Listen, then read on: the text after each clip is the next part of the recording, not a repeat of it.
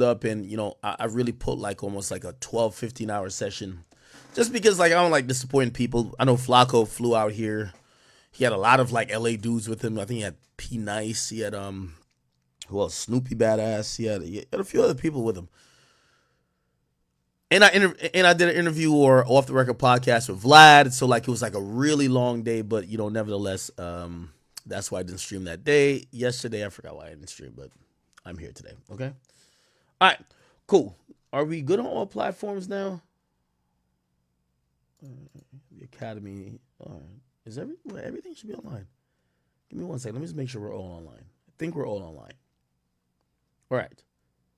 Perfect. We're all online. Is Rumble online? Obviously, Twitch is online. Most of y'all are typing on Twitch, right? Yeah. Chat. As we wind down to the end of the year, I do have.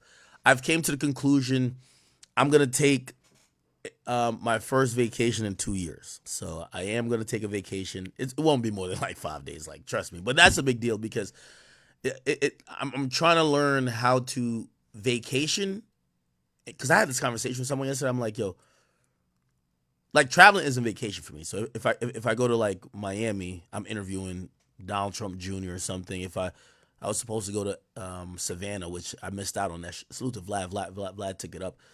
I feel like I flaked out on Quando. Quando wanted me to come to Savannah. I was about to go, and I was just like, what the fuck is he about to tell me? I was like, this nigga done told the King Von story 10 times. What he's about to say. And by the way, I think Vlad got a good interview out of him. So, Vlad went down there. I didn't. But yeah, so usually when I travel, it's never for like, oh, like you're enjoying yourself. Like, oh, like it's usually like work, but you're moving around. I think I'm finally going to attempt to take a vacation at the end of the year. However, because I'm cognizantly planning to take a vacation, I'm trying to stream the most I've streamed in the next 3 months. So October, November, and December up until the point I take a vacation, I'm trying to almost do every day. Maybe I might miss a day or two.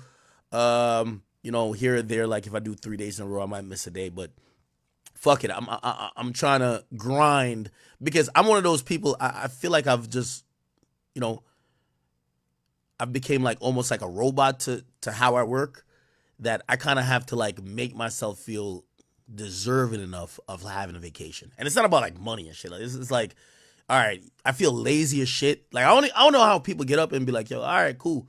I got nothing to do today. I'm gonna just play 2K or I'm gonna just try to fuck some bitches or I'm gonna just go to them. I don't know what niggas do who are lazy, but me, if I ever feel like I'm gonna try to have, which vacation is like lazy time to me or unwinding time. I feel like I got to work hard to deserve it. So, we are going to go on the fourth quarter run, and I do encourage y'all to keep me accountable that I'm still streaming. By the way, September was our greatest month streaming, by the way. Consistency wise, I believe we missed maybe 6 days. It's 30 days in September. Today's the last day. We may have missed 6 days. We streamed at least 20 to like about 23 days. So I hope you guys appreciated that. All right. Anyway, enough about streaming schedule and what's going to come for the future. We do have a bunch of things to kind of get into today. Crazy stuff going on in the YSL case. Just reacting to some stuff happening continually like it always does with the whole Drake and Kendrick stuff. What else is going on in the culture? I see Dame Dash has said some very interesting he's talked about Jay-Z in a context that's kind of interesting, and also there's some Diddy stuff like usual. But of course, there's a bunch of other little small topics that we'll probably piggyback off of. Shout out to Cardi B. Cardi B looked like she responded to something that we said. Well, actually, I got on her live and said it, but it was more musical. And a few other smaller topics. I don't think there's any big major topic that would be probably the lead other than the stuff we've mentioned so far. Okay? What?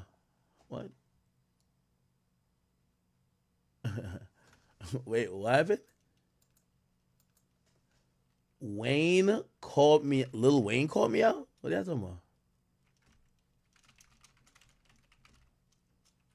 Oh, well, it's all good. It's all good. It's whoever is calling me out, it's fine as well. Who else? Yeah, I heard what Ja Rule said. Okay, okay, all right. I'm catching straight. How am I catching it straight? By the way, shout out to Happy Dad for the merch. Always got Happy Dad here. Got it in the back over there too. I mean, make sure if y'all tired of the hard liquor, which I usually am, just pop a Happy Dad. What's the problem? See Breezy. Ooh, yeah, I seen what they're trying to do to see Breezy. Yeah, yeah, yeah, yeah, yeah, yeah, yeah. Yeah, absolutely with the Chris Brown stuff. Thugger coming home. I feel like I'm gonna break some of y'all heart with that. Did he did he fire his lawyer? I would like. I'm gonna be honest with you.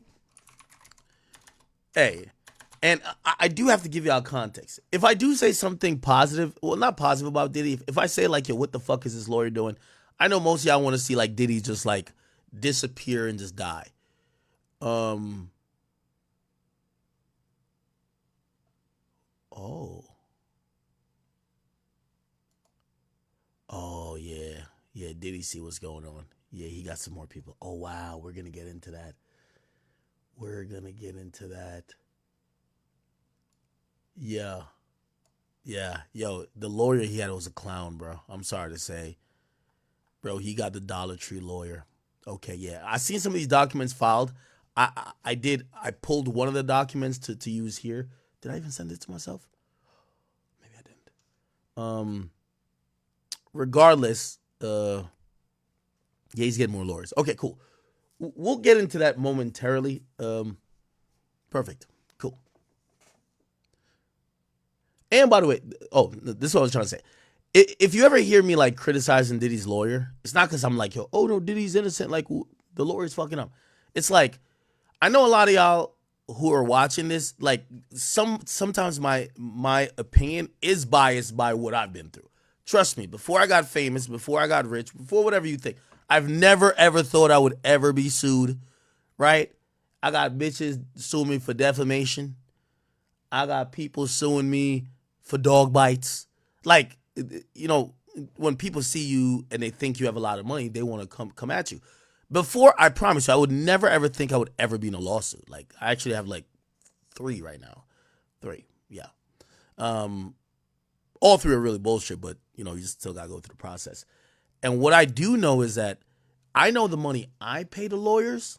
Like every time I send money to a lawyer, it just boils your veins. Like it's like they'll send you a bill like, hey, we just blew through like half of the retainer. Do you want to replenish? Just send back over $30,000. And you're like, and you gotta do it. Like you fucking have to do it, right? Now, granted, you'll be paying that amount for really good lawyers, right? Like obviously the more resources or the richer you get, you want to get really good lawyers. So I know what it's like.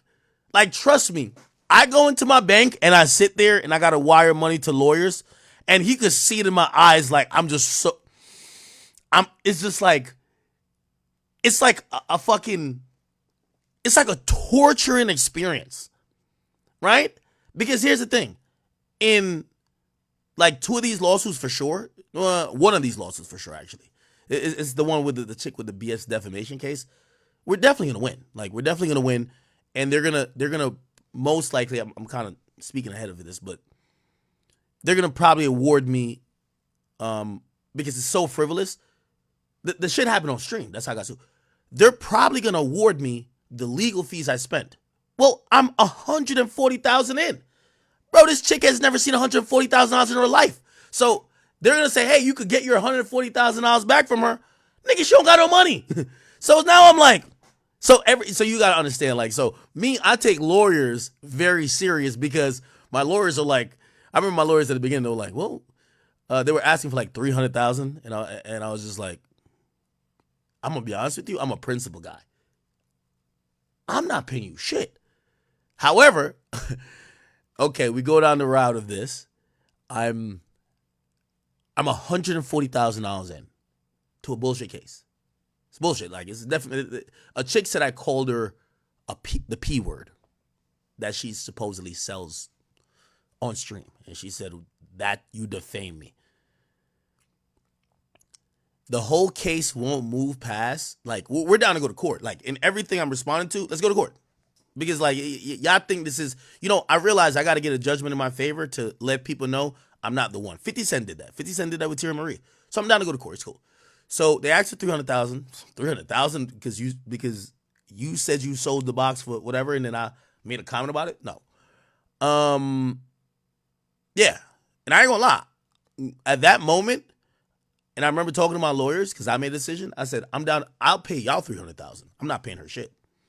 And yeah, I'm halfway there. But regardless, here's the thing. It's a bullshit case. I'm probably gonna win it. The reason why, if you ask if I'm gonna win it, and by the way, I see everybody who's like really like interested in all the lawsuits about AK. Y'all could look in this one too. It's a case out of New York. They sued me. Supposedly, it was people on live. We're on literally stream. Me, AJ, and Boom. They said that I defamed this person, and they said that AJ was threatening revenge porn. And here's the thing. We've responded to it, and we're ready to, because I've never met this person. This person is claiming all type of stuff, but I never met him. And even what I've said on stream isn't up to the standards of every legal counsel I've talked to about defamation. However, a law firm took this on because they Googled my name to say we could get money out of Akademiks, right? So I'm defending the case. We're ready to go to trial. The shit's 2 years old, going on 3 years. Their team. So at first they thought they were gonna get the game type of judgment. So let me explain that. By the way, I don't know why I'm even telling you some legal stuff. By the way, this case really don't matter. And when I mean it don't matter, it's so bullshit. So I could tell y'all about it because usually I try not to talk about civil lawsuits. But I'm gonna tell you why I get infuriated when I see lawyers who don't do shit. Because I get the best lawyers, and I do.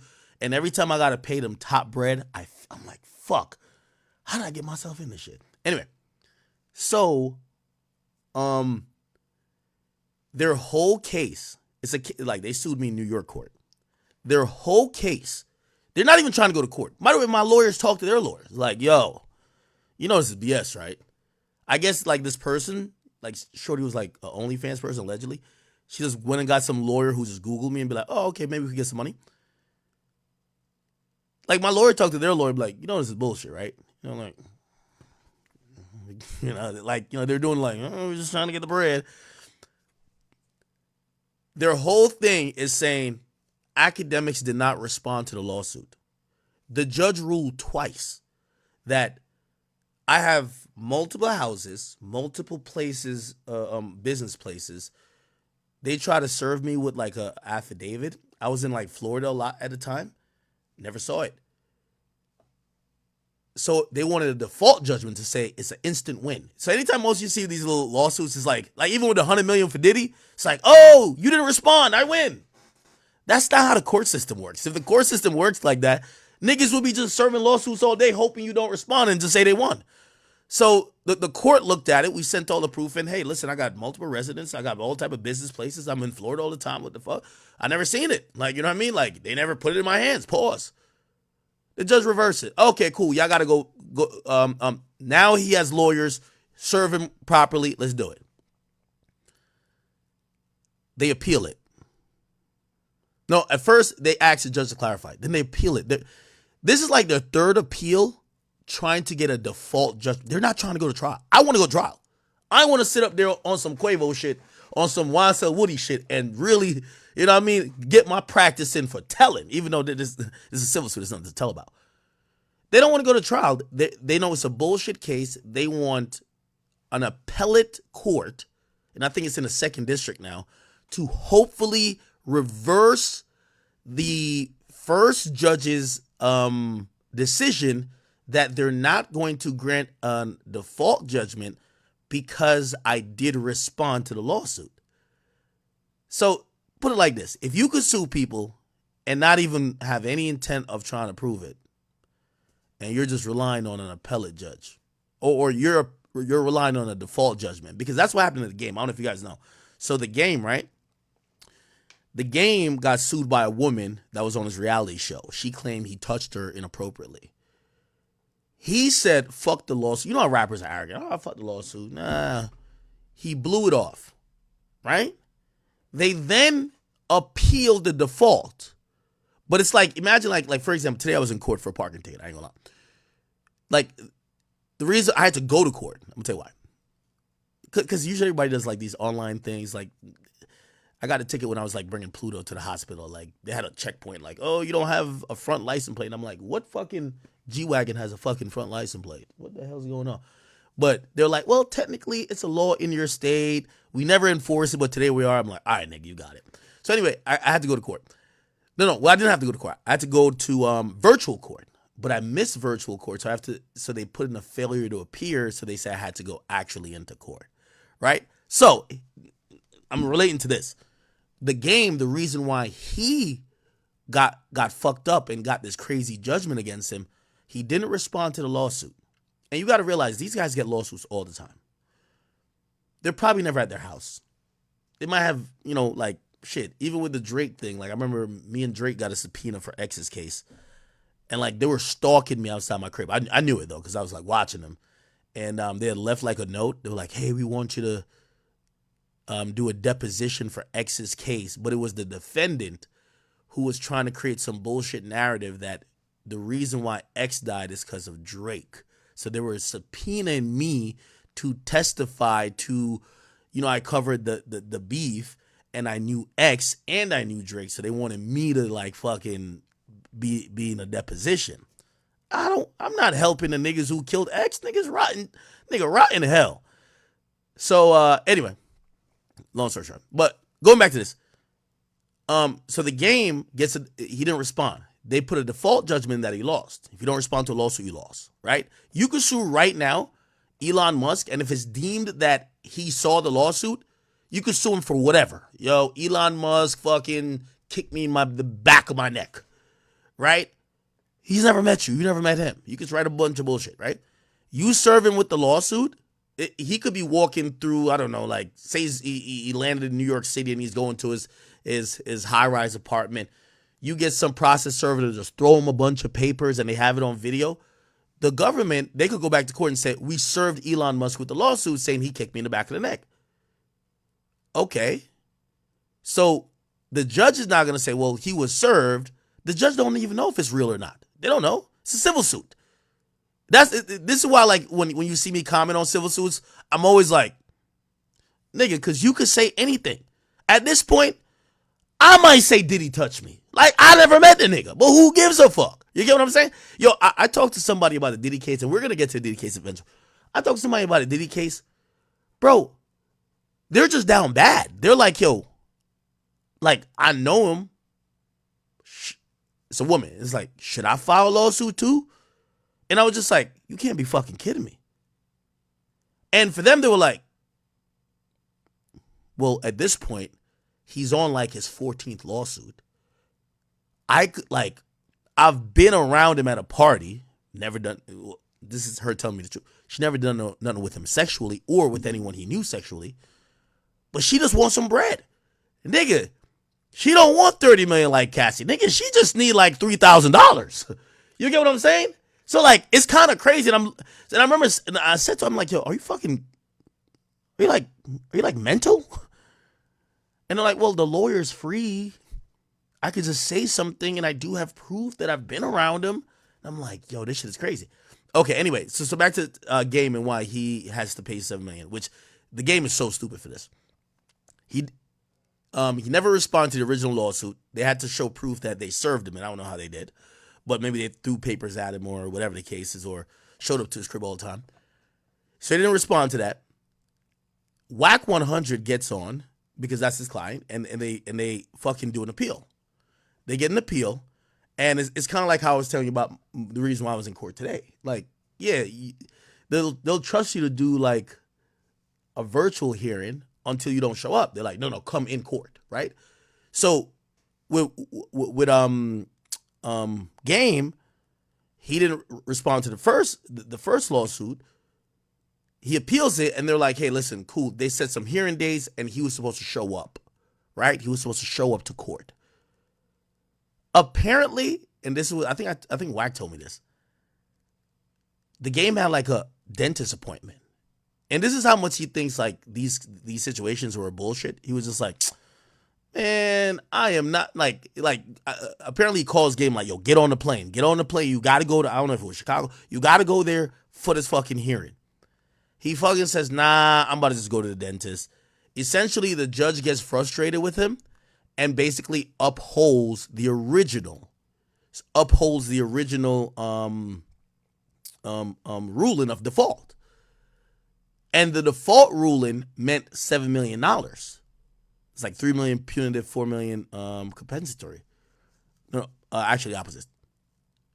So this motherfucker literally has $7 million against him just because he didn't respond to, and by the way, I don't know the situation. It could have been bullshit, could have been real. Because he took it for granted, right? So that happened there. The woman now gets to have like this legal order saying the game owes her $7 million. The game can't have nothing in his name. So anytime he has something in his name, remember, she hasn't gotten paid yet. She only got paid supposedly like $200,000 or $300,000, which, by the way, here's the funny thing. Obviously, like, no nigga wants to fucking settle, unless it's like nobody knew about it. Like, even when Drake probably settled, like Drake had a sexual assault lawsuit, when he settled that shit, nobody knew about this shit, right? Like, you know what I mean? So it's like, well, people found out afterwards, but if it's a public thing, you know what I mean? That's why I look at the Diddy and Cassie thing. I think he looked at it like, yo, this is just the tip of the iceberg, so let me settle it. But maybe he shouldn't have even showed that there was smoke, right? So back to the game situation. What she already collected, he could have probably settled with her for like, all right, here's $300,000. Go ahead, go away. Instead, he never showed up. She has this $7 million judgment, and she's using this judgment, and his life is in turmoil. And not necessarily because he's still living good, but now any money in his name or any asset in his name is potentially garnishable by her. A house, wages paid out for his music streaming, a tour deal. So essentially, they got to play like this other weird game where it's like, oh, he lives in a mansion, but it's in Wack's name. He does this, but he doesn't get paid.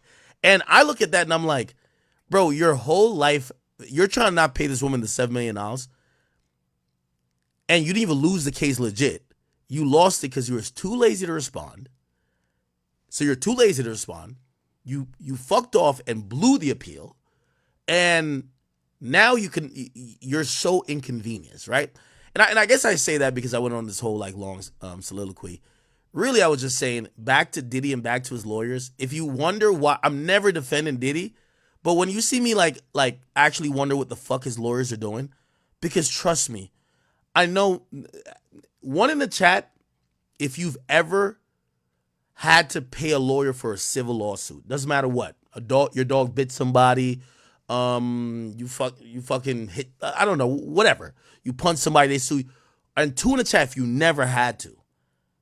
So one in the chat if you've had to go through a civil lawsuit where you're being sued and you have to hire an attorney, and two if you've never been sued.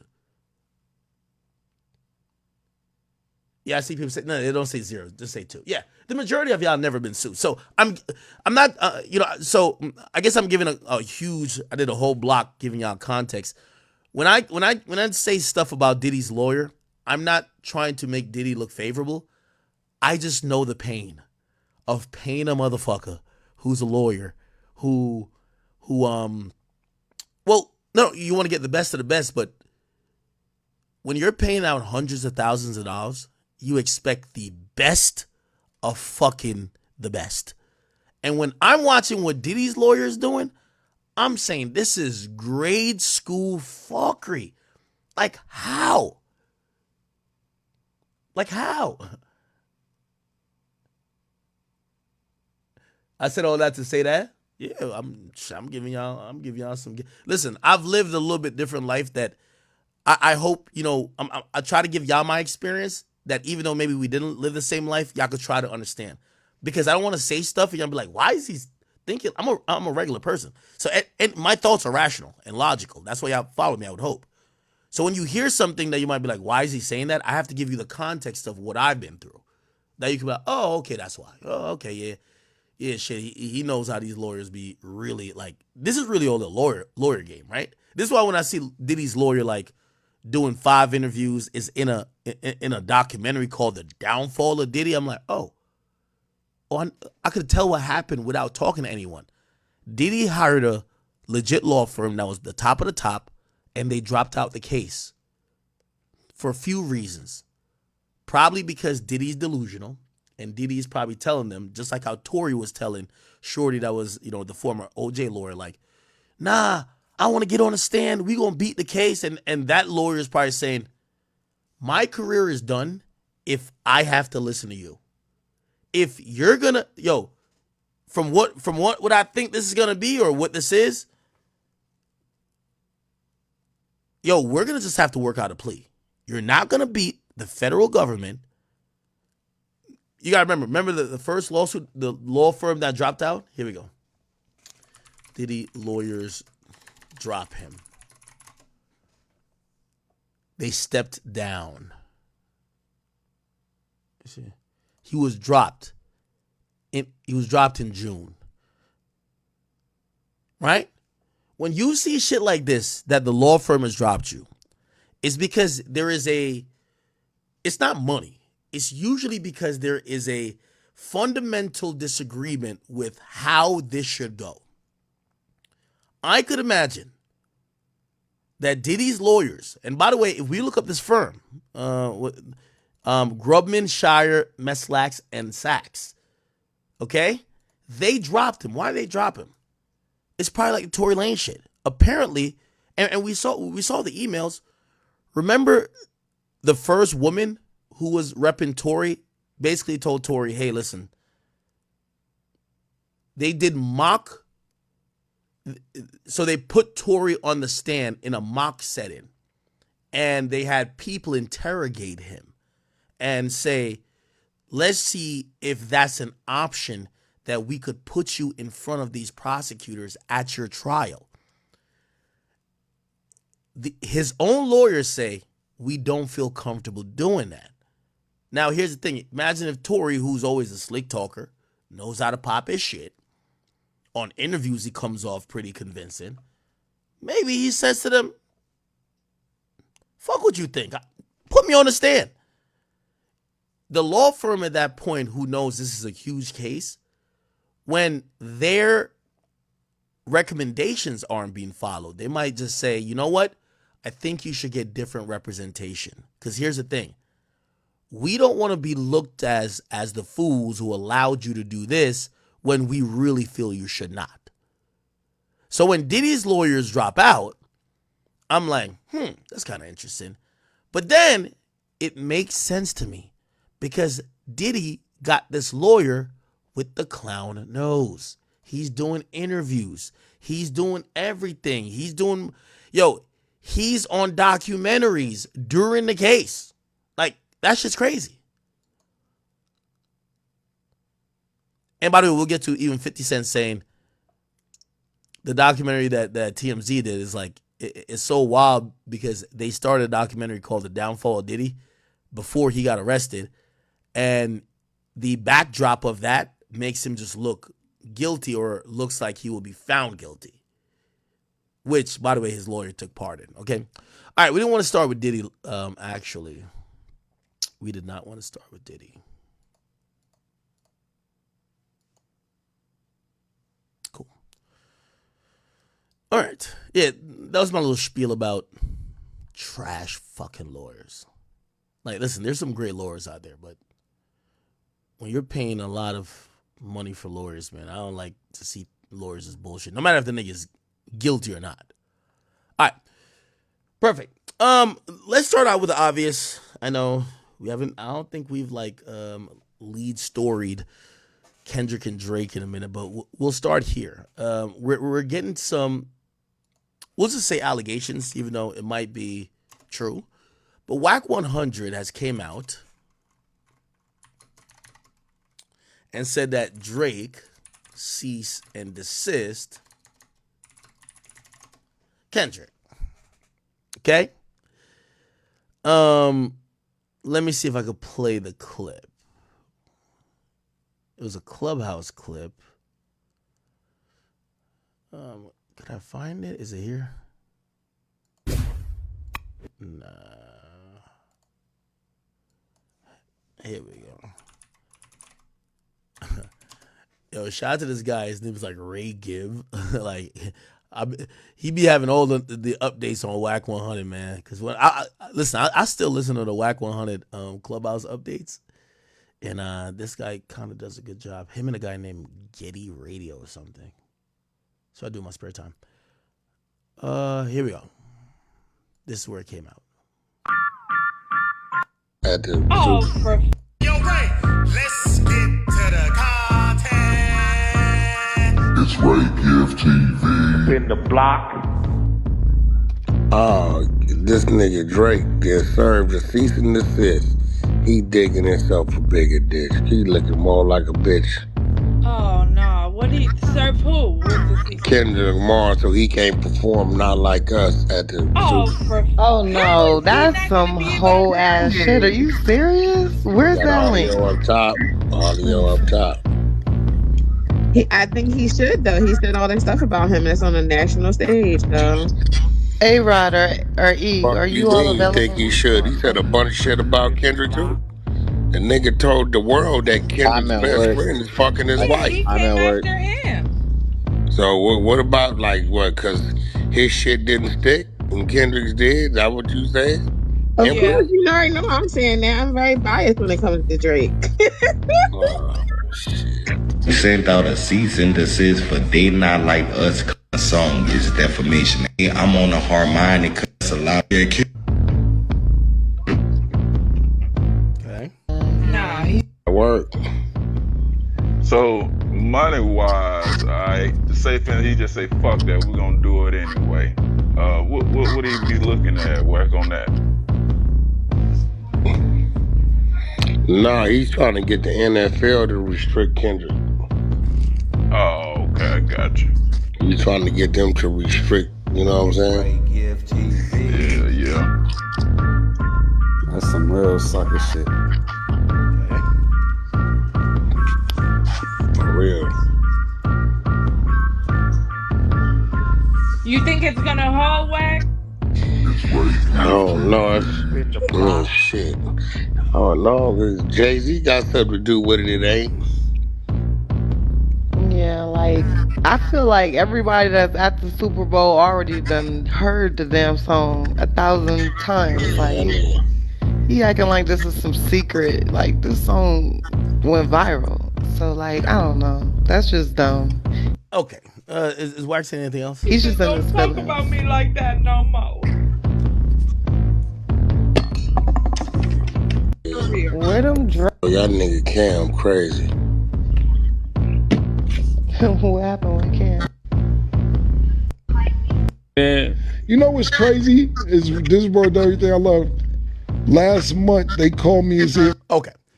All right. So Whack 100 is claiming that Drake has sent a cease and desist. By the way, I told you I haven't reached out to Drake in a minute to confirm or deny stuff because I personally do believe at this point that I think Kendrick and Drake should be speaking for themselves. You get what I'm saying?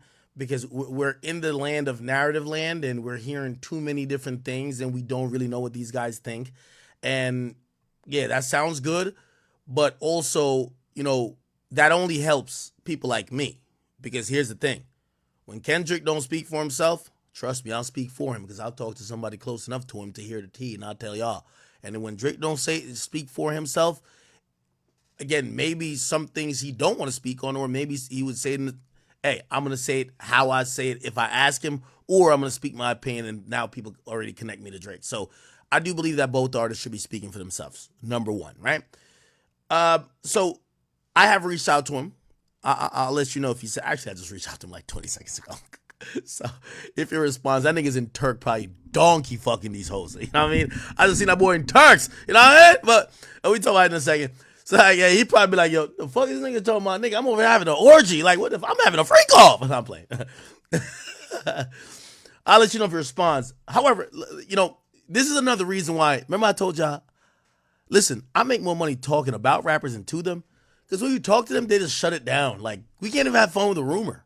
Right? Like, I kind of think this, I don't know if it's true, whatever, but I got fun with a rumor without official confirmation. Because once he says it, now it's like boring. I'm like, well, Drake said this is what happened. Like, fuck that, man. Let's have fun. All right. So let's talk about cease and desist, and let's talk about how it would probably work in a setting that is like the Super Bowl, and what would work, right? First and foremost, what I think is very important if we're thinking about cease and desist and why we would ever hear it being mentioned. Drake doesn't own any part of the song Not Like Us. Now, there is a way, and I know some of y'all might think about when the first time you hear cease and desist and Drake, you think about Rick Ross saying there was a cease and desist sent by Drake in connection to a French Montana record, right? So let's Rick Ross, French Montana, cease, desist, Drake. Let's see if I can get that clip real quick. This is, where's that Rick Ross rant? It was a Rick Ross rant.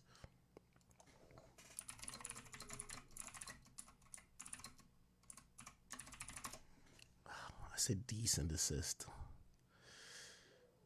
Hold on. Can I get it? Okay, cool. White boy, BB. White boy, it's one for 40 on Indian Creek. It's one for 50. Hey, no, this shit is really funny because I'm going to tell y'all, it's like battling against nerds. It's like sitting in a class and you watching all the nerds put together their best science project to present to the class. Man, y'all can have that shit. I ain't with that shit. Your nose fake, your stomach fake. You don't write raps. Your biggest homies in foreclosure. Come on, man. Go buy all that's living with each other. Jet people gave it. What? This is a perfect opportunity for y'all to see when you go buy and 40 million. What happened to that crib? Okay. White boy. All right. He's talking. What does he name the? Okay. I know it's at the end of the song that he dropped, and that song is called Rick Ross Diss Drake. What's the name of the song? Damn, I got Champagne Moments. They actually sent it to me first. Rick Ross Champagne Moments. Damn, am I forgetful now? All right, cool.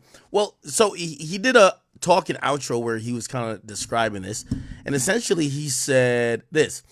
By the way, I got a lot of respect for a lot of rappers, but one guy, he's my favorite person to rap with on any song. That's Rick Ross. That was Drake saying that, and I think it came from this clip. A lot of respect for a lot of rappers, but I got one guy. He's my favorite person to rap with on any song. His name is Rick Ross. We were giving him. By the way, that was courtesy of Drake's recent tour. Then you hear Maybach Music. And then Ross starts speaking. He says, you ain't never want to be a nigga anyway. Nigga, that's why you had an operation to make your nose smaller than your father's nose, nigga. I unfollowed you because you sent the motherfucking cease and desist to French Montana, nigga. You sent the police, nigga.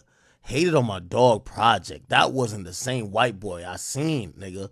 When we were making them early records, nigga. When we were happy to be around niggas, seeing niggas hold them sticks. When you were happy to be around niggas, seeing niggas hold them sticks. You owe motherfucking Stunner your life, nigga. Give Weezy some more money, nigga. Give Rap a Lot some more money, nigga. White boy, yeah, the biggest. It's Rose. You can do how you want to do, blah, blah, blah, blah. Okay, cool. So he says that, he unfollowed Drake because of the cease and desist of French. We've never heard French ever speak on this problem, but we've heard Ross speak on it. What allegedly is being spoken about is that, French always has like a big feature, a big lead single for his for his project, and him and Drake, they've been known as the Splash Brothers. They've been known as the guys. You ever seen the Snipe Commandments? No, Snipe. Commandments, Drake, French Montana. They've had mad videos of them having like a scroll. You get what I'm saying? Look, see? Gilly showed off Drake's birthday gift to French Montana, which was the 10 Snipe Commandments. This was a personal gift, right? From Drake to French Montana. It stated 10 Snipe Commandments. Now let me read a couple of the 10 Snipe Commandments. Now, here's the thing. Snipe means like fucking, right? So a Snipe commandment would be like this. These are the rules of, which by the way is kind of ironic because Drake has been accused of doing the most ill things when it comes to respecting the bro code. But essentially the Snipe commandments is commandments that seemingly would be the bro code.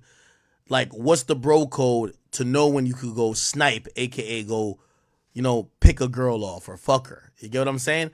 So apparently Drake and French, they got that type of relationship where they've probably either ran through mad girls together or whatever it is, that they have shared the 10 Snipe commandments among each other, okay?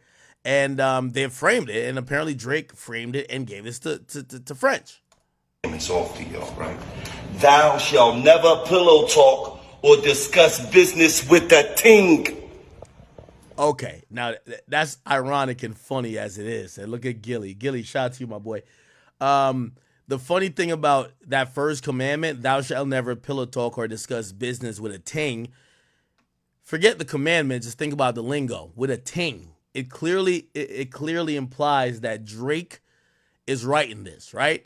Like you would never expect French to be like a ting. Like a ting is like a Canadian reference. It's a Canadian slang, a phrase. So you're thinking Drake is wrote a 10 rules of the bro code that he send into French about how they're gonna pursue women, which is so ironic because all of Drake's ops, the majority of them, are mad at Drake for not following the bro code. But I guess maybe Drake has his own code. And the first code says, thou shalt never pillow talk or talk business with a ting. Now, I think Metro Boomin broke that rule because a lot of people started feeling the way about Metro, and I think it's a producer thing more than it's just Metro. You see, producers usually are naturally beta males for the most sense. You're in the studio playing a nigga a beat. You're hoping he likes it. You're hoping he makes a hit out of what you've created. I'm not saying all producers, but some. So a lot of times these guys sit on their opinion. They're not as vocal or they're not expressive or opinionated because even if they're like, nah, nigga, how you skip this beat? This is the shit. The rappers is going to look at him and be like, okay, weirdo, shut the fuck up, next beat, right? So a lot of times these producers don't really vocalize like their strong personalities or opinions to rappers. What they usually do is just talk about them behind their back. And that's what Metro has been accused of a lot of times. Metro had like 10 girls in like LA. He used to talk shit about half of these niggas, with the exception of Future. I will say that's a Future if you're watching. I've never heard he talk shit about you, but everybody else who he's gave beats to or work with, I guess whatever he used to like, his pet peeves he used to like go off about. And I'm guessing, because these guys fuck the same girls, they probably hear, right? So, okay, so we hear the first commandment. Let's keep hearing. Thou shalt always be honest with his brother about a splash. These rules were hilarious, yo. Yo, imagine Drake, the girlfriend fucker. The nigga who fucks every nigga girl, writing the rules on how to not disrespect the bros. So if you jump in that ass, you be honest with your brother about a splash. Don't have your brother out here looking crazy. You hear me? Thou shalt never tell a thing about another man's splash in order to execute his own splash. Okay. Thou shalt never tell a ting, so you should never tell a girl about another man fucking to try to get you to fuck, which means never tell a girl. Like, that's happened before. That's one in the chat. This happened to you. 2 in the chat's never happened to you. 3 in the chat if you're a chat queen and you can't relate to what the fuck I'm saying. Guys, have someone ever tried to, or maybe you've done this yourself, have someone ever tried to mess with a girl and like say this was a girl that she's on your roster or like you fuck with her from time to time, right? And another dude's trying to fuck her, and obviously you wouldn't hear this firsthand, so you probably hear it secondhand. And he tries to fuck her by saying, "Yo, who's your man? Oh, chat nigga number one? Yo, you know he fucking like 3 other girls, right? Like, yo, you loyal to him? Yo, that nigga's like smashing mad other things. Like, yo, he's fucking her." So now she's like, "What? Oh, I shouldn't be loyal. Okay, let me fuck you." Right? Very classic slimy maneuver. And I guess Drake is saying that he agrees with that rule. Does he follow it? I don't know. So you never talk to a woman about another man in order to get your dick off the shelf. Dirty Mackin. In a sense. Thou shalt always lie to protect a brother's reputation or chance of a splash conversation in the near. Oh, there's another one you didn't read. Thou shalt only splash, what? Unprotected. Y'all see this? Oh, shit. Thou shalt only splash unprotected if the ting is a must splash or you're too fry. Yeah, this Drake wrote this shit.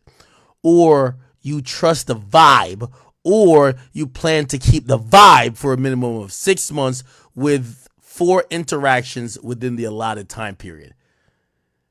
Are these Drake pussy rules? Like, this is crazy.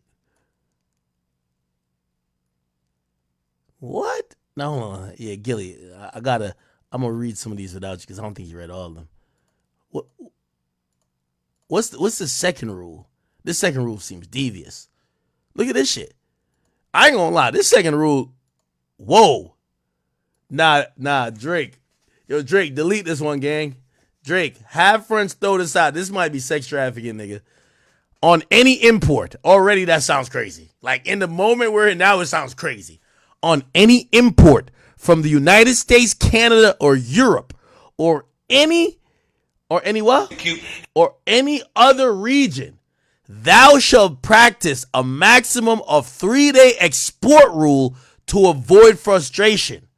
Yo, that sounds crazy. I ain't gonna lie to you. That sounds crazy. Now, granted, I know what he's saying. Yo, which, by the way, I think all men, if you've ever flown out girls, like, after 3 days is fucking terrible, right? Like, you don't know her. You were just trying to fuck, kind of get to know her a little bit. It's the first meetup type of thing. If you stay with her a week, trust me, that first impression shit's out the window. You're now annoyed, right? So he's saying maximum 3 days if you fly out a girl. But the way how he wrote it to be on his commandment shit on any import, this shit sound like some tariff. Like this shit sound like some, you know what I mean? Like, yo, to send the Yeezys from China on, nah, this just sounds crazy. His own. Okay, cool. Let's get to the other rules. I don't even know how we got into this, but whatever. So thou shalt never, they put this in red. You see it? Never tell a ting about another man's splash. And it says only smash unprotected if you're going to keep her 6 months with seeing her 4 times. Protect the. Okay, and then the next one, I think this is what he's reading. Shall always lie to protect a brother's reputation or chance of a splash conversation in the near or distant future. So you never disrespect a man for some yams. Yeah, that's dirty macking. Yeah. There's dudes that will get with a girl and they'll start disrespect. Oh, you fucking with that nigga? Yo, that nigga music whack. Yo, like, you know a nigga is dirty macking when he's like, yo, wait, that's the type of niggas you fuck with? Like, you could tell they're already, like, they're adding so much judgment. They're trying to shame the girl. Damn. Oh, yo, you really fuck with crackheads, yo. You know that nigga be off some shit, right? Oh, that's your type of nigga right there? Word? Yo, he lame. Yo, he corny, yo. Man, you love corny niggas, huh? Corny niggas your type? Damn, all right, I feel you, though. I ain't hating. I'm just saying. Ain't like corny. Wait. What's wrong with fly niggas, though? Why you don't fuck with fly niggas? Oh, you do? Oh, you think that nigga fly? Come on now. Stop playing. You think he fly? Yo, pull up his gram. That nigga wearing Hirachis, man. Like, look, this shit bent up right there. Stop playing, bro. That nigga driving in a C-Class. Yo, stop playing, bro. They ain't got no Rolls Royce. He in a C-Class. What? What the hell? Y'all nigga got a roommate. Stop playing, man. Like, nigga got a mansion on the beach. Look, I got the high rise. I got a penthouse. What you talking? Yup, that's what they talking about. Never. 10 Snipe Commandments. Right, he only read like about 4 of them, so there's more commands. Anyway, the point I was trying to make is that Ross, French and Drake were clearly cool. French has never spoken about this, but Ross clearly spoke about it. And that was supposedly the thing, right? How did we even get to that from there? Because it was the Not Like Us. We started with Not Like Us. And damn, I don't even know how we got to the Ross shit. But whatever, cool. So, so that's when the first time we heard cease and desist be mentioned. Ross said he's mad at Drake because Drake sent a cease and desist on the French Montana song. Now, the French Montana song, it's been leaked so far, but it's called like Splash Brothers, French, and Drake. And, there's a real song that leaked that came out, but Drake's not on it. I think it's just Drake, and maybe this is why French called him out. On the official song, I believe Rick Ross is on it. So Rick Ross is on the official song, but Drake isn't on the song. So Wayne and Rick Ross, look, Splash Brothers, Wayne and Rick Ross. Apparently Drake was on it, and I'll play a little bit of that. Hopefully I don't get flagged. This was the Drake version that I guess got leaked. Rapper's wife, she ain't even my type, but I'll make the sacrifice. Ooh. Have a split her thighs like she working Gladys Knight. Okay. Yeah. I was never nothing nice. Okay. Niggas know the real secrets left in hidden hills. Bought the whole street up and I got it. All right. I can't play the whole thing. I would love to. So apparently, Drake allegedly sent a cease and desist. And from what I heard, it was that he didn't want the verse out. Okay. Now, the reason why you were sent to cease and desist, and by the way, this can happen, right? A cease and desist, which, by the way, here's the thing too. Do you want to know why I've also heard? You see that Drake SOD, like Super Soak? Yeah, I heard that nigga's representation sent to cease and desist too at Universal. You put that shit out because it's a formality of business. Like a cease and desist, I know some people like who are trying to be too street are going to think that's snitching, but it's a formality of business. When these people are doing these records, for these records to be officially cleared and allowed to go out, everybody has to approve the record who has rights to their own likeness and voice on the song. The producer has to approve it. Once the record is out without the approval of any of those parties, it's incumbent on the rest of the parties to get that person in agreement, or they could send a cease and desist to say, hey, I didn't agree to participate in this record, take it down. So here's the reality of it. Drake clearly didn't sign off on it, right? Now, there is a possibility he could have signed off on it, and then who knows, maybe he just didn't want it out at that time, and he's trying to use, but anyway, it's a legal maneuver to say, don't put the record out with me, right? So it's clear like he cut the verse, and this is how stuff usually goes. You cut the verse, like him and French's Mans. They probably work together. They've traded songs all the time. He cuts the verse. French probably wants to put it out, right? Who knows? Maybe Drake doesn't agree with the timing of when the record's going to come out. Or maybe Drake doesn't he listened to it in post and be like, nah, I don't like it. French needs it. French, I don't know if French would just directly defy him and be like, I'm still putting it out. But clearly his label was about to put it out. If the cease and desist is real. And Drake's label at that point says, no, if this song comes out, it's coming down immediately. And also, the reason why cease and desist when it comes to music is so important, and putting out music, and I'm going to show you the difference with the Kendrick thing. A cease and desist, if I tell you, like, say, like Cardi has me on control, right? Cardi has me on control. I'm an integral part of that song, not necessarily as hook or verse, but it's a recognizable, distinct signature part of what that song Control is. If he just grabbed my stream and put it on there, at any point I could hit him with a cease and desist to say, yo, number one, I need a compensation for that. Number two, since we didn't agree for compensation on that, I now could start assessing damages and I'm gonna give you a chance to take it down and make this right. Because if you don't, you don't necessarily have to abide by a cease and desist. But if you show willful and flagrant disregard of it, if we get to court and I show a cease and desist, it showed I'm not here for a money grab. I try to make it right with you. I try to work it out. You just still disrespected my rights, which could encourage a court to give me more money, right? Now, by the way, just for clarity and for everybody who knew, Cardi paid me $0. I did it off his friend. He hit me. His people hit me. I signed off on it. I think they have maybe some credit or something like that, but there's no money. You know what I mean? I was honored to be on Cardi's album, and thank you, Cardi, for putting me on that song. Okay? Yeah.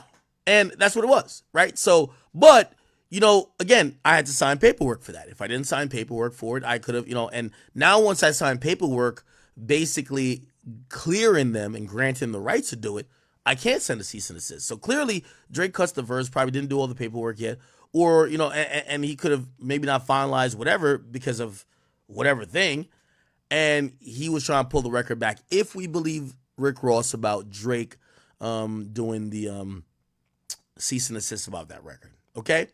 Now, that's the Rick Ross situation. Let's get to the Kendrick Lamar situation, and we're analyzing if you just got here. Did Drake send a cease and desist for Kendrick Lamar to not perform Not Like Us at the Super Bowl? Now, here's the things to consider. Again, obviously, I know I'm not a lawyer, but we're basically ghetto lawyers, okay? I try to do my own research and shit. I feel like I've been sued enough where after a while, you just start studying law your damn self, man, because you got to understand what the fuck you paying all this money for. But I'll definitely say this. A cease and desist usually means someone is doing something that is going against your legal rights. For example, if Drake's voice was sampled, that's a perfect and a standard definition of why you send a cease and desist, right? I don't know if you guys know, 6ix9ine. And by the way, for anybody who might say, and again, I'm not trying to save Drake here. We're having just a standard conversation. I am not saving Drake. I'm telling you what it is. 6ix9ine had a song, and I'm using examples because I know some people be like, "This is why Drake not like us. He's a snitch. Why would he do a cease and desist?" I'm telling y'all, a cease and desist is not a type of. It has nothing to do with snitching. It's a legal maneuver to protect your business, your brand, and your personal interest, okay? It's not snitching, okay? And to further let you know the reality behind that, if you guys don't, was it this song? 6ix9ine had dropped a video and put Meek Mill in the music video. Remember the video where he ran up on Meek, right? I think it was Zaza, right? And there was an interlude in this song that featured this confrontation. So 6ix9ine put like an interlude in the Zaza joint, and he had him talking shit to Meek, which had this video. That's a black you pussy, nigga. Hey, this is security. This is security. That's security, nigga. You pussy, nigga. You gonna blow like this? Look, shut up. Shut up. All one of y'all not doing sex. And you with a cop. You out, nigga. And look, you tight. And you with police. And you with police, nigga. Look, that nigga's a cop. That nigga's a cop, nigga. You pussy, nigga. Okay, what's very important is that 6ix9ine put this clip in his music video. After he put this clip in his music video, Meek Mill, who at the time was still with Rock Nation, they sent a cease and desist over to 10K Projects. 10K Projects is where 6ix9ine is signed to. It basically said, you're exploiting the likeness of Meek Mill in a music video for your artist. He did not sign a release to be in your music video, and you have his likeness being exploited. You should remove it immediately or face a lawsuit about damages based on that particular clip that's in your music video. Technically, they're right. Meek didn't sign to be in the video. So for the people who say it's not some street shit, even your favorite street rapper, Meek Mill, did it, right?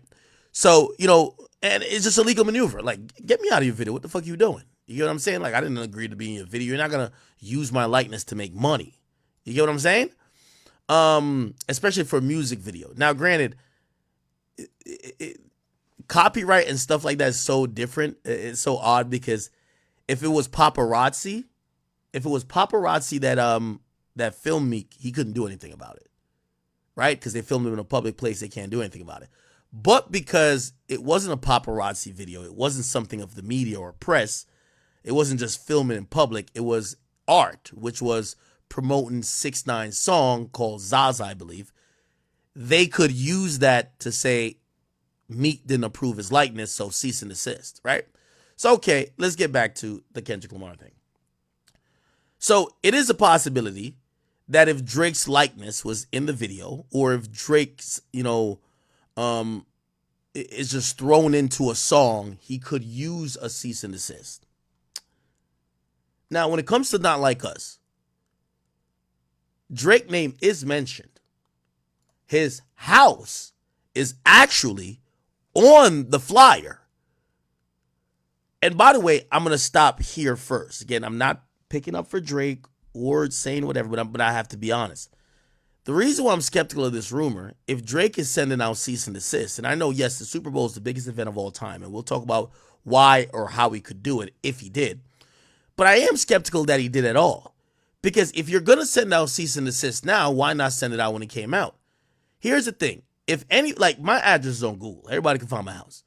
If Meek Mill put out a album cover with my house, I would send a cease and desist to his label that essentially he has put up, even though it's a public image, that image with these pins refer to something that is defamatory. These are predatorial, Megan's Law, whatever that rule is, where you go on that website and see it's making it seem like Drake's house has pedophiles in it and registered pedophiles. That's easily removable via a cease and desist.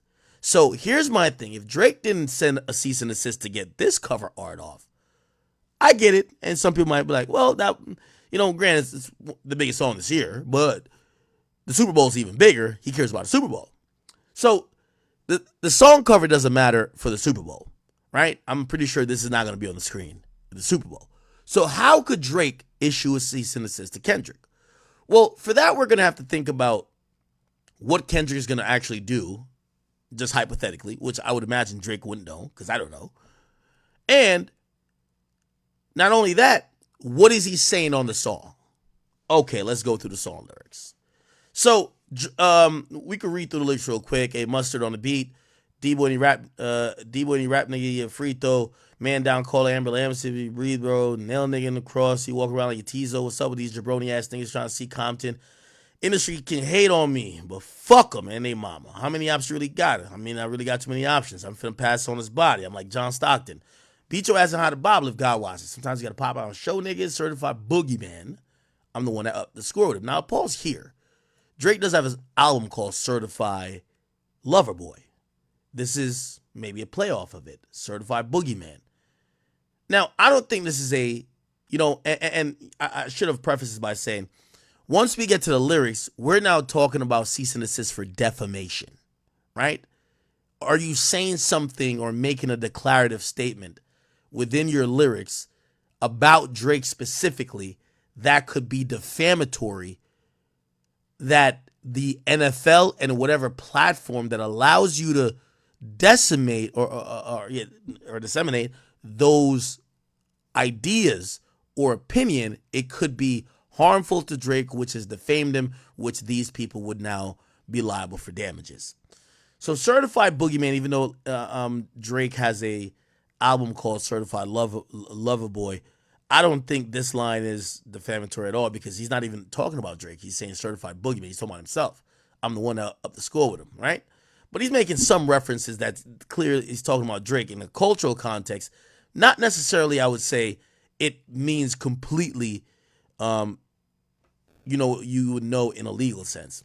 Walk him down the whole time. I know he got some hoe and pole on him, extort shit, bully death row on him. Now, this is where it gets interesting. Say, Drake, I hear you like him young. You better never get to cell block 1. Now, let's say these lines right here. Is this defamatory? I'm going to say no. Say, Drake, I hear you like him young. That's not saying I know you like him young. I heard you like him young. Well, it's like saying allegedly. You know why allegedly protects a lot of people from defamation lawsuits? It's because you're not saying that you have any knowledge. You're saying that you've heard people make that assertion. Now, it's like saying, Drake, allegedly you like him young. He just said in a very clever way because he's a good artist. Say, Drake, I hear you like him young. Well, that could mean, yo, I listen to them TikTok videos and them YouTube videos by these people. They say you like him young. That's not defamatory. Now, granted, you can still send a cease and desist for whatever you want, just like a lawsuit. You can file any lawsuit you want. But him saying that's not the thing that I would say is, oh, Drake has a really good legal point about that. Now, granted, culturally, we know this whole song's about Drake, but he's not saying, Drake, you are a pedophile, which was kind of like make it cut and dry. So we have to use a little bit of assumptions and kind of talk it out. You better never, Drake, I hear you like him young. You better never go to cell block 1. Now, that's more like a threat more than it is a defamation. To any bitch that talk to him and they in love, just make sure you hide your little sister from him. Okay? Now, that seems to be like a warning. Now, it's getting a little gray area-ish, right? Because he's, he says what somebody else says, and he's like giving advice and then threatening. Oh, cool. They tell me Chubb's the only one that gets your hand-me-downs and partying the party, playing with his nose now. And Baca, you got to wear a case while he around. Certified lover boy, certified pedophiles. Now, this is the line I believe is the most defamatory right here. Because certified lover boy refers to an actual Drake project. And in the senses being said, certified lover boy asking the question, then he's making almost a declarative statement saying, no, it's more like certified pedophiles. That's where I think if Drake filed a cease and desist, it would. And by the way, here's my thought and my prediction on all this. I think Kendrick absolutely performs, not like us. I think the lines that would be defamatory are edited. I think I'd be shocked to my core if he says this directly. Certified lover boy, which by the way, I think he's going to do verse 1 and the chorus, right? I think he's going to do verse 1, the chorus. I don't think he's going to do verse 2 or 3. Even though I ain't gonna lie, like just me personally, because it's funny because I see the weirdos on Twitter like, oh man, look at Ak, he was cracking, because they put up like some old video of me watching a pop out. I've always said I like Kendrick songs. When I sing the songs, I just don't sing the parts where he's saying another man is a pedophile, what I know is just not true. But shit, everybody knows my favorite part of this Kendrick song right here. He's not even necessarily talking about Drake. It's like, it's all eyes on me and I'm gonna send it up to Pac. Like, come on, man. Who don't love Pac? He said, I lean on you niggas like another line of Wack. Yeah, it's all eyes on me and I'm gonna say, I like that part. Put the wrong label, I'm gonna get him dropped. Sweet, right here, I sing to right here. Then when he's like 69 God, I'm like, let me stop singing, man. Anyway, cool. So I do think, cease and desist for defamation. It's very possible if say Drake did this, I don't know if he did, and I'm actually very skeptical. Because why not do it for the whole song in the beginning? But whatever. If he did do it, I would think a lawyer or someone, or if ever came up in a court sense, they would be talking about lines like this that clearly seem declarative, where it makes like you're referring to Drake as a pedophile, right? Certified lover boy, certified pedophile. So I would think that's like the main line, right? That Drake, I heard you like him young. I feel like that's almost saying that's like an allegation. You know what I mean? Wop, wop, wop, wop, wop. Now fuck him up. Wop, wop, wop, wop, wop. I'm gonna do my stuff while you trolling like a bitch. Ain't you tired? Trying to strike a chord, and it's probably a minor. honestly, I just don't think those lines are defamatory. Now, it might be a little bit gray area, and obviously you can send a cease and desist for anything. But if we're talking about defamation, this is a song's expression. This could be at anybody, even though culturally we understand it's definitely at Drake, right? I'm just only talking about legally, right? They not like us, they not like us, they not like us. All right, cool. You think the Bay gonna let you disrespect Pac, nigga? I think the Oakland show gonna be your last stop, nigga. You did cold foul. I don't know why you still pretending. What is the Al? Bird niggas and burnt bitches. Go. The audience not dumb. Shape the stories how you want. Hey Drake, they're not slow. The rabbit hole is still deep. I could go further, I promise. Ain't that something? B-Rad stands for bitch and you Malibu most wanted. Ain't no law. Boy, you ball boy at fetch Gatorade or something. Since 2009, this bitch jumping. Niggas to get a wedgie, you be flipped over your boxers. What OVO stand for? The other vaginal option? Pussy? Now, this line could be a cease and desistable. I just made that word up or a phrase up. Thing. Yo, you're tarnishing my brand by saying OVO, which is you're clearly referring to me. You're saying the other vaginal option. Okay, that's a point. Nigga better straight up their posture. Got famous all up in Compton. Might write this for the doctorate. Tell a pop star quit hiding. Fuck a caption. Want no action, no accident. I'm hands on. He fuck around, get polished. Fucked on Wayne girl when he was in jail. That's conniving. Then get his face tatted like a bitch apologizing. I don't think that's defamatory at all. You know what I mean? Obviously, it's making speculations, but yeah. I'm glad D Rose came home. Y'all didn't deserve neither from a laundry down to Central. Nigga better not speak on Serena. And your homeboy needs subpoena the predator moving flocks. That name got to be registered and placed in neighborhood watch. And this is my favorite part right here. Lean on you niggas like another line of Wacky is all eyes on me. And I'm going to send up the pot, put it on label on me. I'm going to get him dropped, switch to music, and I won't pass the aux. How many stocks you really have in stocks? 8, 1, 2, 3, 4, 5 plus 5. That was a lie. He is 69 God. Freaky ass nigga. Need to keep their ass inside. I don't think that's defamatory. Roll their ass up like a fresh pack of za. City's back up. It's a must be outside. Okay. All right. Yeah. So, yeah, I think the only line here I saw was what's OVO for. Then the third verse, once upon a time was all of us in chains, homie double down, calling us some slaves. Atlanta was a mecca building railroads and trains. Bear with me for a second. Let me put y'all on game. The sellers was using town folk to make them richer. Fast forward 2024. You got the same agenda. You run to Atlanta, get the check balance. Let me break it down for you. This is a real nigga challenge. You call feature when you ain't see the club. Little baby, get your lingo up. 21, give you false street cred. Thug made you feel like you're slimy ahead. Yeah, these aren't defamatory at all, if you ask me. Quavo say you could be from North Side. 2 Chainz say you good, but he lied. You run to Atlanta when you need a few dollars. No, you're not a colleague. You're a fucking colonizer. Now, this could be a defamatory statement right here, right? This could be a defamatory statement. Even though it doesn't say Drake. It doesn't say Drake or a fucking colonizer. You could make the assumption that he was talking about Drake, even legally, just by how he breaks everything down before. The family matter and the truth of the matter was God plans to show you y'all the liar. Freaky ass nigga is 69 God. I don't think that's defamatory at all. OVO, whatever. All right. Now, here's my thing. So I think Kendrick, even with a cease and desist, he knows why he got booked for the Super Bowl. He's 100% performing this, right? Like, I'm gonna be honest with you. Why would you even book Kendrick for the Super Bowl if you didn't review what songs you think or what songs of his you think people would want to hear the most? And let's be very clear.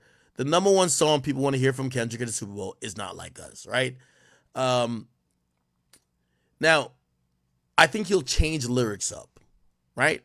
And I think he'll change lyrics up not because of maybe a potential cease and desist, if it exists. And again, I'll reach out to Drake. I'll see if he responds about it. But I really feel like he would change the lyrics up just to be brand friendly and know he's at the Super Bowl, right? So I think he performs. He just change lyrics up, or he'll have the people sing certain type of lyrics. He just won't rap it. Here's where I think the greater part of defamation is obviously he's not going to perform Meet the Grams. He didn't even perform that at the Pop Out show, but he did perform Euphoria. Look at Euphoria real quick, even though, it's pretty long. And by the way, Euphoria was one of my favorite songs in the battle too, But I think he's more of he's defaming Drake a little bit more here. Obviously, Meet the Grams is the biggest one because he's like, yo, Drake, you're a sick guy that should die. You know what I mean? Like, all right, let me see. I'm not going to read every lyric. What is it? The braids? Yeah, Cole and Aubrey. I'm a selfish thing. I pray that know some shit that make Gunna want to look like a saint. Same about critics or gimmicks. Now about who the greatest. All about love and hate. Now let me say I'm the biggest hater.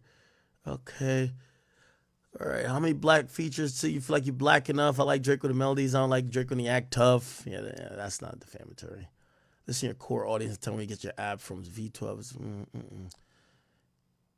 Hey, top dog, who the fuck they think they playing with? Extortion my middle name is Sweet. Jump over that plane, bitch. I'm not allergic to lame shit on you like being famous. Yachty can't give you no swag neither. You fuck who you hang with. I hate the way you walk, talk. Hate the way you dress. Surprised you wanted that feature requests. You know you got some shit to address. I even hate when you say the word nigga, but that's just me, I guess. Some shit just cringeworthy. Ain't gotta be deep, I guess. Still love you, see success. Keep making me dance, wave my hand. It won't be no threat. I know they call you the boy, but where's the man? I ain't seen him yet. Matter of fact, I ain't even bleed him yet. Could I bleed him? I see you stand by sexy red. I see too bad, but yeah. Nah, this kind of, I thought there was like more of like, you're a pedophile. Like, clearly that's the only thing, right? I believe you don't like women. Yeah, that's not, I believe. Once you use like, I think, like it's my opinion. Yeah, nah. I believe you don't like women. It's real competition. You might pop ass with me. Speak on percentage. Show me your space. I'll get double back with you. Sign on a nigga. That sign on a nigga.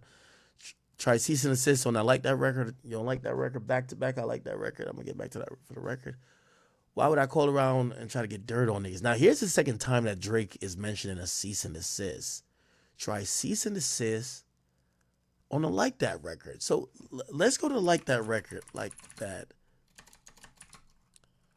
Let's go to those lyrics. Like, why would Drake be able to even, if this is true, again, we don't know if any of these cease and desist things are true. Right? So we're going off really Kendrick's word a bit. These niggas talking out their necks, don't pull no coffin out their mouth. I'm way too paranoid for threat. Hey, let's get it, bro. The DOT, the money, power, the respect. The last one is better says a lot of goofies with a check. I mean, the sentiment's symbolic. My temperament's bipolar. I choose violence. Let's get it up. It's time for them to prove he's a problem. Niggas clicking up, but cannot be legit. No 40 water to tell him, let's get up with me. Fuck sneak this and first person shooters. I hope they came with 3 switches. I crash out, fuck rap. This Melly Mel if I had to. Got 2 T's with me. I'm snatching chains and burning tattoos. Is up.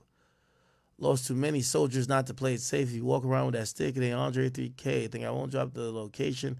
So got PTSD. Motherfuck the big 3. And your best work's a light pack. Nigga, Prince outlive Mike Jack. Nigga, boom. I don't know how Drake could have ceased and desist this. He has nothing to do with the song. And yes, it's dissing him, but it's dissing him in the vaguest way. Like, it's not a thing where you could just say that people can't talk about you. Especially in art. People can't make a declarative statement about you and lie. And be like, yo, he fucks dogs. Like, if somebody says that person fucks dogs.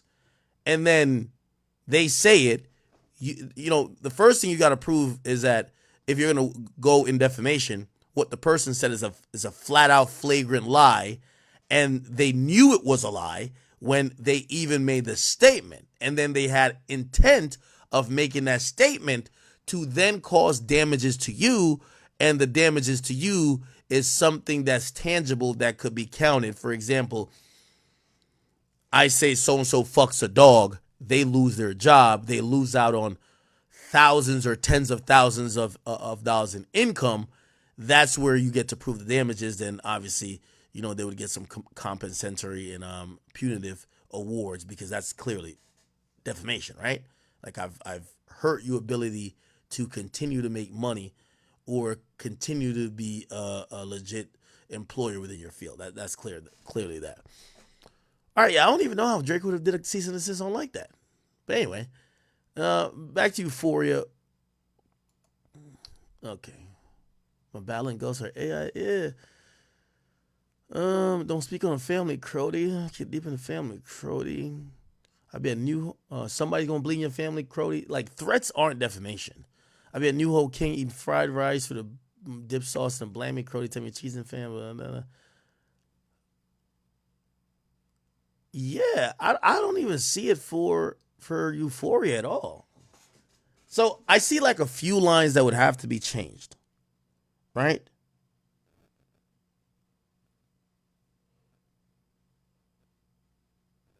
There's a few lines that got to be changed, like clearly. Like, but why the fuck would like?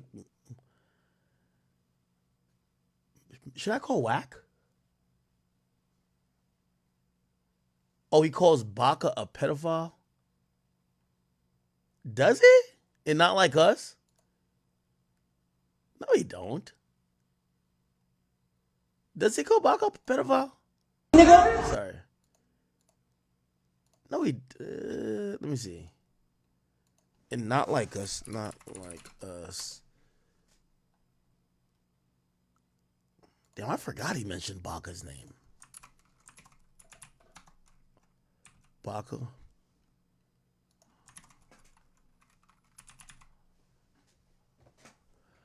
Baca got a weird case while he around. Yeah, all right, cool. I think these lines, I think Kendrick performs this song, doesn't say anyone's name. And it's easy to just replace these names. They tell me something is the one who get your hand-me-downs. And just change party's name as well. Just change everyone's name. You know what I mean? Just don't say the name. And you got niggas playing at the party with their nose now. And one of your friends got a weird, you know what I mean? You just have to be vague. So I see him changing words, not performing the song. Like, what the fuck? He's definitely performing that. Like, low key, I think it's a win for Drake if this nigga don't do it twice. Because if I'm Kendrick, I'm doing this song 3 times. Nigga, what? Nigga, I know why they got me at the Super Bowl. Nigga, I'm just trying to do this 3 times. If I'm that nigga, I'm trying to do it 3 times. You get what I'm saying? So if he only does this in a medley and cuts it off after the first verse, I think that's good. He's definitely performing. Bro, it's no fucking way he's not performing this. Bro, like, with all due respect, like, nigga, it's the fucking Super Bowl. You think this is a Kendrick Lifetime Award concert? Nigga, what the fuck? Nigga, Kendrick puts out music once a decade. You think we wanna go tune into the Super Bowl to hear if Pyru and Crips all get along? Yeah, that'll be played because that's a classic song by him. But that ain't like the ultimate. Like, there's always that one song you're like, I can't wait till they play that song, especially from a current act. Now, if it's Usher got all his hits already out. You get what I'm saying? Nah, nigga. We want to, like, I'm gonna be honest with you. I'm tuning into the performance to hear him perform it. By the way, I'm gonna keep it a bean with you. If Kendrick don't perform this, Kendrick pussy. That's a fact. If Kendrick, like, let's be honest. Again, and y'all know I'm a Drake fan. Come on, right? I like Kendrick too, like some of his music, but like, I'm a bigger Drake fan. If Kendrick don't perform this, he's dumb pussy. Because if I'm just speaking like if it was me, I'm running this shit back 3 times, nigga. I'm starting my performance with an and ending it. And what? What we doing? Bro, be honest. I want y'all to be honest to yourself. We haven't listened another Kendrick song this much ever. Yo, Kendrick gonna be performing for 15 minutes, and I'm not saying, Kendrick got his fans, but the majority of people gonna be like, what are these songs? Like, with all due respect, if he come out to the Super Bowl like, performing Money Trees, Collard Greens, niggas don't own them shits.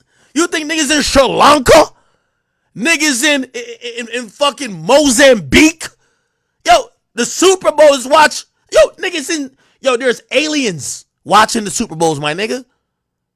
You're not just performing for Compton and like the few like Kendrick fans on Twitter. There's somebody in India. Put on this Kendrick Lamar. Like, they want to hear it. There's somebody in Taiwan. New Hoking. Yeah, they want to hear it. They're going to be like, what the fuck is this? What do you think Kendrick going to perform? The control verse? What the fuck? The hell is this?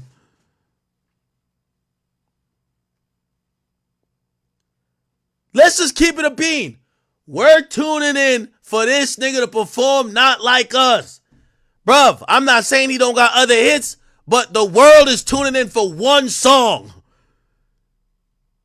Bro, the biggest like lie everybody's telling themselves, like, okay, I'll give some truth. If we're saying the artist with, like I told you, he collected the Infinity Stones this year.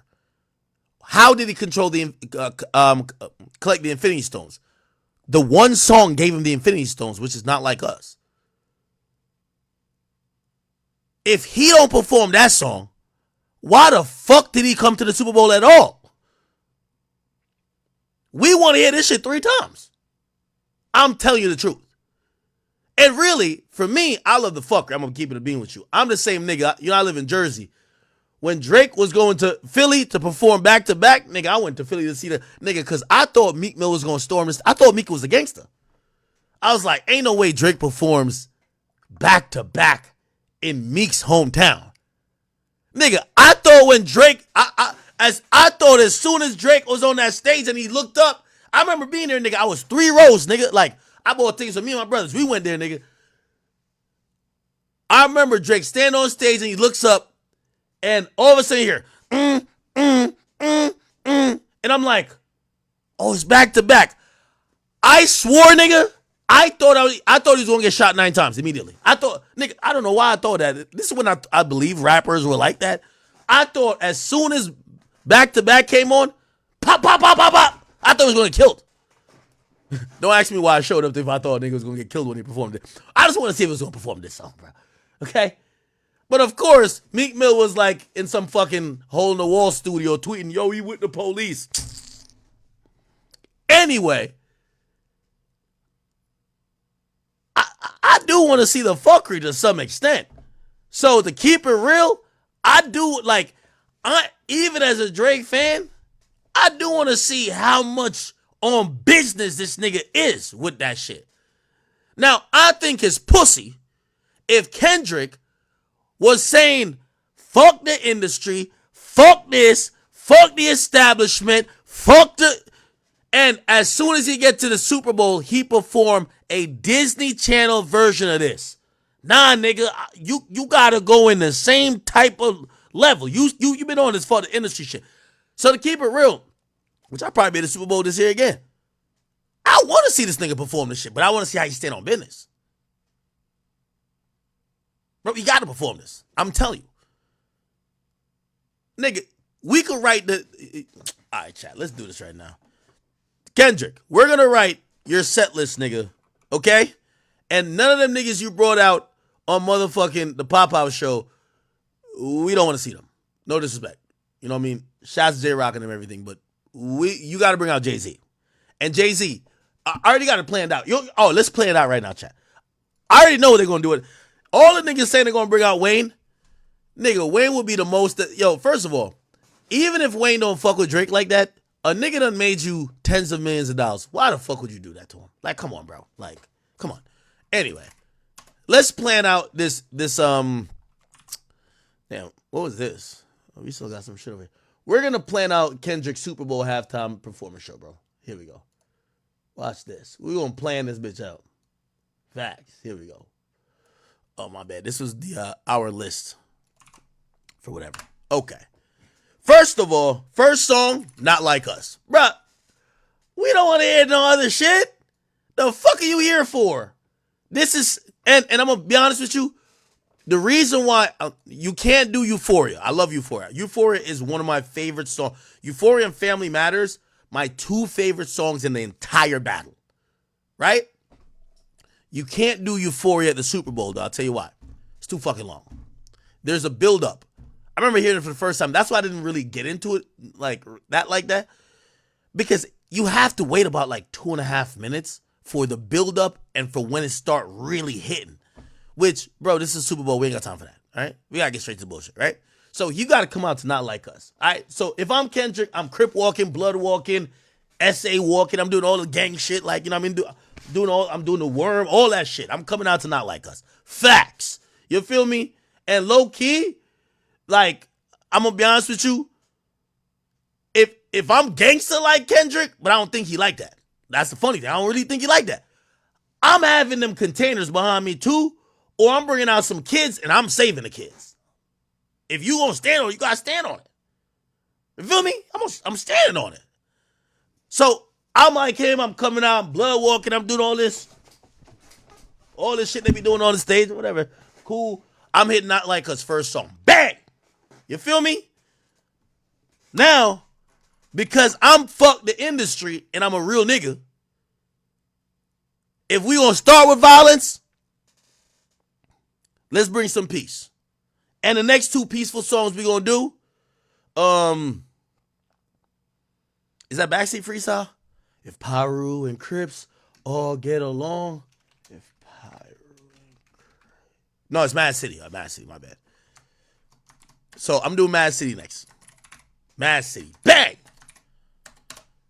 Okay? By the way, you cut after first verse. So here we go. Cut after first verse. Both of these, you cut after the first verse. Cut after first verse, right? The next one, I'm going to keep it a bean with you, man. You got to realize where you at. You in New Orleans, okay? Hopefully, you stop by, what's that street name with all that Mardi Gras shit? You know, the bitches show their titties, they get some beads or some shit. Feel me? You get some gumbo. You ever taste the gumbo? That shit tastes good? I never had it.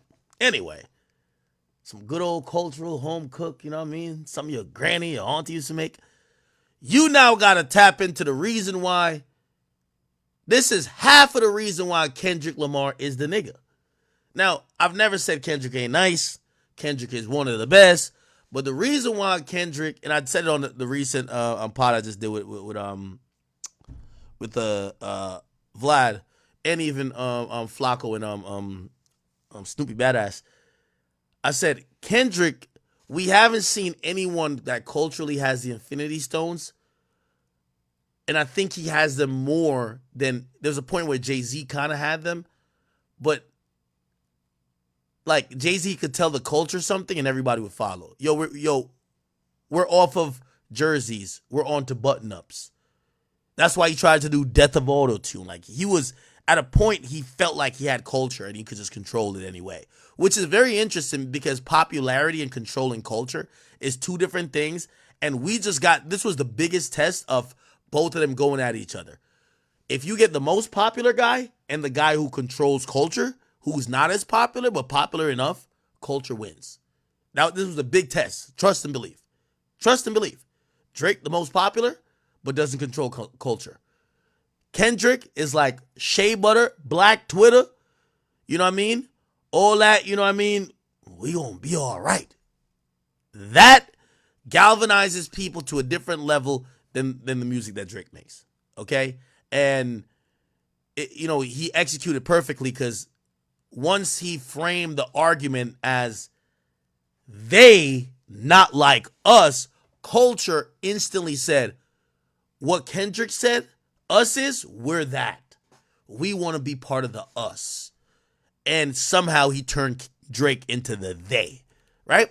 So, of course, we're going to, for third song, we're going to bring out the slave chains. We're going to do all that type of shit. Have some face paint like this is back to like some Nat Turner, you know what I mean? Like, bruh, like dig the railroad shit.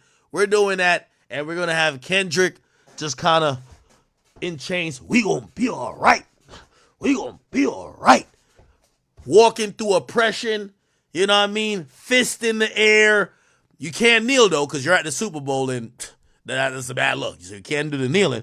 But you could do the black fist power. Could have the slave chains on. We gonna be all right. You remember these type of performances this nigga used to do? Don't act like y'all know what the fuck I'm talking about. Kendrick Lamar BET Awards. Nigga came out like a slave already. That's a fact. Yeah, I don't want nobody to be like, Hack, what are you wildin'. Nah, that's how the nigga was performing before. The fuck? Here we go. Award show performance. Award show performance. Yeah, he got to come out. Y'all know the one where he looked like a slave? Like a real slave, bruh? Where is this shit at, dog? He was looking scrappy. Yeah, this one right here. Oh, it's a Grammy. See? And you got to remember, you got to do some Grammy-like shit. What the fuck is this? Kendrick Lamar Grammy performance. So, yeah, we got to bring out the slave chains. Some shit like this. Real talk. Right here. Black is the boys and girls. Yeah, we got to bring out the slave chains. Real talk. Why can't we find this shit? It's 2016. Oh, yeah. So that's the part of... Damn, the Grammys didn't take this shit offline? Oh, y'all can't see my bad. Right here. You see this right here? We gonna be all right.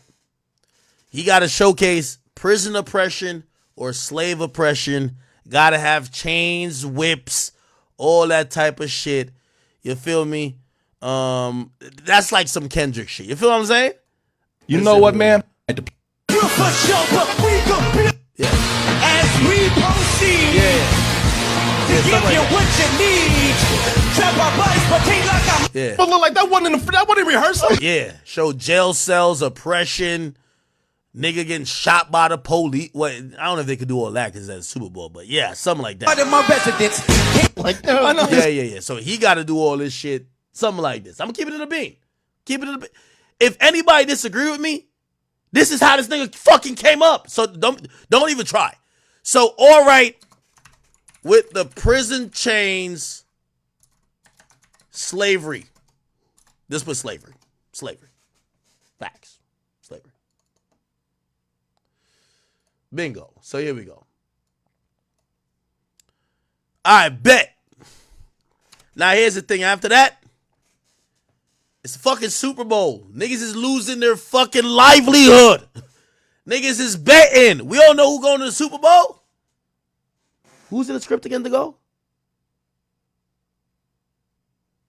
Y'all tell me who's going to be in the script. But we all know after that. Let me see. I know what song's going to come up next. Oh, okay. Chat. Y'all know. You got to lighten the mood. And plus, the NFL got sponsors. So first of all, you can't have everybody depressed. Everybody's losing money. You got to lighten the mood after you got real political. You got to come back with some shit that promotes one of the NFL sponsors, which is all liquor companies. And you basically got to be like, yo, pull up, drink. Headshot, drink. Sit down, drink. Stand up, drink. Good. You're promoting the liquor companies. That support the NFL. So you got to perform swimming pools. Bingo. Here's the kicker. Once you get to swimming pools, yo, remember, halfway, this is a we shitting the fuck on Drake concert. You got to bring out Jay-Z. Yup. You got to bring out Jay-Z.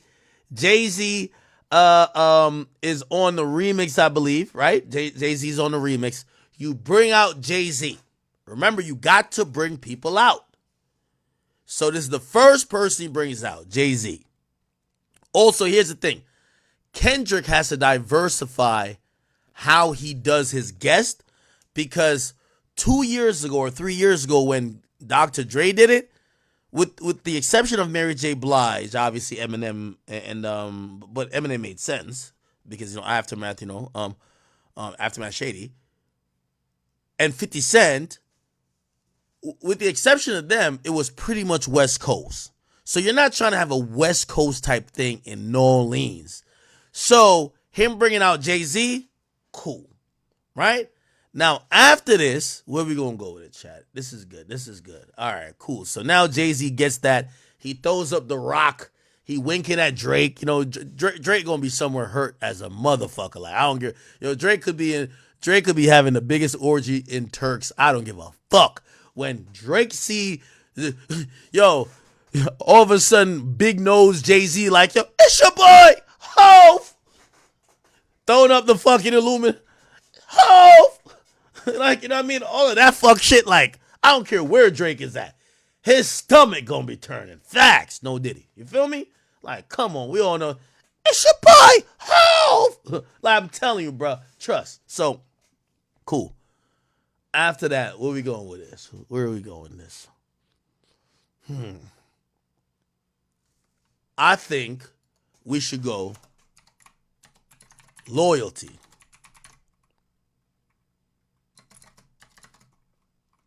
Rihanna. You do a medley with swimming pools, get Jay-Z, throw up the rock, Rihanna pops out instantly.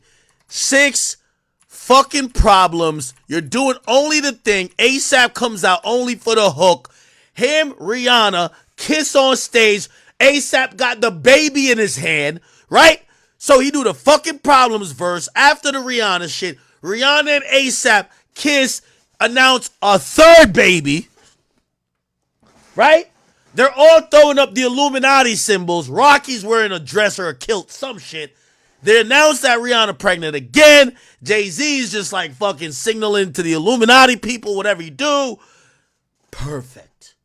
This is exactly the script. This works. Then we go, we got to keep it cultural, people. We do DNA medley with, you don't even get to the verses. You just do the chorus, but you got to have 30 people. You know how Kendrick be marching like it's a marching band with 30 niggas around him. They're all really like robotic, right? They're not really dancing, but they're definitely like some choreographed shit. Then you do Be Humble. Sit down. You get what I'm saying? The whole audience, oh shit. You just got to run through songs. DNA, Be Humble. Those songs ain't that big enough that you do a whole thing. Yo, I'm like, whatever the DNA thing. Okay, cool. Then Be Humble. Sit down. You just do the choruses of both. Okay, bet. Where we at with it? Where we at with it, chat? I need y'all to help me with this shit. What the fuck? We writing a script. This is the illest script, nigga. They might take our shit. What song will Kung Fu Kenny have to keep doing? You say Family Ties?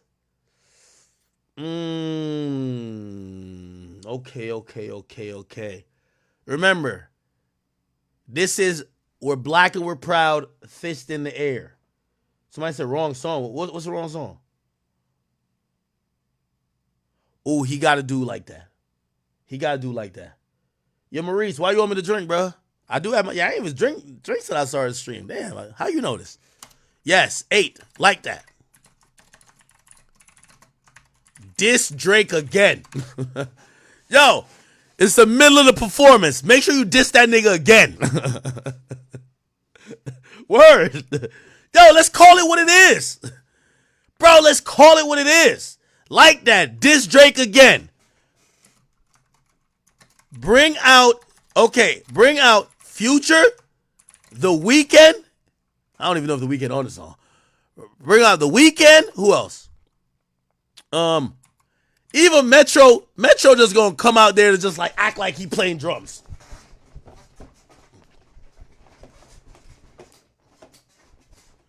Bring Metro out too. Bring him out. Fuck it. Right? Bet.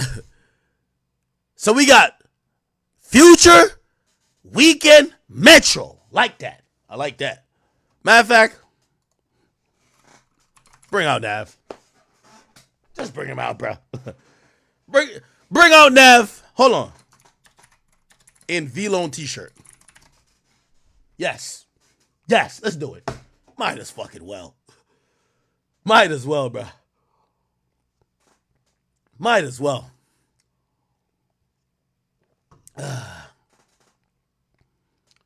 Chat, might as well. Okay. We're doing it good right now. You see, because let's be honest, chat. If you think it's not gonna be like this, I know some of y'all be like, yo, Akio, you just joke. I see everybody laughing. Nigga, I'm telling a joke, but it ain't funny. Because this is real. I'm gonna tell you why. What Kendrick is good at is coding a diss into some real shit. Bro, his Super Bowl announcement, he coded a response to Drake. You think the Super Bowl performance, he won't code disrespect?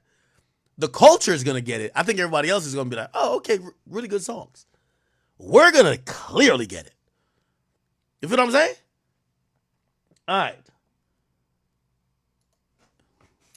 Money Trees got to be performed? Okay, Money Trees. 1 minute of it. 1 minute of it.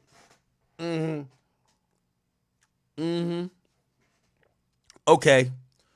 We got about 3 or 4 more songs. Remember, these performances about 20 minutes. So when I was at the Super Bowl, when Usher performed, like this is a long, it's really about like 35, 40 minutes. That's the whole break. But the performance starts around like it's about 20 to 25 minutes long. Matter of fact, we can look it up, right? We can look it up. Let's look. Let's look it up. Usher full Super Bowl halftime show. Oh, why only say 13 minutes? Oh, wow. Really? All right. Anyway, we can't do too much. By the way, I don't think he does Money Trees. But whatever. I feel like I'm missing another Kendrick song. What songs am I missing?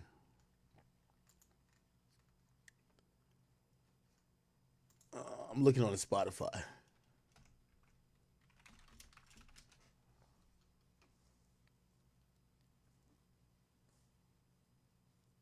Ooh, Bitch Don't Kill My Vibe? Ooh, yeah, nah, I don't think Money Trees get played. Well, Bitch Don't Kill My Vibe is like mad vulgar. It says bitch. Or you can say, please don't kill my vibe. Please don't kill my vibe. Bring Jay-Z out again. Yeah, nah, he gotta perform that. Bitch Don't Kill My Vibe. Bring Jay out. Jay on the remix, right? Vibe Jay-Z. Ain't Jay-Z on the remix of that? Yeah. Wait, is he not on the remix of Swimming Pools?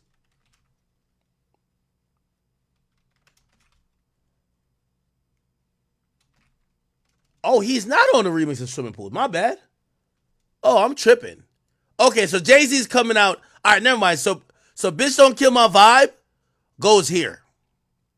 My bad. Bitch Don't Kill My Vibe got to go right here. Then you bring out Rihanna. These are heavy. Bitch Don't Kill My Vibe. Loyalty with Rihanna. Fucking Problems. Just, you just end it be like, yo, a bitch want this, like whatever that go. And then you put Swimming Pools here. And then we have like 2 more songs, chat. We got 2 more songs. 2 more songs. Yeah. If you gotta put Family Ties. Bring out Baby Keem. Yup. 11. This is the last song, or second to last. Last song, second to last.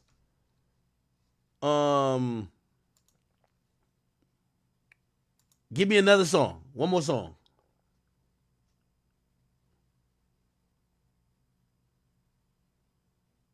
Win? Nah, him, bruh. He said delete fucking Problems? Nah, nigga. Nigga.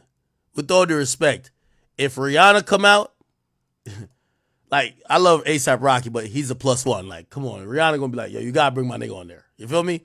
Like, yo. It's like Cardi B and Offset back in the day. Like, yo, you get one, you get both. Like, stop playing. Anybody get Rihanna and Rocky just be in the stands. Stop playing, man. Get that nigga Mike too. King's Dead? Or King Kunta? Nah, fuck that.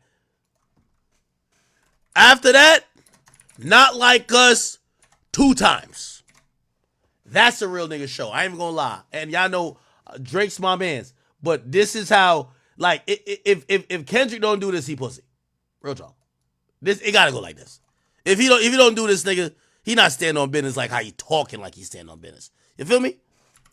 Because he been talking like he's standing on business. Yeah. So this is it right here. Not Like Us started, right? Go to Mad City. We gonna be all right. Bitch don't kill my vibe. Loyal to Rihanna. Bring out ASAP Rocky. No, so Jay comes out here. You gotta bring out Jay. It's your boy. It's The Rock. It's The Rock. Yeah, I want to hear all that shit. You feel me? Even though low key, we all know Jay-Z is ducking all public appearances until Diddy gets sentenced to life in prison. So we know he's not coming out here. That's a fact. We all know this, right? Jay-Z is ducking. There will be no more brunches until Diddy is doing 5 consecutive life sentences, and he pokes his head up and said, are y'all satisfied with just him? Y'all are? I bet. Yo, brunch back next year. Facts. We all know what it is. So Jay might not come out. The only way Jay don't come out is if he realize, oh shit, they got Diddy. They still trying to get more. That's the only way. Oh, y'all must have not heard. Oh, y'all ain't here. Y'all ain't hear that they done serve Russell Simmons with some shit? Oh my God. Nigga, Russell Simmons was doing motherfucking sitting Indian style, talking about he was, yo, look, he said, news story, he was stunned. Nigga, they said they went to Bali to give this nigga a lawsuit, bro. What in the fuck? Y'all gotta see this shit. Y'all gotta see this shit. They said they went to Bali and gave this nigga a fucking thing. Here we go. Wait, wait. Oh, all hip hop had it.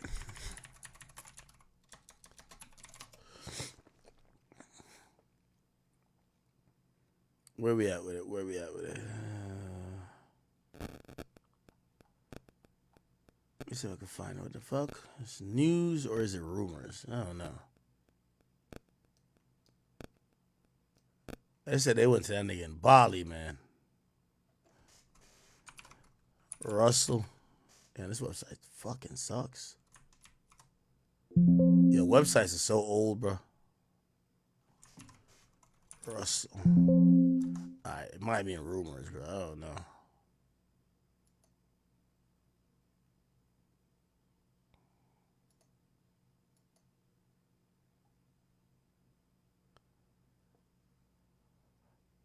I can't find it. Anyway. Who gives a fuck? Anyway, yo, the reason they just served him with a lawsuit supposedly in Bali, which a lot of people thought that he went to Bali to avoid all this shit. But in a civil suit, they just need to serve you with the fucking thing.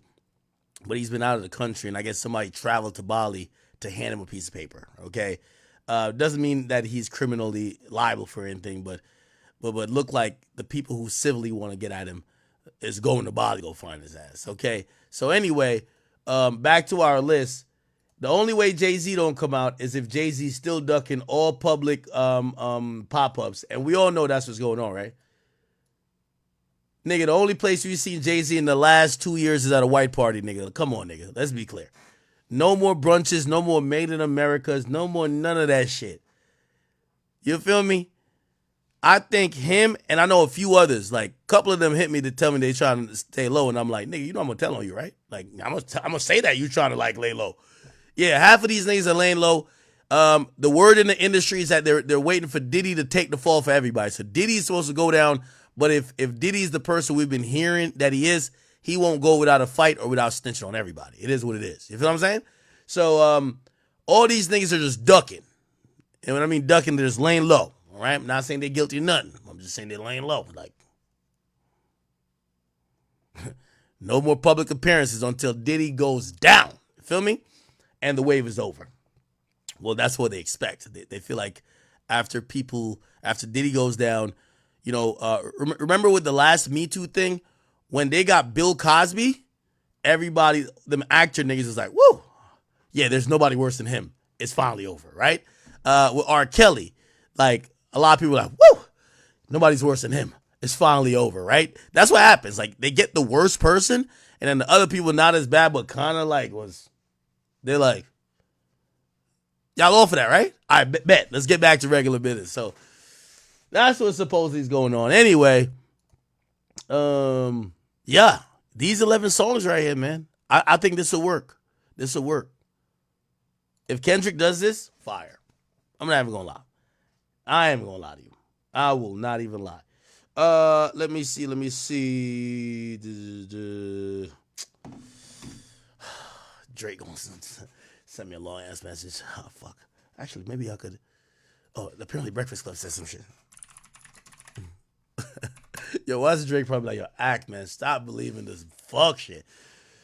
All right, cool. Let me see what. Supposedly the Breakfast Club said they had a source. So over the weekend, Boosie's daughter, Ivyana, posted a video. And in the video, she is breaking down in tears over something that Boosie said during the interview where he sat down with Carisha for Carisha Please at the Revolt World 2024. Let's take a listen to Boosie's comments first, and then we'll get to Ivy's video.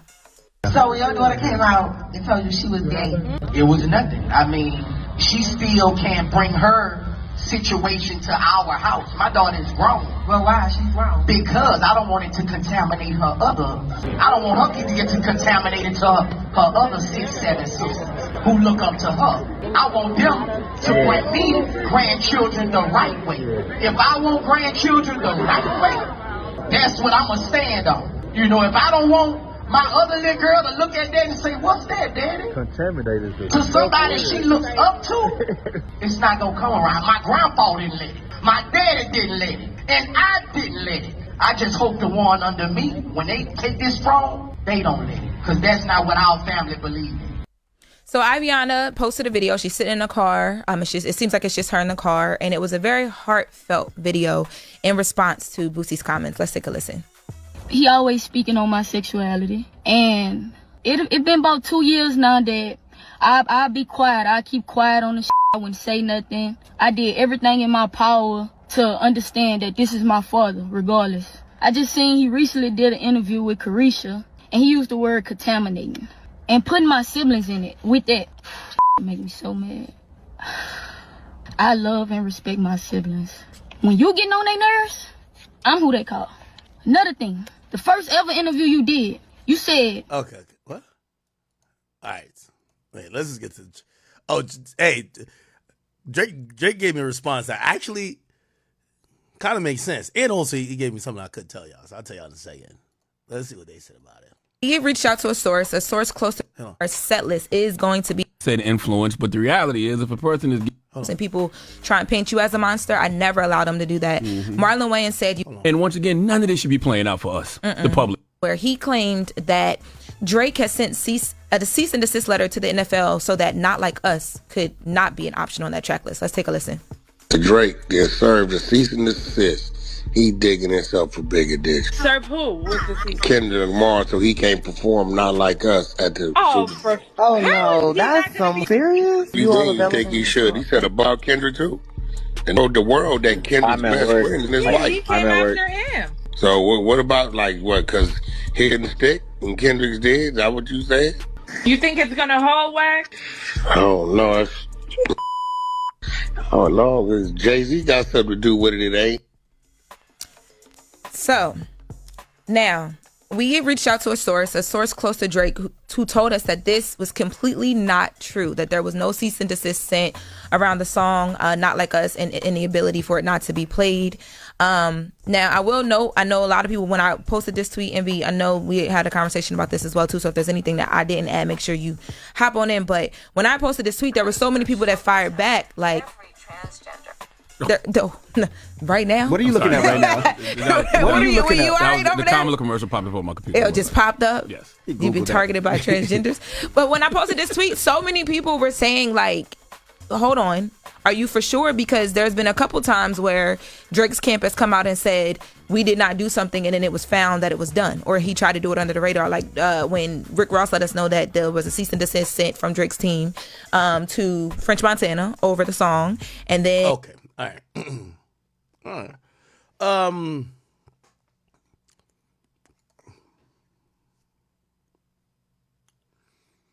Well, I'm gonna call whack in a second. Word from the horse's mouth, false. It's according to Drake himself, it's not true. And here's the thing. I know some of y'all, because y'all are now indoctrinated to be like, no, Ak, he's just lying to you. He's using you. Well, if that's the case, we could make some money. And this is why I'm gonna call whack, because we have an opportunity to make some money. Because Drake himself told me, he said, hey, this is what he said. A cease and desist means you have to send it to the person. You have to send it to them, right? It's like just like he has the cease and desist from Tupac's estate saying, stop promoting that song using Tupac's voice. Like he has the email, right? He has the document, whether they mailed it or emailed it. He says it doesn't exist. And he says if it does exist, have Kendrick or anybody that's associated with this performance put it out. He's down to take bets. So we could make some money. If he's lying, and I know some of y'all think he's using me, we can make some money. That point I agree with, right? Like, I've gotten cease and desist before. You have to deliver it to the person who has it. And I'm telling you this is a fact. He says, if I send to cease and desist, have them people put it out and show it on your stream. So, I mean, are we going to get it? Here's the thing about it. And I could hear it, like, even Drake responding to me, like, so he said this long ass response. I could tell he's frustrated by some of these little things because it's so bullshit, right? Because it's like when people are like, you have a kid. And he literally says, Ak, I will come fucking work for you if they show me proof I have a kid. And no one ever gets any proof, and no one says, yo, why did you lie about that? Like, nothing happened. Like, oh, next lie. Well, let's move on to another one. So even this, he's like, yo, Ak, I didn't send a cease and desist. I bet anything. Have them send it to you. You put it on your stream. We will never see it, and nobody will be like, damn, why'd you lie about that? Not at all. That's the thing. With Drake, you can lie anything about his ass. Let me call whack, man. Let me go whack. Oh man.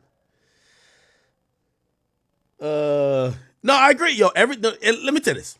All right, put it like this, yo. And this is exactly what I'm gonna tell you. What I'm gonna say to Watt before I get on, right? Because the way Drake is talking to me and the confidence he's saying, like, it's like, yo, he told me over 5 times last time about the kid thing. He says, Ak. He says, he's like, I know you're my guy and you probably believe me, because, like, bro, like, you fucking covered every inch of everything I've done. Pause. But, like, if you go find it, bro, like, you go do your research. Don't wait on them. You go find it. Find my kid. Find some person who don't exist. You get what I'm saying? Same with this. He's saying I didn't send it, right? I want to call Wack, and Wack's like, nah, I got the proof. Then I could go back to Drake and like, yo, Drake, let's bet $100,000. I could get a free $100,000 off Drake. That'd be cool. I think he's a man of his word. Like, yo, Drake, I got $100,000. I got the cease and desist right now. All right, let me call Wack and see what Wack says.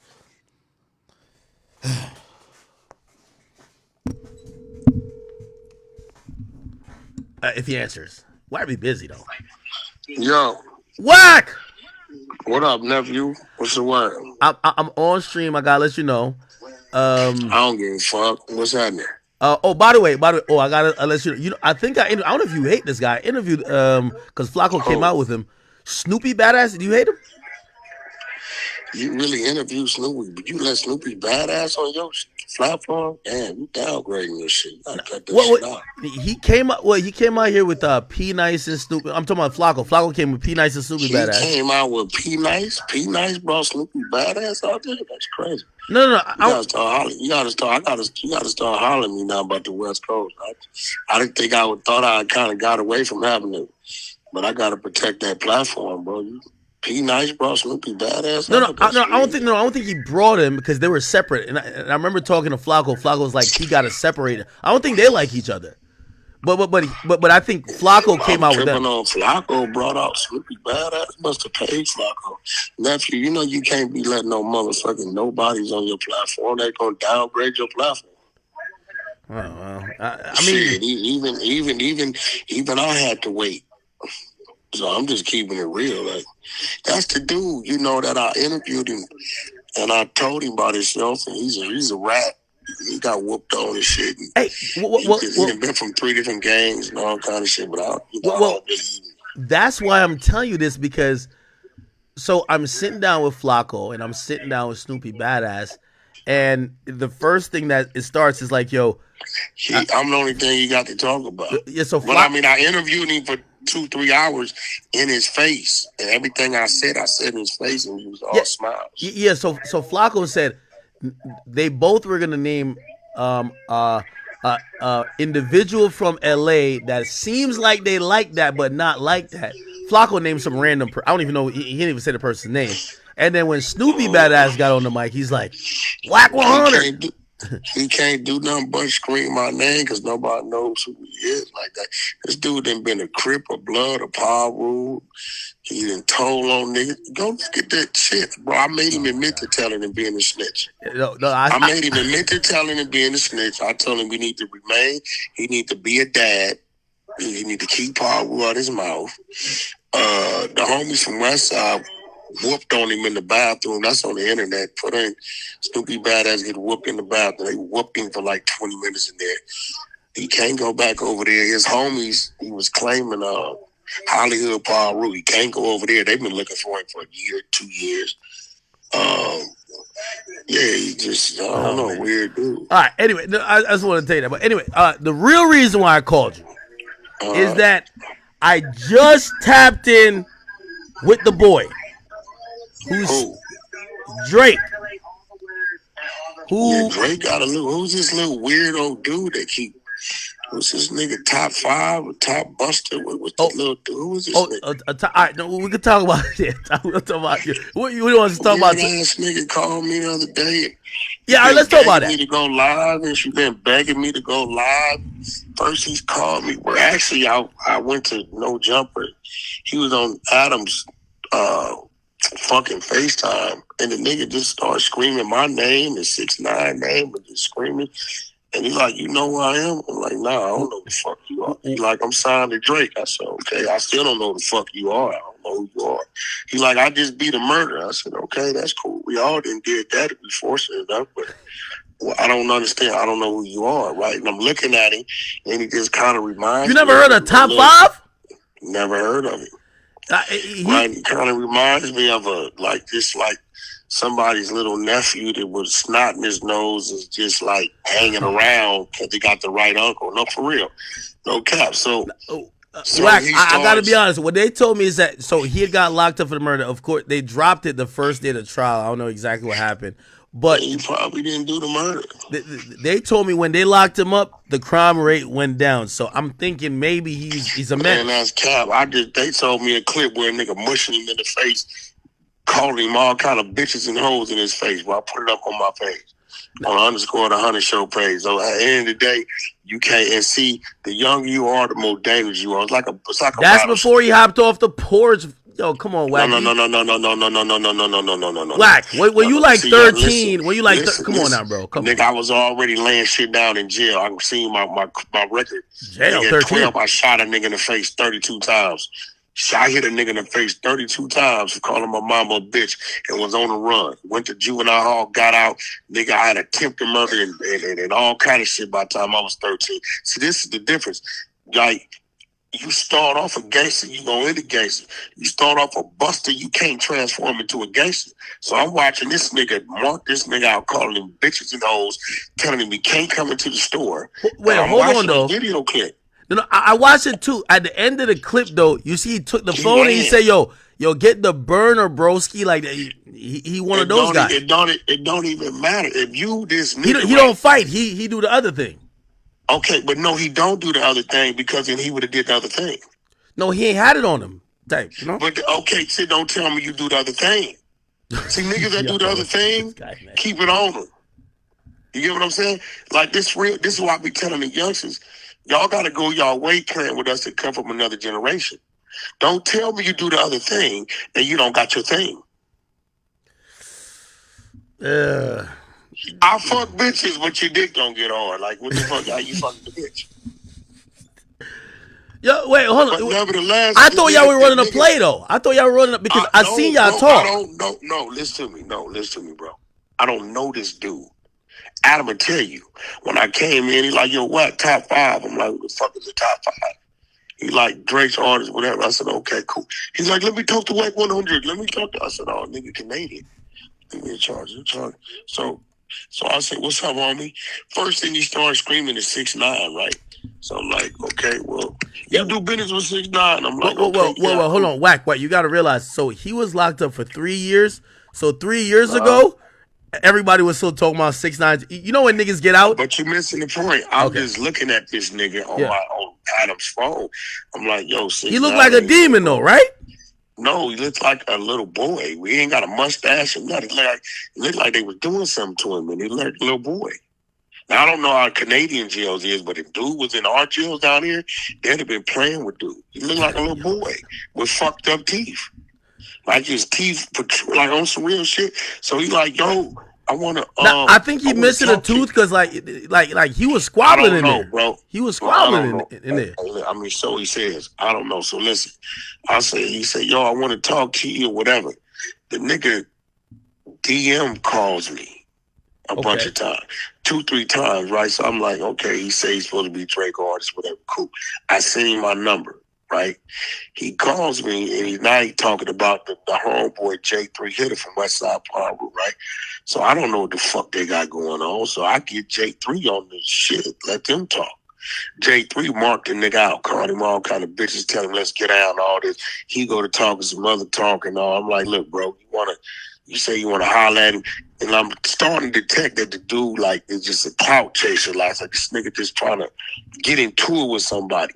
So he like, yo, Wack, let's do it live, me and you, just me and you, me and you. Wait, Wack, let me ask you a question. Do you think he's trying to get clout, or I think like Drake paid? If Drake support him, and he probably evidently Drake ain't doing enough, because if Drake was doing whatever he was doing, no way he would be hollering and screaming. The nigga text me 20 times begging me to go on live, bro. Please look at this shit, please. The nigga, yo, bro, look at this shit. He ain't say please, Wack. Stop it, bro. Hold on, bro. You go to my fucking Instagram. I'll pull up your Instagram. Let me read it. By the way, have y'all followed Wack new Instagram? What's the at name again, Wack? _THE100SHOW. Okay. The Honey Show. Yo, by the way, look at this shit, right? By the way, hold on, wait, Wack. He says I'm wishing. Wait, Wack, hold on. I'm wishing and Wack, waiting. hold on. Yo, everybody who's watching this, yo, listen, man. Wack always comes on here and shows us a lot of love. Please go to his profile, _100. I got it on the screen. The Honey Show. THE _ Honey Show, and everybody comment. Everybody comment under this post he put up 13 hours ago, the one with top 5 of him. Everybody, whatever you thinking that you want Wack to read, he gonna read your comment. We got 119 comments right now. Everybody go run up the comments. Here's the thing, though. And yeah, like, go ahead. All weekend he was like texting me. I'm putting the text up. The nigga said I'm wishing, I'm waiting, and I really had to mind to do it. I just was busy, right? So I wake up this morning. And the nigga then went at me and no jumper got it up. He talking crazy. I'm like, God damn, what's wrong with this nigga? You know what I'm saying? I was like, what's wrong with this nigga, right? So, you know, I called, I go to the text messages and I see all the time he text me. I said, well, maybe the nigga mad that I didn't, but I didn't, no harm, no foul. I was going to do it with the nigga because I don't know nothing about the nigga. I don't know his music. I don't know his story. I know nothing about him. Adam would tell you when he put him on this thing with me on his phone, I was oblivious to who the nigga was, bro. You know, respectfully, I don't know who you are. I don't know why I should know who you are. Does he got a song with Drake? He don't have a song. Drake did mention one time. Yo, Wack, hold on. I'm gonna give you one story about him, and you tell me if this is he might be really connected. So anyway, I had a friend, right, who was a streamer. It's another streamer. I don't even want to mention name because I want to embarrass him. But he went to Toronto and he did a live stream. Is the IRL thing when they walking around and stuff. Anyway, some goons run down. They were in a Sprinter and took his boy's chain. This guy was locked up for the murder at the time. When that happened, I hit because I don't know. I guess he had a phone when he was in the. I hit him. I said, "Man, yo, I showed so much love to Toronto. Why y'all snatched my man's chain?" He says, "Oh, somebody took your man's chain. Who your man?" I sent him the page. Within 3 days, he got me that chain back. So he connected to something. That's cool, but here goes the thing, right? I didn't know him. Didn't have nothing against him. None of that, right? He texted me. He wanted to talk to J3. I got J3 on the phone with him, right? They did their little thing. I got all that. Who's J3, right? By the way? Who's J3? J3 the hitter. He's from West Side Park. We a rapper. He's been around. J3 the hitter. You can find him at J3 the hit on IG. He a homie. He a real homie. And so I put him on the line. I guess he had their thing because J3, be with Kendrick. And I guess he was talking to Kendrick Drake shit and they was doing what they was doing, right? So I didn't know what the fuck was going on. She's like, Wack, I want to do a live. Let's go live. So, all right, cool, we do it, right? So I didn't get to it over the weekend. I wake up this morning, the nigga talking crazy about me. It's up on No Jumper, and I'm like, God damn, like this what the world coming to. That's the case, I should have been talking crazy about you a long time ago, right? Just because the motherfucker don't get to you. Hey, by the way, I'm looking at these texts. This is not him texting you. That's him on Power Road. These are real? I see. I know you'll make a fake shit. Right? Hold on, bro. I know you about to screen record. No, you don't got to. You about to screen record. I'm going to screenshot the motherfucker so you see it's him, the real shit. I'm going to send you the real, this him, dog. I don't know this nigga like that, bro. Yo, it's top 5, Wack. You sent him did he come on Clubhouse or no? Nah, he did because I was, at the time, that's where I was at. And I was in the middle of something, right? So I'm like, telling him this where I'm at because I don't know what the fuck he want. I don't know him, right? I just gotta. I don't know if he wants to argue about Kendrick and Drake. I don't know what he wants to do. I don't know him. You see, I just sent you the text, right? Yeah, that's the real number. That's him, bro. Oh shit. Okay. Yeah, I don't know this nigga. Thursday, Adam had him on his FaceTime. I talked to him out on FaceTime respectfully. I don't know him. Nigga ain't did nothing to me. I ain't got nothing against you. Man, he hit me on the weekend. He want me to, cool. I wanted to do it. I just didn't get to it. I wake up this morning, the nigga clout chasing. I mean, on the text, he sound like a street nigga. He says, yo, make sure, brother, we men. Let's talk like men. No recording on some whole shit, my dog. Like, it sound like he's, he was trying to just, No, but that's when I put him online with J3. Oh, okay. Yeah, him. How did that conversation go?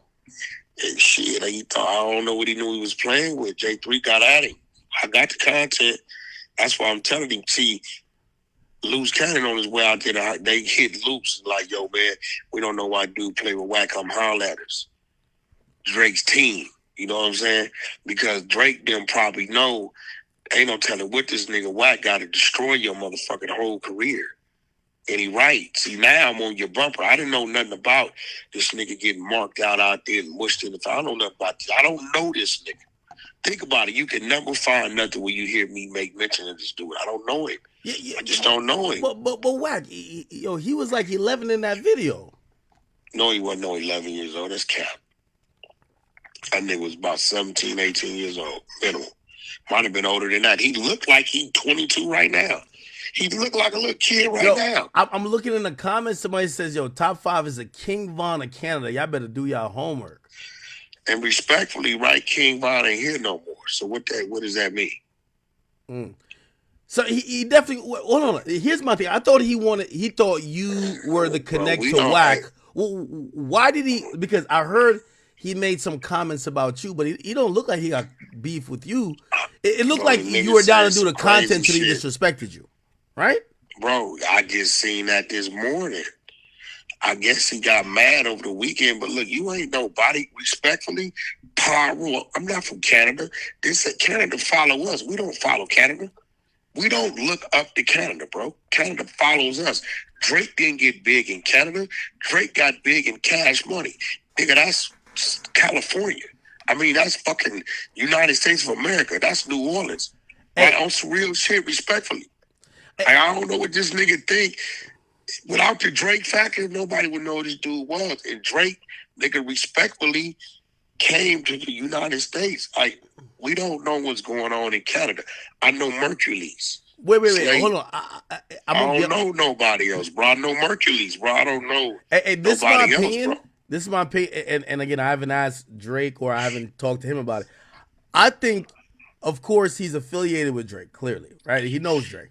I don't know if why Drake you want to bring this type of heat to that type of shit, bro. Like, yeah, that's what I'm saying. I don't know if Drake is sanctioning every action. It's one of those, yo, Whack, you ever have like a homie or one of the little homies, they'll crash out over you, or they might just take it from 0 to 100, even if you didn't say, yo, let's do it. You know what I mean? I think he's that. And that's a liability. Because where Drake's at in his career, he don't want nobody crashing out over it. And what you crashing out at me for? First you call me with the big homie, can we shit? I'm like, you know what, we'll do it. So I guess because I didn't get to it this weekend, the nigga wake up this morning on this pier with a temper tantrum.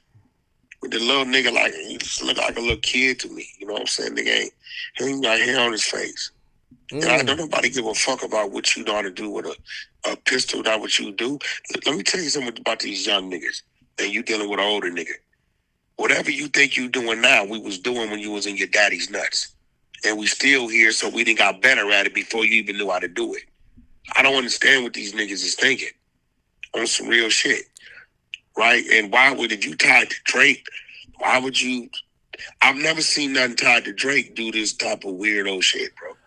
All it's gonna do is bring some unnecessary attention. That's all it's gonna do, bro. I have a response for that. I think when it comes to Kendrick, whether Kendrick has co-signed it or not, we know there's a lot of members who fuck with him. And fuck with who?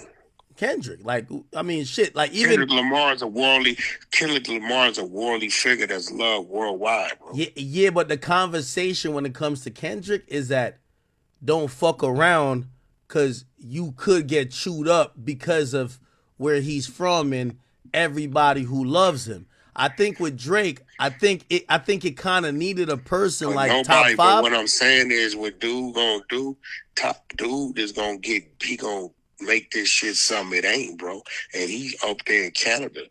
I don't think Drake wants this to be that. Kendrick don't want this to be that. So who was this little nigga right here that beat a murder that he probably ain't did it to try to turn it into that? This ain't that. This was a great rap beef. Non-violent. It was entertaining. So who is this little nobody dude who first thing he did when he got on the live with J3 the Hitter is look at the watch Drake brought me. Right then and there, I'm looking at him like he's a female. I swear to God. Wait, they went on live? They went on live, or they called the three-way? No, they was on the face to, it was for FaceTime, right? The nigga, first thing he do when he get on there, look at the watch Drake brought me.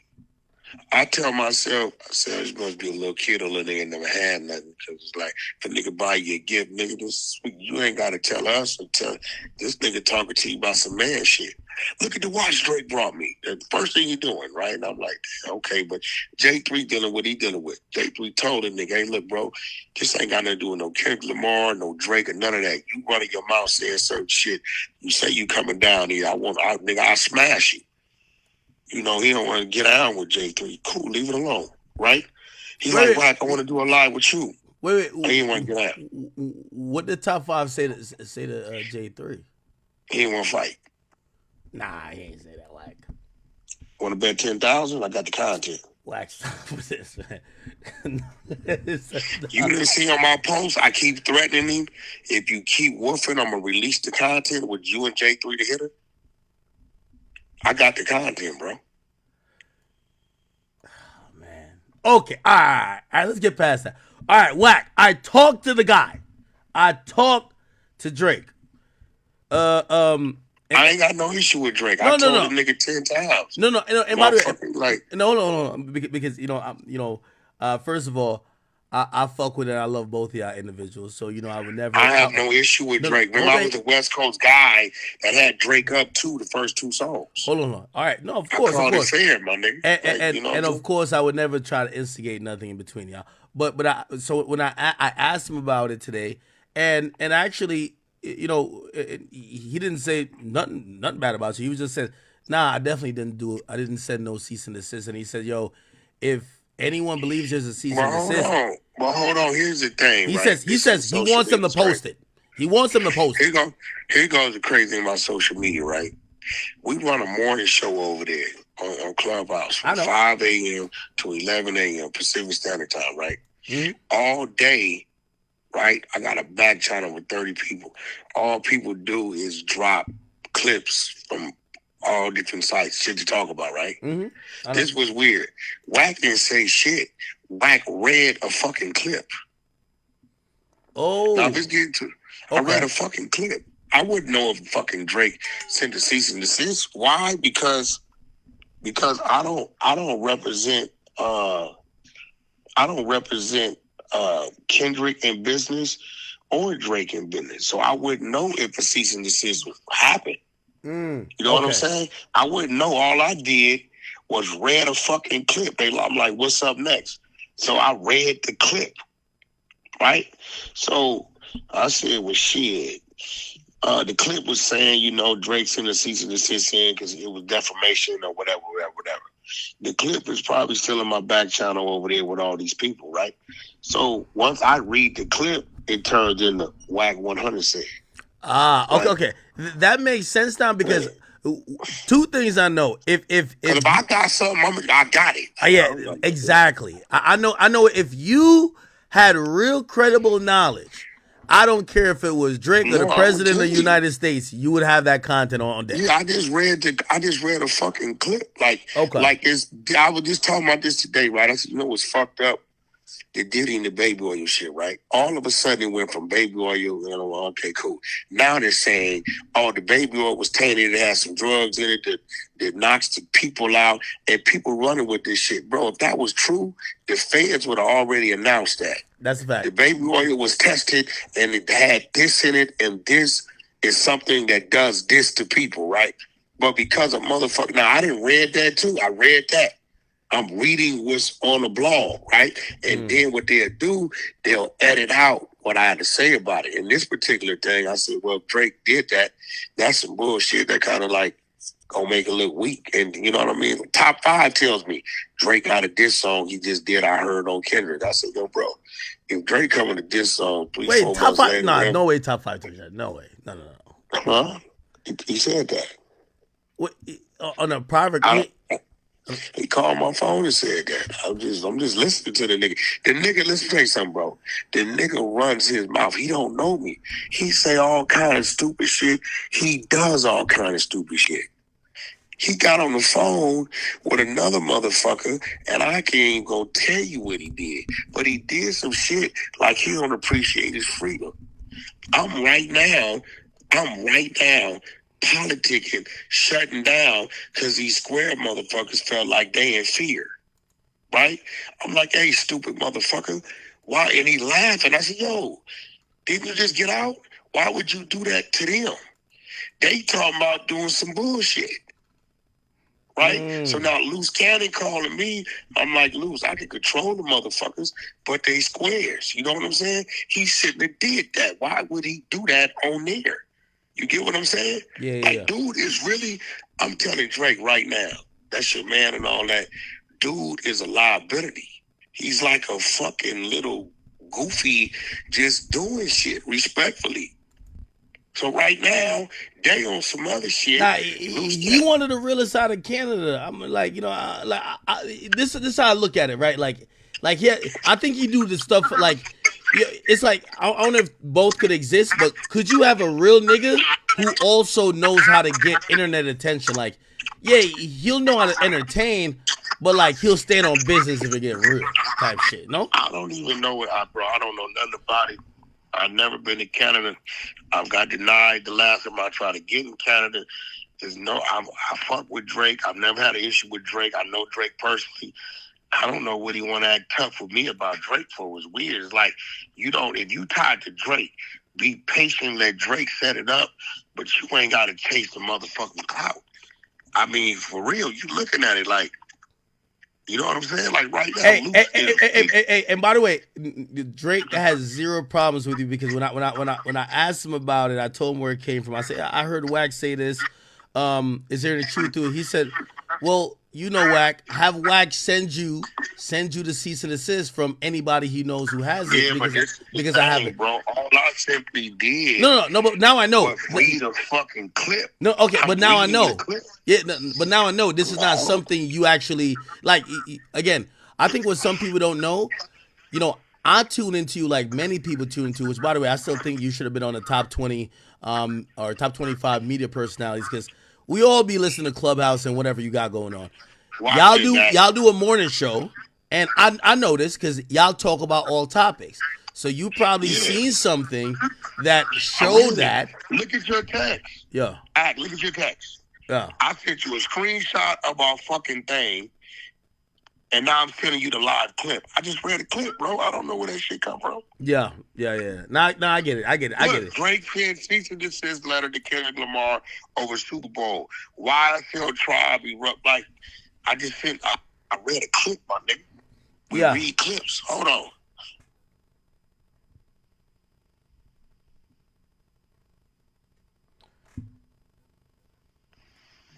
Yo, you there? Yeah, I'm here. Loose. What's up with it? Is that Loose Cannon? Hold on, watch this. What's up with it? Watch this. Yo, Loose, you too funny, bro. You called it. Loose. Them square motherfuckers that the nigga top 5 got on that FaceTime with called us and told us they in fear of their life, right? Mm-hmm. Why? What are you going to try to squash right now to keep this bozo from twisting himself, bro? He's talking about right now. He's talking about with Drizzy. I'm trying to. I'm about to meet with OVO 40. Be over what? Trying to over. Yeah, be for. Don't say it.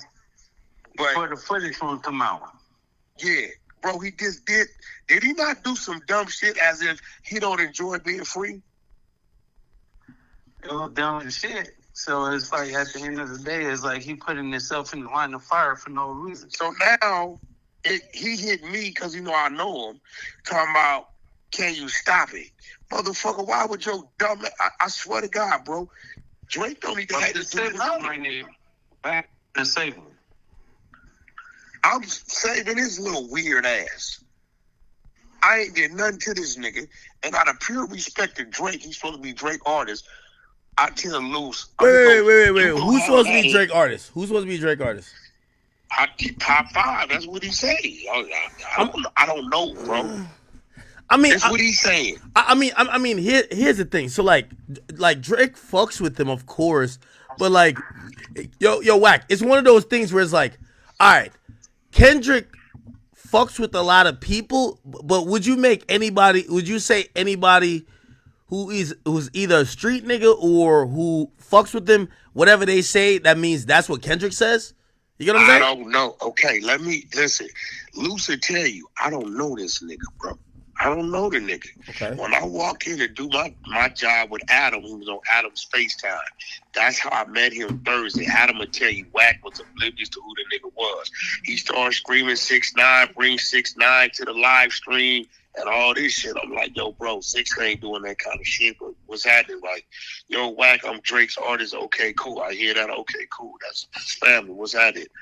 Yo, then he starts to DM call me from Instagram. I look at my Instagram DM is calls.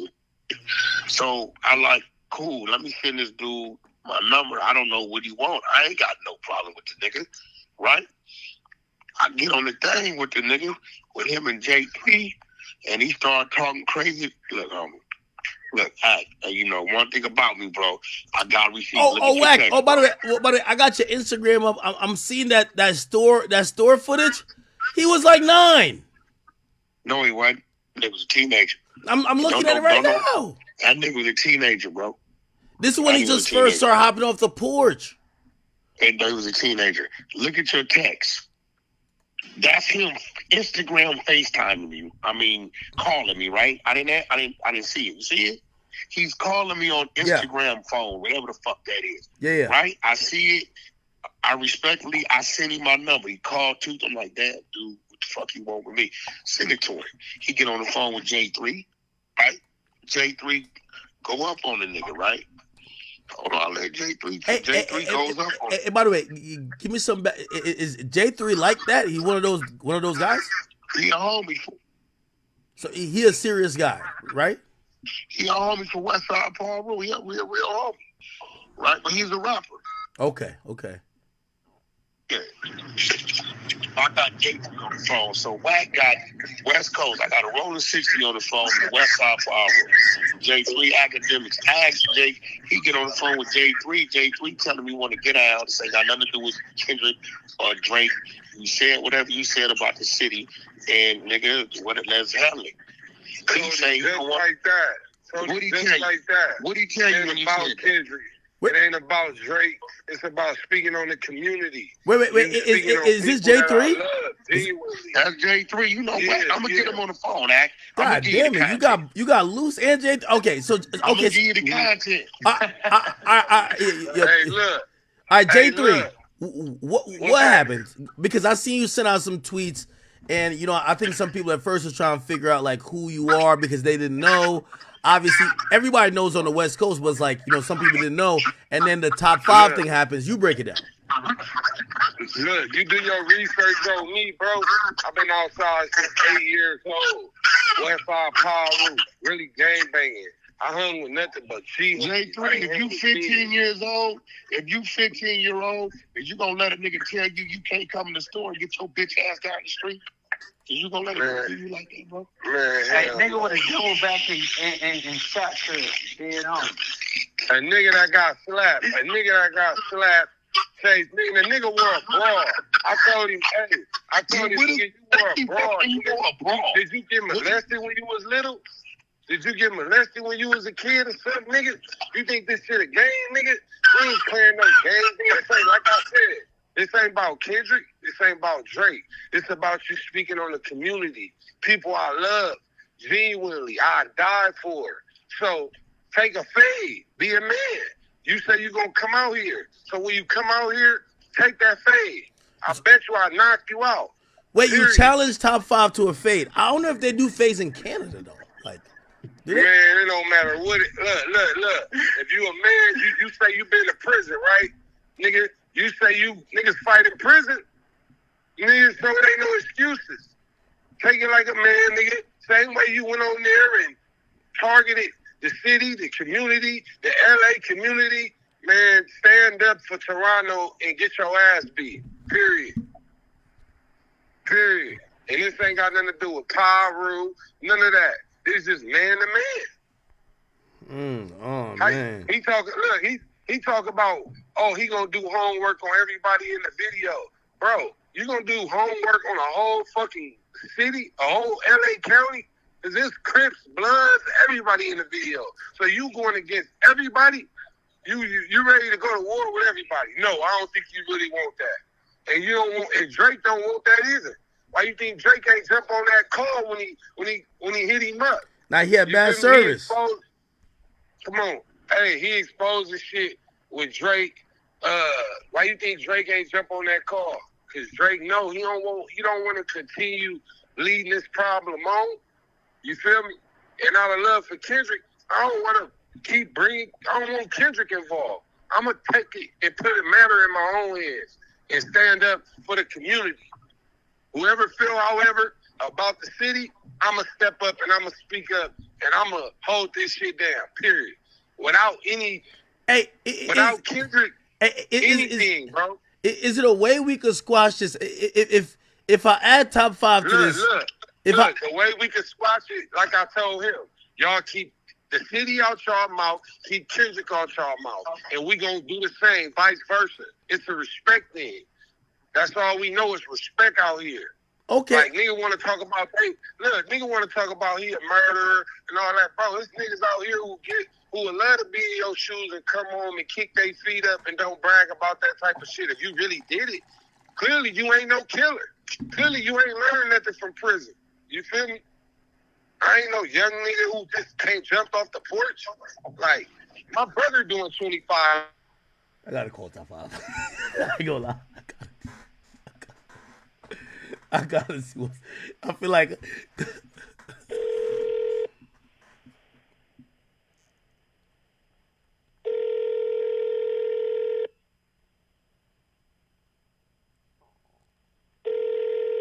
Probably on a drill right now. Oh, you know what's up? Yo, 5. Where's the other way? Yeah. Yo, I got Whack 100 and J3 on the other phone, on the other line. We on stream. They said they talked to you. I'm trying to connect it up. Yeah, bro. He talked to me and I showed him some crazy shit. Hold on. It's supposed to be the truth. All right, hold on. Hey. They go like Aiden Ross said. Hey, hold on. J3 and Whack. I got top 5 on. I think we could come to a peaceful resolution. Yo, Whack 100, you doing that? You doing it? Look, it can't be if they can stand on their word that they gonna keep Kendrick name out their mouth, because look, it's like this. We ain't never doing that, bro. Shut up, bro. You fucking nigga, you shut up. You fucking no, you're not a killer. You're a civilian. Stop it. I am a civilian. I'm a good guy. Oh yeah. I'm a good guy. You see me in the streets, you better not run, though. You better not run, though. Academics, I just beat a body. So please don't get bodies. Who brags about beating a body? Who brags? I got friends for 3 years, bro. Yourself. Be rational. Look at your OG Rock 100. It looks like a donut. Glazed donut. Hey, be rational, gang. You shut up. You're the nigga I heard that went to Diddy's party. Shut up, you're in Diddy's party, my nigga. I ain't never been to a Diddy party. Stupid. You Rock 100 in Diddy's party, bro. Diddy party ever in my life. Wait, hold on. Yeah. Hey, Black 100. I'ma say this. You at Diddy's party. I'm Black Hey, Whack, are you on here still? Academic. Hey, what's up? Hey, look, I'ma say this. I could never be at no Diddy party, nigga. Hey, my cousin is Orlando Anderson. Hey, you hear me? Hey, Academic, you hear me? Yeah, I heard you. Hey, Academics, my cousin is Orlando Anderson. Academics that are recording? Is you hearing me? Is you hearing me? My cousin is Orlando Anderson. Hold on. Where is that? Fuck, I'm gonna be at a Diddy party for. I'm going to Cali. Come to Cali. You don't have to hear me. Show me. No. Come to Wait. Compton. Hey. I don't want to go to Diddy's party. Yo, is there any way y'all could squash it, like, amicably? Hey, got a play going on. Did you hear what I said? The only way I squash it with Rock, if you call me and Academic. Yeah. Did you hear what I said? No, I heard you. I didn't know you were Orlando Anderson's cousin. This is news to me. Yeah, I'm Orlando Anderson's cousin. Orlando Anderson. Hey, Orlando. Orlando. We're squashing this you hear shit. me? I'm probably if you listen, squashing this shit. I fuck with Pop. Hey, listen. I'm Pyru. Listen. Hey, nigga. Nah, man. I fuck with Pop too, nigga. I fuck with Pop too, nigga. But I'm rocking with my family, nigga. I fuck with Pop too, nigga. But nigga, like I said, BG Lane. Hey, I'm with BG Lane, brother, right now. I'm riding with BG Lane. Hey, BG Lane, brother, in the car right now. I'm gonna look for my ski. Orlando Anderson, brother, in the car right now. Really? Your cousin's down there. Hey, look. Hey, Academic. You hear me? Yeah. Oh, let him know. I'm right here. It's Orlando Anderson, brother, blood brother. Yeah, you guys killed Tupac. Fuck you niggas. Hey, look, bro, you the police. That's some police shit. You said who we killed. That's some police shit, bro. Stop, PCD. Stop doing that. You making your city look bad. You making Toronto look bad. Hey, my cousin was never found guilty. Tupac? My cousin was never found guilty. That's why I took him back. I'm with him. Hey, why you speaking on some shit you don't know nothing about? You speaking on some shit you saw on the internet. I don't mean you guys drag you guys want to see drag my kid, man. And Loose Cannon, wait. Let Loose Cannon hop in. Let Loose Cannon hop in. Pause. Hey, he's speaking of some shit he saw on the internet. He's speaking of some shit he saw on the internet, man. You don't know nothing about no LA politics. But this is the thing you gotta understand. Academics, it don't matter if you're a rapper. Look, if it can happen to Tupac, it can happen to Biggie, it can happen to anybody. That's the prime example I'm trying to make. You come out here playing, it don't matter where you at. It don't matter where you at. I don't know about, but see, hold on, this is the problem. He's still on the phone? What? Yeah, they're on the phone. Biggest hip hop artist. Top 5. 2 of the biggest hip hop artists got killed. Coming out here thinking it's a game. You hear me? But that ain't what we trying to listen. That's not what we trying to say. We ain't trying to do that. I don't know. No, we letting him know.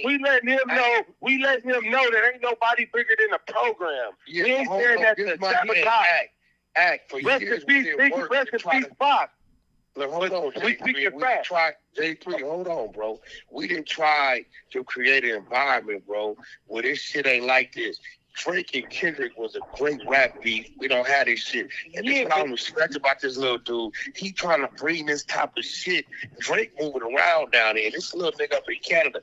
He trying to... Hey, OVO, look, little dude, he know OVO ain't even approving the shit he's doing. They said they don't want no problem. Hey. Look, we got ties to Toronto, too, in Canada, bro. They said they ain't approving of nothing you doing. You on your own. So keep it up. But, hey, Drizzy is my guy. And man, that don't mean nothing. If you making him look bad, he gonna have to step away from you. That's what I'm saying. He don't speak for Drake, bro. He don't. You don't speak for Drake, nigga. He don't speak for Drake. And see, Act, this is what I do was just telling you, this little kid, bro, the same nigga got mushed in his face and chased out the street. He playing with this shit like it's a game, bro. Nigga bragging about an innocent life taking. Come on.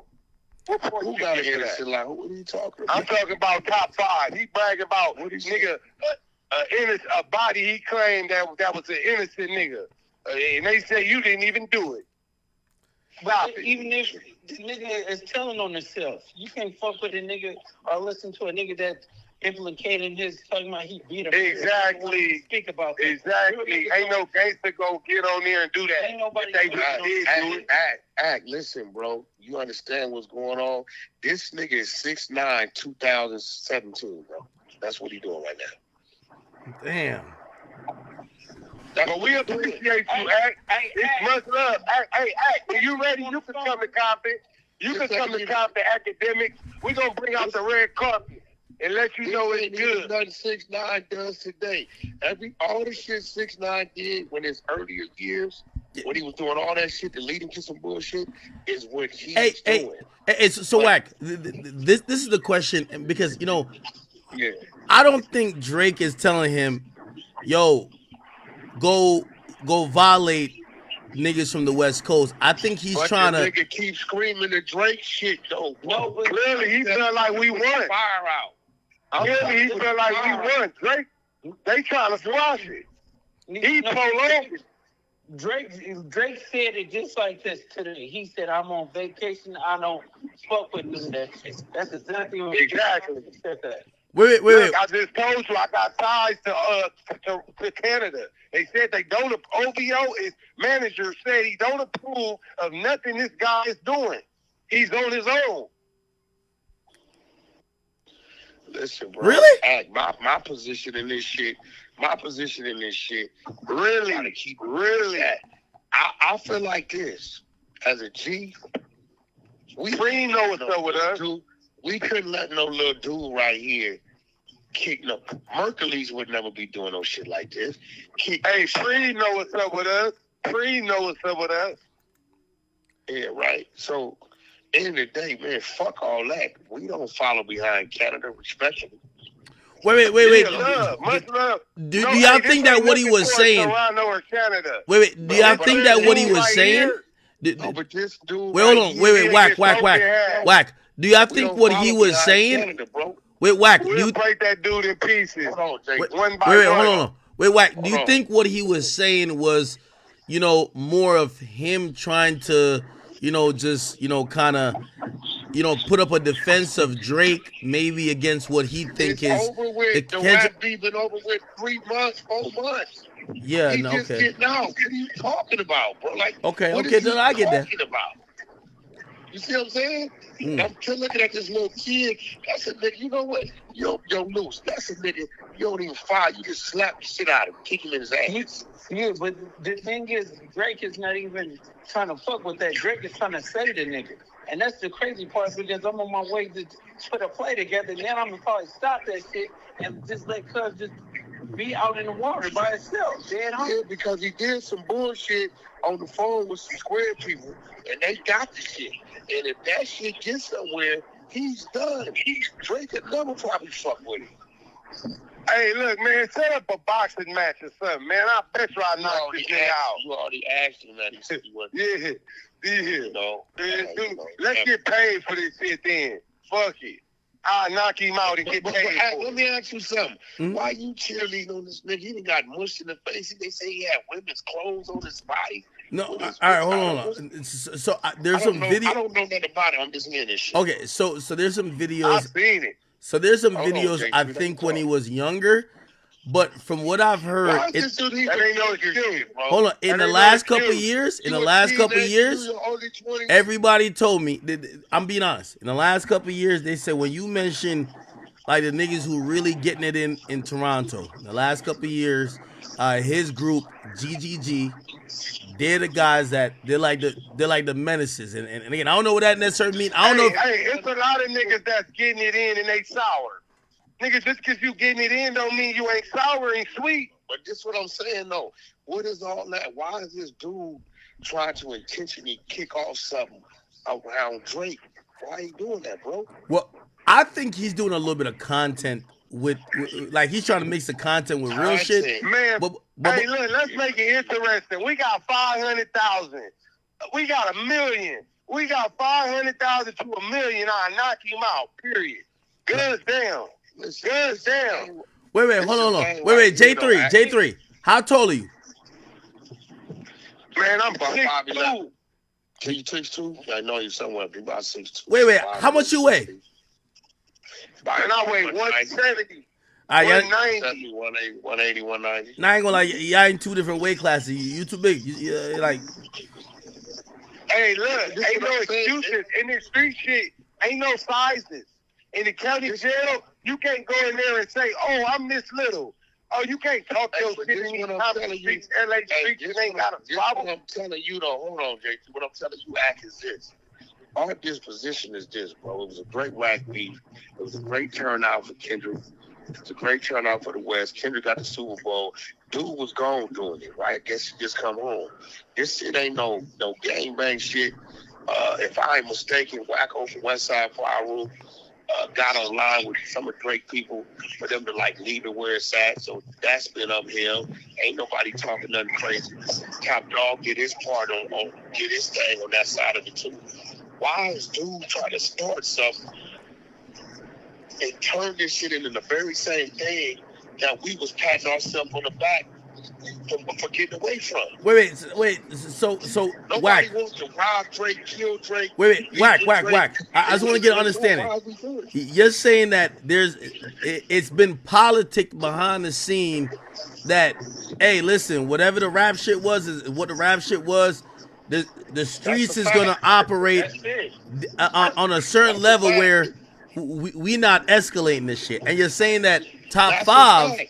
You're saying that top five is coming out and he's going against everything that there's an understanding about with both sides. That's a fact right there, bro. Okay. He don't even know it was a mutual conversation to where they agreed to leave it where it is. Drake is saying that I'm on vacation and I don't give a fuck what he's doing. I'm straight. I'm chilling. You get what I'm saying? So he's just on his own. So Wack, if you want me to wait. wait, Hold on. I'm gonna do it. Wait, hold on. Let me ask you a question. All right. So then I'll ask all three of y'all the question. In a situation like this, right? Because I love how y'all move on the West, where it seems like there's a little bit more of a structure than anywhere else. if you got some youngins who is just being a wild card and they kind of operating off script, is it on Drake to shut this dude down and say, "Yo"? I'm gonna tell you why it is. Is it on Drake or no? It's on no, it's on control your pants, man. Hold on. Yo, J3. Soon as that nigga got on that live Zoom, what's the first thing he showed you and what did he say? That nigga started doing shit that ain't acceptable. He started doing shit that ain't acceptable. No, what he was showing you on his wrist and what he was saying. Oh, he was saying that Drake just got him a watch, a Cuban, and all that. This what he's screaming, right? First thing he do, we don't even ask about. I don't even look at this dude and mention Drake. I only gave him my number out of respect to Drake, right? I ain't know this nigga gonna call. Outside of that nigga saying, tell Kendrick come to Toronto, I'm gonna give him a car wash. Who you playing with, bro? Yeah, he's saying all that kind of shit, bro. But he like, you know what I'm saying? Like, so now, what does that do? If we were some young dummies, and we'd say, okay, they talking about they gonna do something to Kendrick up there. So when Drake get called down here, so no, we're not doing that because you're a nobody. Like Drake really need to tell dude, hey bro, stop running my name. Yeah, but I think Drake is like this. Drake is basically just saying like, fuck it, if something happened to his goofy ass, let it happen to him because it's only so many times a nigga could call you and tell you to chill out. They already had a conversation. The nigga is just trying to pop and run his name now. Yeah, that shit is weird as a motherfucker. He using us for clout. That's it. He using us for clout. That's weird. He's trying to get popular. He should be getting popular off Drake. Nah, see why? Because Drake don't fuck with him. Drake don't must. Exactly. Drake, he a nigga that just met Drake. He just a nigga that met Drake and was riding. Drake paid for his lawyers. He gotta fuck with him. I think, right? No. Hold on, man. Has Drake mentioned the nigga since he been home? Like a post, anything? I ain't seen. No one know that. Hey, Wack. Let me say something. Hold on, bro. Hold on. Has Drake mentioned him post like the comment under his shit? Has he been on? Because if not, even if he did pay for his lawyer, that he just might have been looking out for the family or whoever. But if he came home and the nigga ain't publicly did that, he don't fuck with him like that, bro. Exactly. Let's just be real. Hey, let me just say one thing, Wack. Bro, it's niggas out here. It's niggas out here that got money, right? They don't gotta know a nigga. Niggas that go and just look out for you and put money, pay your lawyer fees and all that just to be real niggas. They don't mean they really fuck with you. Niggas that do that type of thing don't even pull up on a nigga and hang with a nigga after they did shit like that. Niggas do this shit like his bitches be different. God damn. Hey, Wack, you still mean? Where we come from, you can go do some shit like that and be fighting a body, and it'll be a nigga you least expect to come put some money on a lawyer for you or bail you out of jail. Because the niggas you hang with every day ain't gonna do it. You got been in my whole thing is like at the end of the day, is no way the politics that was behind that situation to keep that situation where it was. No violent, no bullshit, no peace, no nothing. We not finna let no little ass nigga. This nigga ain't got a mustache come out here and he way up there where he at and kick no shit off. We fuck with Drake. We ain't got no issue with Drake. With this nigga trying to he popping it like, is you trying to line Drake up? If Drake looked out for you, why you doing this shit? Yeah, I'm gonna let it be known. Like I fuck with Drake. Drake is my guy. You know what I'm saying? Yeah. I mean, end of the day, bro, dude need to kick back. Bro, we all not like that. We all fucked with Drake. Drake was sitting in the big homie OVO shoes. Come on, bro. G-Weed, free G-Weed. He was sending G-Weed OVO shoes in the mail. Drake know what's up with the city. Man, so at the end of the day, bro, like, dude need to really sit out. How old is this dude, Akademiks? How old is this nigga, man? Let me Google it. How old is Tough? He act like he like 15, so what, he like 23 or something? 24, baby? Hey, ask ask Drake, have he ever sent G Weed some shoes? Yo, J3, you already said that. Yeah. Hey, by the way. Yeah, I'm gonna be honest with you. You think it's not Hold on. ask, And by the way, I'm gonna he be got a honest with you. relationship with Hold on. I'll reveal my hand as well, right? So like, when I called Wack earlier, of course, Drake. Like, I don't know what Drake and Wack's relationship is, but clearly he's cool enough with. Good. Yeah, he's cool enough with Wack, because I asked him earlier. I said, I just want to know, because this is a big story today. Everyone's saying you sent a cease and desist. My guy Wack said it. He could have easily said, man, Wack's a liar. He's like, man, if Wack heard it from someone that I did do that, or if Wack got it from someone, anybody could put it up. He could put it up on your stream. I did not send no cease and desist. Wack came on here and said, hey, listen, we're doing the news. We read the headline. We didn't stand on, we have the cease and desist. All right, bet. So basically, even Drake, clearly Drake has an understanding with Wack, because he could have violated at that point. Like, man, because trust me, I've asked him about certain people saying shit, and he said, man, that nigga's a liar, man. Like, that nigga's never said nothing true. Man, that nigga's a bitch. We run that shit on the 100 you know what I mean? T morning show, bro. We run all kind of shit for damn near 6 out, 5 a.m. to motherfucking 11 a.m. and then 10 p.m. to 5 a.m. is the 100 T late night show. Pull up, you want to get the content here, what's going on, if you missed it, any trial, anything going on, we wanted it. And by the way, Wack, I ain't gonna lie, I was listening to a video today. What you did to that nigga Hocus, was it Hocus Pocus? You need to. Yeah, Hocus Pocus. I violated it. You need to go to church for that. But regardless of that, I only mention that because this nigga got 300,000 from his New York, moved to backwoods and left Georgia. Yo, Wack, hold on, let's stay on topic, Wack. Hey, in the project, I know. Let's stay on topic. Hey, what I will say is this.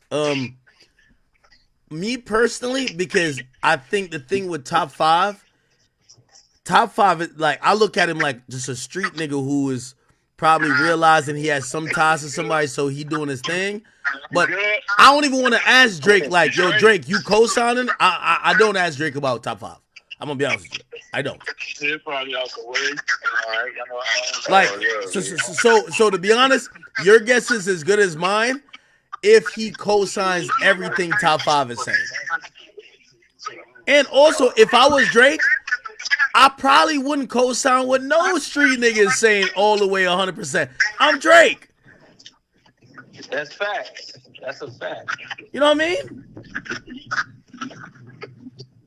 But, hey, listen, yo, J3, if J3 is still on, is there any way we could come to could we get to an amicable conclusion?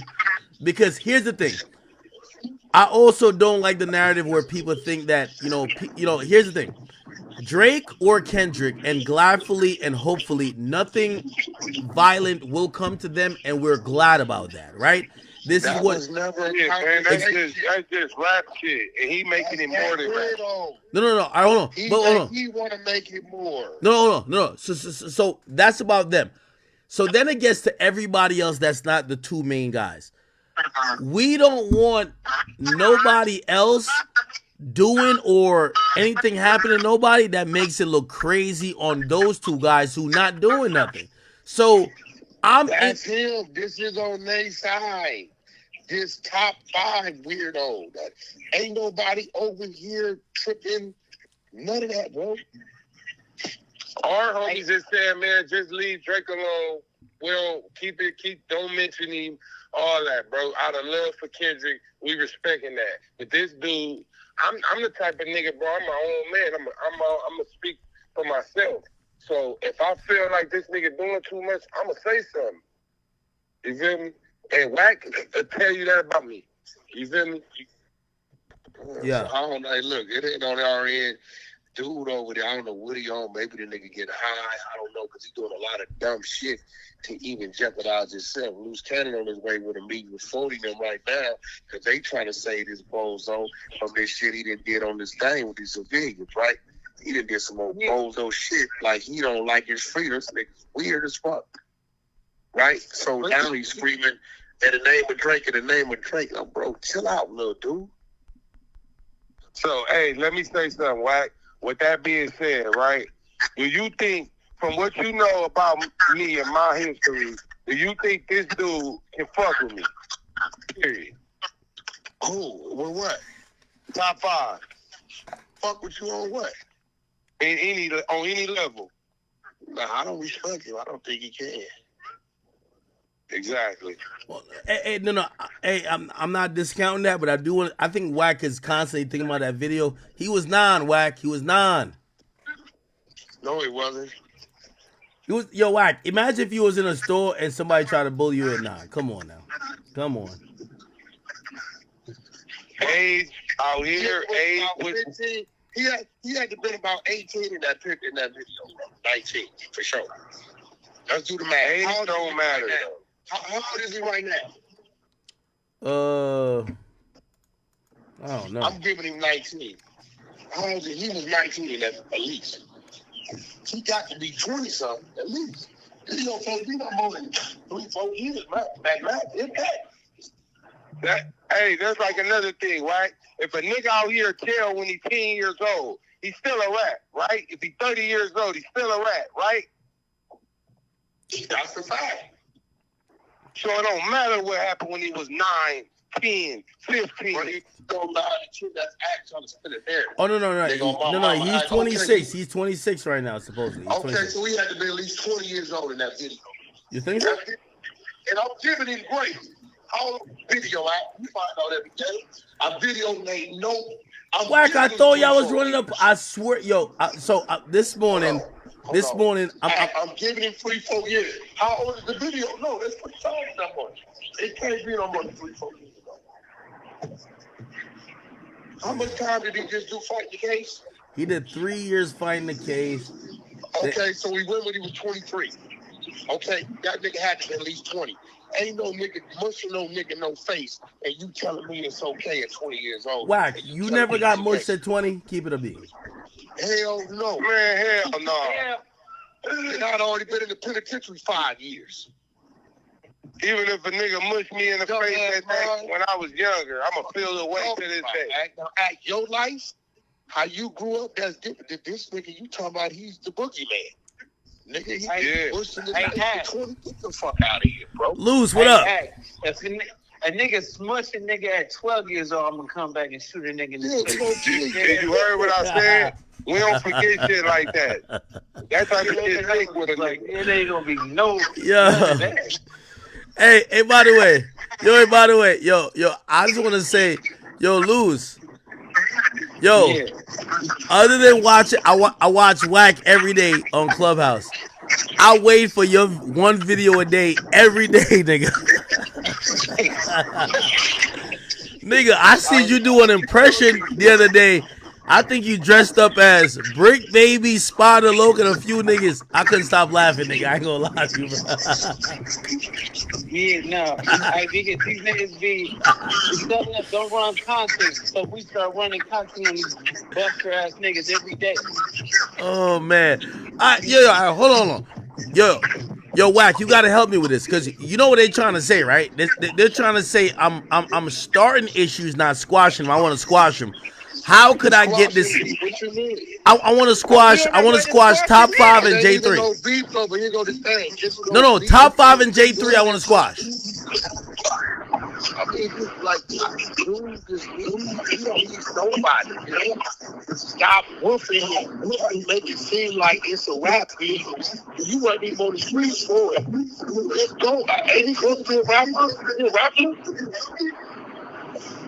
He said it was a 20 verse 1. He said it was a 20 verse 1. Now it's 2 of them now. Hey, J3, but the crazy part about it is I'm like 5 minutes away from squashing this shit with the nigga. The nigga is so damn goofy. Yo, I ain't gonna lie to you. Wack. I'm gonna say this, lose. Ain't no Wack ain't finna let no nigga come out and say he a bitch ass nigga and then it's squash. Just that he gotta make a public apology. He gotta make a public apology to Wack. He's a rapper. Just the community. Period.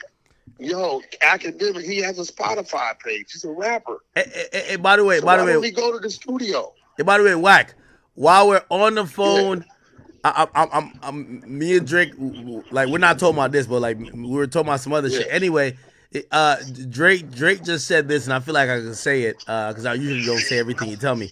But he's me and him are talking about, because we've been talking for a long time.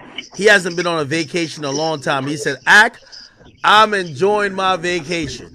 So I told him, I said, hey, I'm going on vacation soon. That's what Luz Cannon said. Luz Cannon just told you he said that word. Luz, how you know you're on vacation? Listen, I know. I'm trying. He's on his way over there to now with 40 right now. Come on, we about to put a play together right now.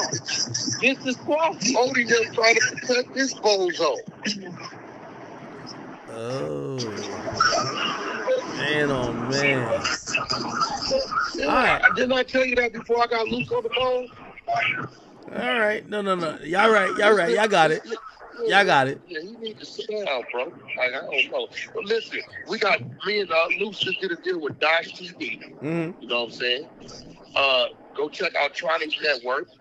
Hey, the Girls Club is going crazy. Hold on. R&B made her debut on that motherfucker. Wait. Hold on. Wack, I'm gonna let you promote everything you need.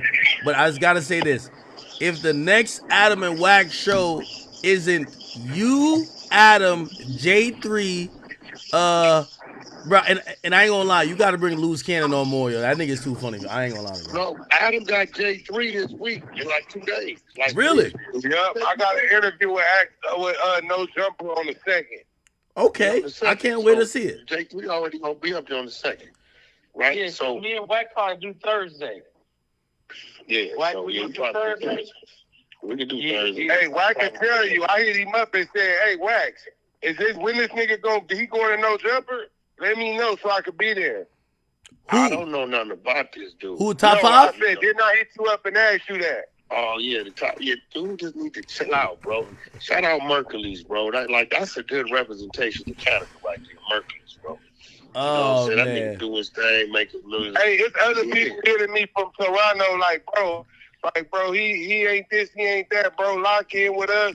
Ooh, man. Like, other niggas from Canada hitting me, trying to show love and reach out and fuck with us. It's like a divisive thing when it comes to top 5 in Toronto. Some people tell me he's a King Von of Toronto, and some people tell me he just do content. I don't know, man. I don't know what he. I know the nigga ain't got no hair on his face, and his top teeth is crooked. Hey, and the nigga look like a female. Like crazy. What he look like. He just ain't got no hair on his face. Hey, before we wrap this up, and I'm gonna throw it to White that he can promote everything you want. Yo, as I said, Luz, you're too motherfucking funny. I need to see more content from you, because I'm gonna be honest with you, I watch you a lot, and I think you're hilarious. Okay, to keep it real, it was the first time I met you, and really, Wack is the one who made me interview you, and I realized I didn't know it at the time, because I was like, man, I thought Wack was gonna be here. We did a legendary interview, so I'm glad you came and do my platform. And anytime you're out here again, because I wanted. Thank you. I wanted you to get to know Luz. You know, whenever I come on the show, I'm gonna be me. So, but with Luz, it's enough character and personality there. You to get to know him. And then we was promoting Baddie and the Beast, which is on Urban Flicks and on all black Luz or all black. Yeah, it's on all as well. In the black. In the black. So we already started shoot season 2 now. Hey, by the way, and I appreciate y'all. Yeah, I only say that. I appreciate y'all for having me too, man. Yeah, no. You know what I'm Yeah, I saying? only say that to give Luz the credit, but also J3. So when I first saw you, J3, I saw like some tweets, and I didn't know, like, again, because I don't know everybody who's everybody. Like, a lot of people, when it comes to the characters and the guys who really be them guys, I find out through Wack a lot. When I seen your name, I was like, who is this? I didn't know who you were. Clearly, I got familiarized with you. So I'm actually glad you're even on here, because I seen the tweets, I seen everything. I appreciate it, bro. I'm the same one performed at the Pop Out concert. Hold on, J3 been rapping. He got his solo career. He also part of a group called Whoops. There's all homies, Capitol Park, Black Peace Stone, West Side Power Rooms. I hope I ain't missing nobody. They call it the Whoops. The homie You the homie from Meet the Wolf part of the group. Meet the Wolf. Yeah, Meet the Wolves. You know what I mean? So the homie from Canada is in the motherfucking group. Jay Worthy. But he's from West Side Power Group. So, he got a solo career going on. And he part of the group called Meet the Whoops. The homies is doing out there bopping. So, the homie reached out to me. So, whatever I could do, I could do. Also, if y'all attending any of the Nick Cannon Wild 'N Out shows, go cop that On the Fingers merch. It's been selling out the first 30 minutes. The homie Lil John, he's from Foodtown Power Group. I got him a booth in there. On the Fingers merch. Go cop it. Next city is Houston, I believe this week. We sold out in Arizona 1,000 shirts. Sold out in motherfucking Vegas 1,500 shirts. So make sure you get to Houston to get that shit this week. We got that. And salute to Playboy Cardi too. Salute to Playboy Cardi. That's a real homie. Me and Loose Cannon just signed a deal with Dash Network, Dash Unlocked. We're bringing a bunch of shows. We got a show called The Creek. We're bringing a bunch of shows over there. And we got the Tronics Network, the Girls Club. Those of y'all part of the community. They got 12 transgenders in the house. Squabbling R&B made her debut today.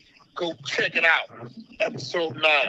9 of them up. Tronics Network. Hey, by the way, we hustling out here, man. Hey, by the way, salute to. Looking Akademiks. No, of course. Salute to J3. I can't wait for interview on No Jumper. And salute to Luce. You're hilarious. Yo, Wack, I got one more request. Please. What up? Yo, I listened to it this morning. Please, like for me, could you give this guy, what's his name again? Hocus? You gotta give him a pass, bro. The way you disrespected him today, man, I felt so bad for him. I almost text you like, Wack, come on, man. He from Castle Hill. That's the dude I went to this project to the picture with the brother tonight on the Castle Hill side. He's a weirdo. He got his mom, his handicapped brother, and his son stuck in the project while he took the $300,000 for false imprisonment from NYPD and moved down there to backwoods Georgia. It's a fact. Oh my God. Anyway, yo, thank all three of y'all for showing up. Thank all three of y'all for showing up. Hey, by the way, I'm we actually shout out to our man Mafia Dosh, Ray J over there, fucking Tronics and Loose Cannon, Black and Loose Cannon, teaming up with Dosh Unlocked. We bringing some crazy ass, way out ass show. I got one called The Book of Tim coming. You know what that is? a what? The Book of Tim. You know what that is? Nah, what's that? 10-part series, Little Tim, we filmed, giving all the description of everything that happened leading up to it and after the fact. The 6ix9ine footage is even in there when he flew in there and went in the studio. The Book of Tim coming, the Dash Network, Dash Unlocked. I'm coming. I'm bringing the motherfucking content. That's a fact. Naughty and the Beast Season 2, BEP. So our main man Damien, we put that shit together for us. They're giving us a big bag up front. We out here hustling. Free Blueface, free Blueface, free Blueface. All right, and I end this by saying, anything Wack behind, I'm with, man. I see Wack on. Wack ain't shit.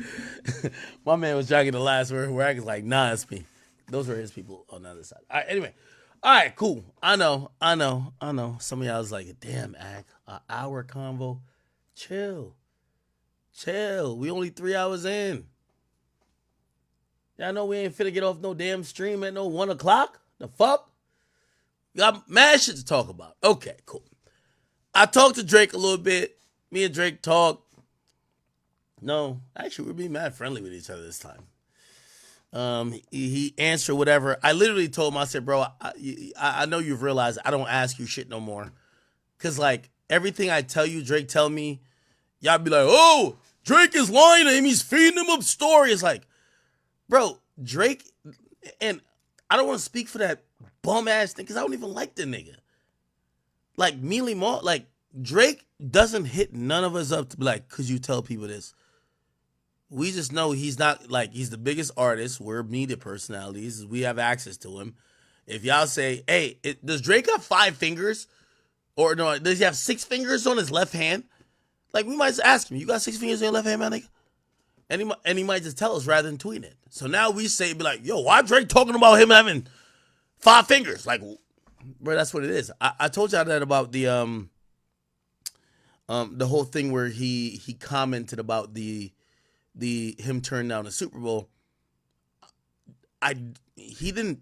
I'm pretty sure, bro. He didn't tell Maul, "Yo, go tell the world that I turned down the Super Bowl." I'm pretty sure Maul probably has access to him that says, yo, bro, what do you think about the Super Bowl thing? They're probably getting a conversation. Drake probably be like, man, I don't give two fucks, nigga. Like, nigga, they offering me this shit a couple times. I'll turn it down. Maul is gonna mention it on the show. That's content, right? Like, he knows Drake ain't gonna be mad about it. But then it's weird because now all of y'all be like, oh, Drake is planting it. No, that's not what it is. So that's why I stopped asking about it. And by the way, the convo me and him just had it. He was just like, yo, bro. He was just like, yo, act no, please ask me. You could ask me like whatever you want. Because I told him, I said, Drake, I don't want to ask you shit no more, bro. Because I even me asking him the earlier thing about what I asked him that he clarified? What did I ask him earlier? Oh, the cease and desist? Bro, I even told him, I'm like, yo, dog. Bro, I don't want to ask you shit, bro. Anyway. The reality is, I understand how media goes, and I understand when people want to feel like someone's lying or hated. I know how it goes, so it is what it is. Okay. Cool. So we got Drake's. Oh, the last thing I'll say, he says, he confirmed to me he's taking a vacation. I want to give you just a personal, insight from my communication with him. Drake was exhausted. And I know y'all gonna be like, oh my God, I'm sucking dick. Y'all always gonna say that. This is why I hate even talking about this shit. Right? Because some of y'all, anyone who's gonna criticize this should know I get views. I don't need to talk about Drake to get views. That's a fact. But I do have a source that happens to be the biggest rapper. So I'm telling this mostly for people who would be like me. I'm a Drake fan. I would like to know how he thinks. What's going on with him, because he doesn't talk to the media, which I think he should do. Drake was exhausted from the fucking end of the tour. Like, nigga was talking about, yo, he's finally gonna take a break. Beef shit started, like that, whatever, come out. He's playing it by ear. The nigga locks in, starts making music to the end of whatever you might think is the battle. After that, yo, this is him just exhausted. But what I mean exhausted is that he was about to go on vacation. But then he's like, nah, hell nah, nigga. Yo, a nigga coming at me like, hold on, nigga, I got some more shit. Hold up. Bet. Cool. That happens. Does he get to go on vacation afterwards? No, he's cognizant that people talking shit, other people switching up. He's watching a lot of shit move around. He goes back and lock into the studio. Like, I've had this conversation with him where I'm like, this is just one of the, but there's a point nigga was just sitting in his house, just fucking recording, when he should have clearly, he did 150 days in tour, dropped 3 albums in the last year. Niggas, come on, you get a burnout. And the nigga was just he just wanted to keep creating music to, he's a prideful guy. And I mean, for me, I say that with pride because I don't care. You see, you got these little weirdos, whether it's Kendrick fans or whoever. Nigga, I don't care even if you think the nigga lost the battle. You know what I always say about the nigga? The nigga is always down to squabble. Feel me? I remember him verbatim telling me, yo, he told me about that with the Pusha T thing. And with this, he's like, yo, most of these guys I really don't give two fucks about. But I won't ever have my fans thinking I'm a punk. Another nigga could just out rap me because I think I rap the best. I rap better than any of these niggas. If they want to rap, let's rap. It don't matter if I'm here and they're there. Within reason, obviously, because come on, he's not gonna just whatever. But it's just I'm not ducking any of the battles I should take, essentially. And for me, I do respect it. I ain't gonna lie to you. You know what I mean? If you're a Drake fan and you don't respect it, that's on you. But I respect it. I respect it where the nigga had the opportunity to go on vacation and cognizantly he said, bro, I remember those 2 weeks and, I see all these niggas like doing like documentaries and shit like that. Like, yeah, I don't got.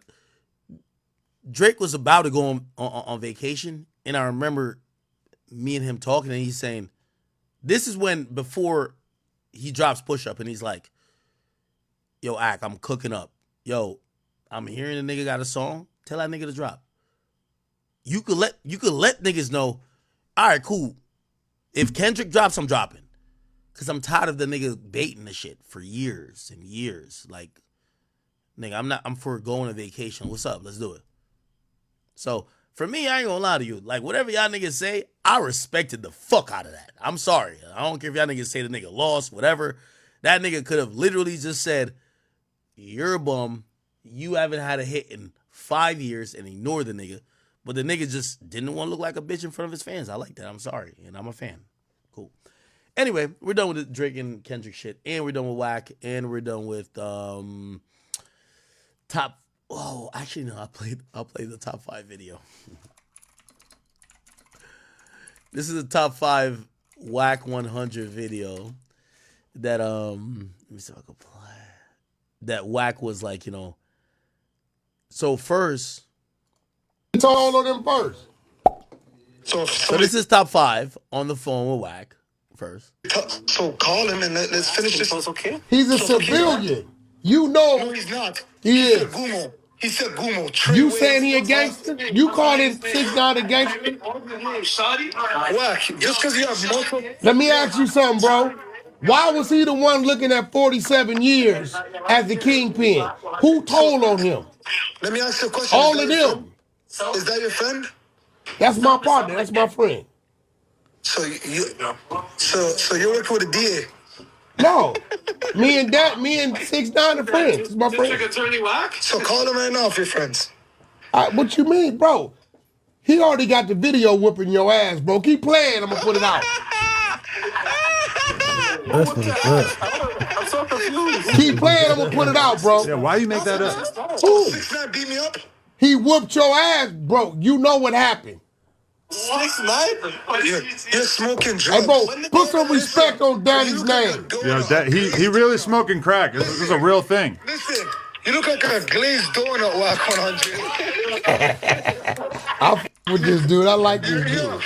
Yo, Whack. I f with you. What up, bro? Listen, I'm gonna bring my homie, a special guest tomorrow on that. Are you bringing Skittles? I want to ask that goofy. His name is 6ix9ine. Say it. 96. Say it. Say his name right. All right, the glazed donut. Just because you knocked out those 3. Hey, yo, bro, I'm glad he out. I'm glad you're home and enjoying yourself. I will give you a fair one. I will give you a fair one, Whack, and I wouldn't even take it personal. Damn, I like that idea. Just throw you in the bro, you too clean looking, bro. Too Canadian. So hold on. Hold on. You look nice. You like. Just so I get my DMs ready. Adam's gonna be there tomorrow. Listen to me. You are gonna be there tomorrow. Boondog's gonna be there. You know what lines up with you? Diddy's baby oil, bro. If you was standing on the side of all them baby oils, you would be the proper representative like this. Look. Bro, I'm telling you. Bro, you're a nice kid, bro. You just got caught up with somebody else's murders that you didn't do. Stop taking claim for some shit you didn't do. Bro, you trying to get a fucking rep off some shit you didn't do. Put some respect on 6ix9ine's name. He's bigger than you. 6ix9ine is bigger than you, bro. No, he's not. He's broke. No, he's bigger than you, bro. I'm richer than him. No, bro. Listen, Drake gave you a little doggy bag, and now you're beating your chest. Yeah. Drake, no, Bunda gave me 200K on my first day. Listen what I'm telling you. Hold on. Let me finish what I'm saying. You're very nice looking. What do you call those people that can look like androgynous or some shit? You look like you're a nice guy, bro. Non-binary. Holy. You're a nice guy. No. That's you getting beat up by 4 extras. We already debunked that one, unfortunately. Watch the whole thing, guys. All right, we got to do this pod. I'm going to holler at you after. Okay. Now, after that, you had top 5 who went on live and did this. Toronto. Real fucking member. They thought I wasn't coming home. Yo, Bundog. They thought I wasn't coming home, nigga. They thought you were what? They thought I was done. They thought you were what? Where's my nigga? Hold on. Where's my dog? Hold on. We're gonna add a real nigga. Okay. You guys thought I wasn't coming home. But question me, bitch ass niggas. Yo, Bundog. Oh. Are they moving like we're not on every fucking city, everywhere we fucking go, nigga? Come on, my nigga. You walk 100, you a bitch ass nigga, my nigga. Where's that fucking Where's that fat fucking rat? fat? Where's Walk 100? Glazed donut. That glazed donut. You niggas can't come to Toronto. We're with Drake, my nigga. There's that Timbit. Come on. Don't worry, chat. I'm gonna bitch. squash this beef. Don't y'all worry. For anybody who's, I seen y'all doing y'all little think pieces. Yo, act. Don't instigate. This is not the war in Chirac. Come on, there's no instigation here. Yo, when I was dealing with the war in Chirac, that was like a different thing. I'm gonna get these guys. They're gonna be like, fine. You get me? Listen, here's the thing. There's gonna be zero violence. It's gonna be some words back and forth, but we're gonna squash this. Don't you worry. Okay. You guys thought I wasn't coming home. But question me, bitch ass niggas. Yo, Bundog. Oh. Are they moving like we're not on every fucking city, everywhere we fucking go, nigga? Come on, my nigga. You walk 100, you a bitch ass nigga, my nigga. Where's that fucking Where's that fat fucking rat? fat? Where's Walk 100? Glazed donut. That glazed donut. You niggas can't come to Toronto. We're with Drake, my nigga. There's that Timbit. Come on. You bitch ass niggas. 100 shots, my nigga. We run Toronto, my nigga. I beat a body, nigga. So don't get body, nigga. Come on, my nigga. Come on, my nigga. Bitch ass niggas. Come on. Shout out to my fucking bro for this new watch. I don't want to say that rapper's name. New gift, nigga. Chrome Hearts, 1 of 1, nigga. Y'all want to see my 1 burner? Yeah, come here, 1 burner. Come here. Oh, that's a vice card. Well, it's a Jamaican term, but 1 burner. A 1 burner. 1 of 1, nigga. Y'all want to see my 1 burner? Yeah, come here, 1 burner. Come here. Come here, 1 burner. That means it's shorty. My 1 burner. 1 burner. Ooh, I ain't gonna lie. You know girls love killers, right? They saying that top 5 is the King Von of Toronto. So you see what type of girls that like that. You feel me? Like these girls just love killers, bro. I ain't gonna lie. 1 burner. Show your watch, man. 1 burner. Mm. And they said we should stop this in the dead. Fuck Sluggy.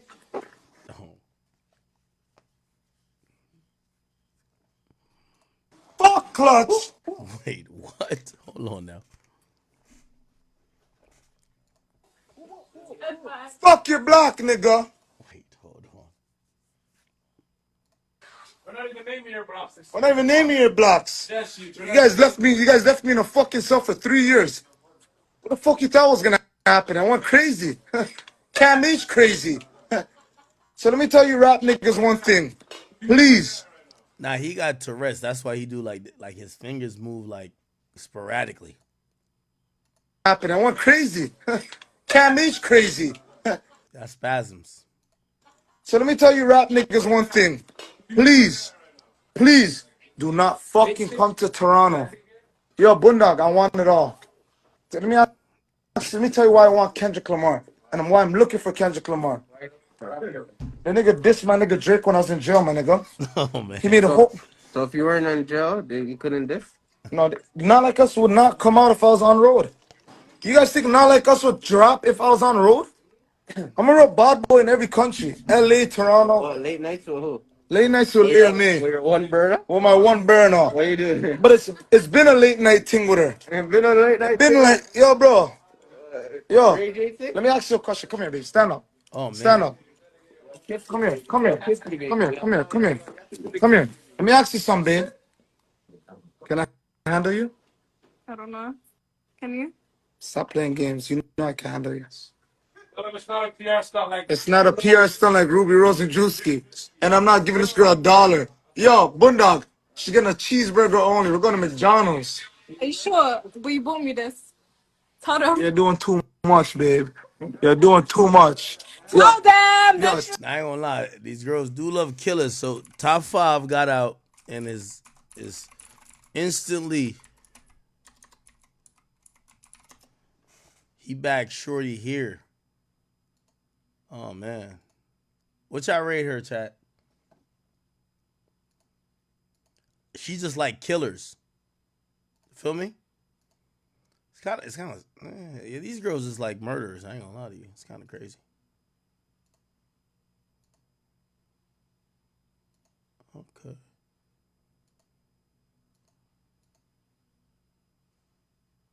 Okay. sit guys. I'm home now, guys. I'm in Toronto. For all my ops, please don't pull up. Please.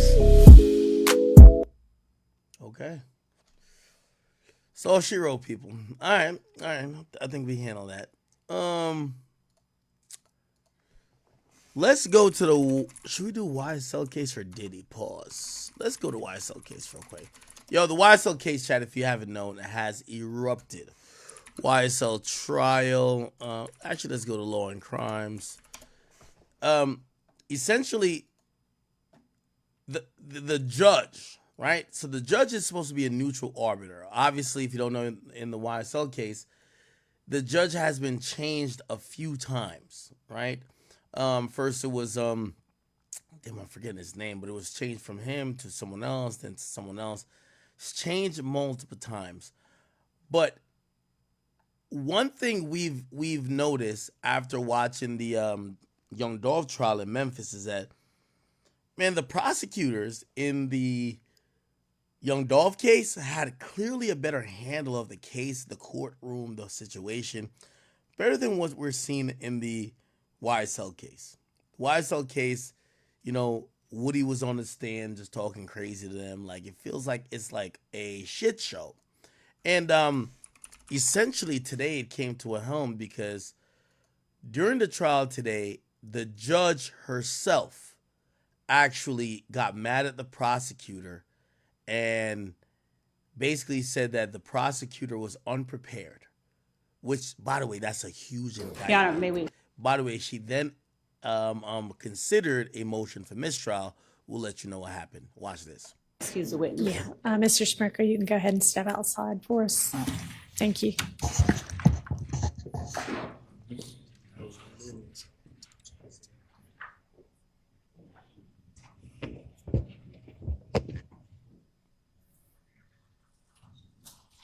Your Honor, so well, first of all, my motion is a motion for mistrial based on the actions of the prosecutor. My objection initially to the item was that it contained hearsay.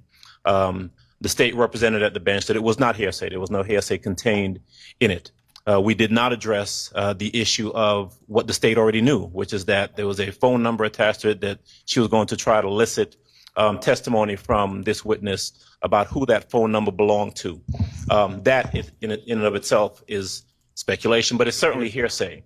The document can't authenticate itself. I believe the site for that proposition is Twiggs versus State. It's 315 Georgia Appeals 191. So this witness can't look at a document and say that it says this phone number is from Justin Cobb's Instagram or social media posting. This is who it belongs to. So that was my objection. I believe the objection was well founded. I believe the state purposely put that up there after misrepresenting as to whether or not it contained any hearsay in it. And based on that, I would move for mistrial. May I respond? You may. By the way, this is like the 14th. Actually, it's more than that, yo. It's been, I feel like almost every significant trial date, they're asking for a mistrial. The defenses, whether it's Young Thug's attorney, Brian Steele, or other attorneys like this young man or this African-American man who just spoke. Judge, Can somebody put the document up? I don't want to. Yes. Would you put it up?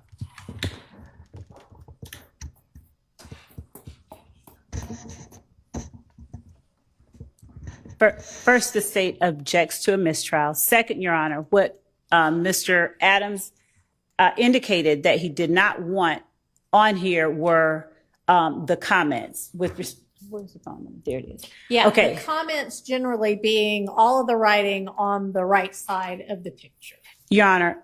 And so I said to you, is any of it hearsay? Is any of it being offered for the truth? And you said no. Your Honor, what I was asking the witness to do is to tell what was of significance to that number and what he did in terms of finding out and corroborating information that he obtained, because he obtained phone records. I don't intend that this evidence or this exhibit will prove or show that this is Justin Cobb's phone number. You're asking him that? And No, asking Your him Honor. to testify to that? I'm asking him, and I understand the court, I'm asking him what handle it's next to, and Your Honor, what he did after seeing what he saw on this social media page.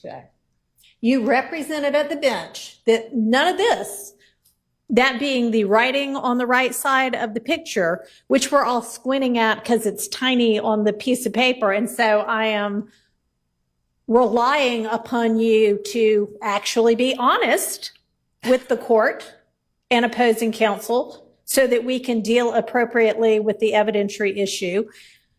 Was any of it being offered for the truth? And you said no. And then you turned around, and after it was admitted over the overruling of the hearsay objection, based on the representation that nothing was being offered for its truth, you drew the witness's attention to the phone number and tried to have the witness testify to whose phone number it was. If that is not offered for the truth, what is it?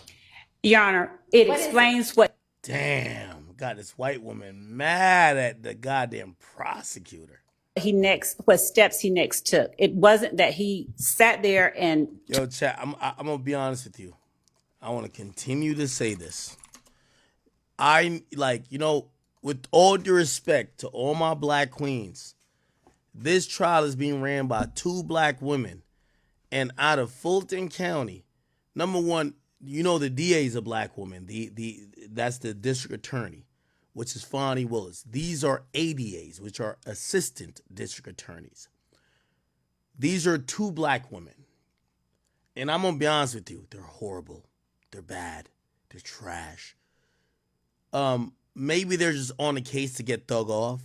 Or maybe they're just on here because, we're in a recession. But this guy here, I think if this nigga stayed on the case, Young Thug is doing 20 to life.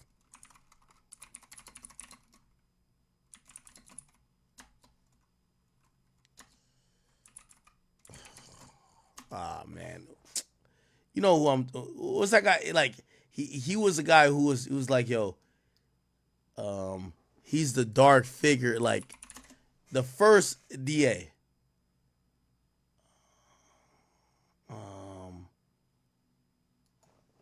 King Slime Court. Yeah, this guy. This thing is the truth. Chat, the reason why we're going through all this nigga right here is the fucking truth. He's the one who made sure Thug never got bail. He's the one who started off the case. Here's what happened. They sent him, he got a promotion to Gwinnett County. So this is Fulton County. They sent this nigga to Gwinnett County. So he took a promotion mid-trial. So he stopped being on this trial. They gave it to 2 black women. And it's been nothing more than a Zeus episode since then. When this nigga had the case. That you see the shadow in the back of the room. He's the one directing traffic. He is the one they're all afraid of. He's the one that's King Slime. He's pulling the shots. He is the most dangerous of the 28, Judge. And I implore you not to grant him a bond. He is dangerous. The setup they've given to you is actually going to be less control, not more. If he gets a burner, Judge, and the court may know this, a lot of the communications that you see the shadow in the back of the room. He's the one directing traffic of the room. He's the one directing traffic. He is the one they're all afraid of. That's the nigga. So anyway, after this person got out, they got Miss Love and Miss Hilton. They're trash. I ain't gonna lie to you. They're garbage. So essentially, you got two black women who are the prosecutors. They're trash. Drew the witness's attention to the phone number and tried to have the witness testify to whose phone number it was. If that is not offered for the truth, what is it? Your Honor, it explains what steps he next took. It wasn't that he sat there and took this phone number and said, okay, this is Justin Cobb's phone number. He went and sought records based on what he saw on this social media post. So it's not, this post can't prove anything, but I do expect that the witness will testify based on what he saw, regardless, because it's a legitimate. Why can't you just, at the bench, when you know that the reason you're offering it is for the phone number, and then to ask the witness other questions about what he did based on that phone number and seeing that phone number, say to everybody so that we know what we're dealing with, you know, it's this phone number, and then I'm going to ask him XYZ about the phone number, and then we'll know what we're dealing with. Because my understanding that what was being objected to was not the phone number, was the comments that was the words, Your Honor. And again, this piece of evidence does not prove anything, as anybody would be able to say. But when he saw this on Justin Cobb's page, or man, shorty here, bro, in over her head. Yo, I'm gonna be honest with you, Fonnie Willis. So Fonnie Willis is going to get reelected. I don't know if she's going to get ousted via some of the other sanctions or whatever. She got to get rid of these two DAs. Mrs. Love and Mrs. Hilton are incredibly terrible. They should be writing up, maybe plans for a defense, or they cannot be in court. They're terrible. Like, terrible. And this is with all due respect. Whether you think this case had merit from the get-go or not, they have made this shit look so horrible that even if you hated Thug, you got to be like, well, why is he still incarcerated? They're bad. A picture of Justin Cobb next to what he believed to be Justin Cobb's handle. He sought additional information. The entire cross. Remember one of the comments? I'm sorry, what, Your Honor? I mean, that is included within what you're now calling comments, all of them just being. And I asked at the bench what comments they were asserting was hearsay, Your Honor. I literally asked that. I asked at the bench, is any of this being offered for its truth? And Your Honor, it's being offered to explain DDA Sprinkle's actions that he took next. Your Honor, these records have been collected as part of what he did in this investigation. He was asked on cross-examination, did he take particular steps? Yo, chat, let me tell you, the inherent problem with the YSL trial is that these overzealous DAs gave assurance to these people who could be their witnesses. When you charge a RICO, you need snitches. You don't need snitches that is shown up to play. YSL Woody played in your face. There's no way he should be free doing 20v1s. If you really had your shit down packed, that nigga would be doing the next 4 years in jail for fucking with you. But instead he played in your face talking about, I don't recall. Then he gets on a goddamn Adam 22 no jumper interview and he remember a lot of shit. So you know what happens? As a prosecutor, you were unprepared. You gave out deals that you shouldn't have gave out because you were so desperate to get this goddamn conviction. You gave it out without caveat because they all start, even Woody had an attorney, and the attorney made sure he had an immunity before it was understood that he was going to show up in court and say A, B, C, or D to make sure you don't look stupid. Instead, you had to play these games with the guy who was claiming he's lying on the stand now, or he was lying in an interrogation room then, and you look stupid. So these deals y'all gave out because y'all was so thirsty, it came back to bite y'all. To corroborate what was given to him in certain interviews. That was the preceding question before I asked him about this particular post. So the state intended and intends to introduce the records that DDA Sprinkle produced or obtained after seeing this post. This post can't suffice to prove that that is Justin Cobb's number. This post only explains why DDA Sprinkle got the number and why it was significant to him in this investigation, where his steps and actions are being questioned. But Judge, we don't get there.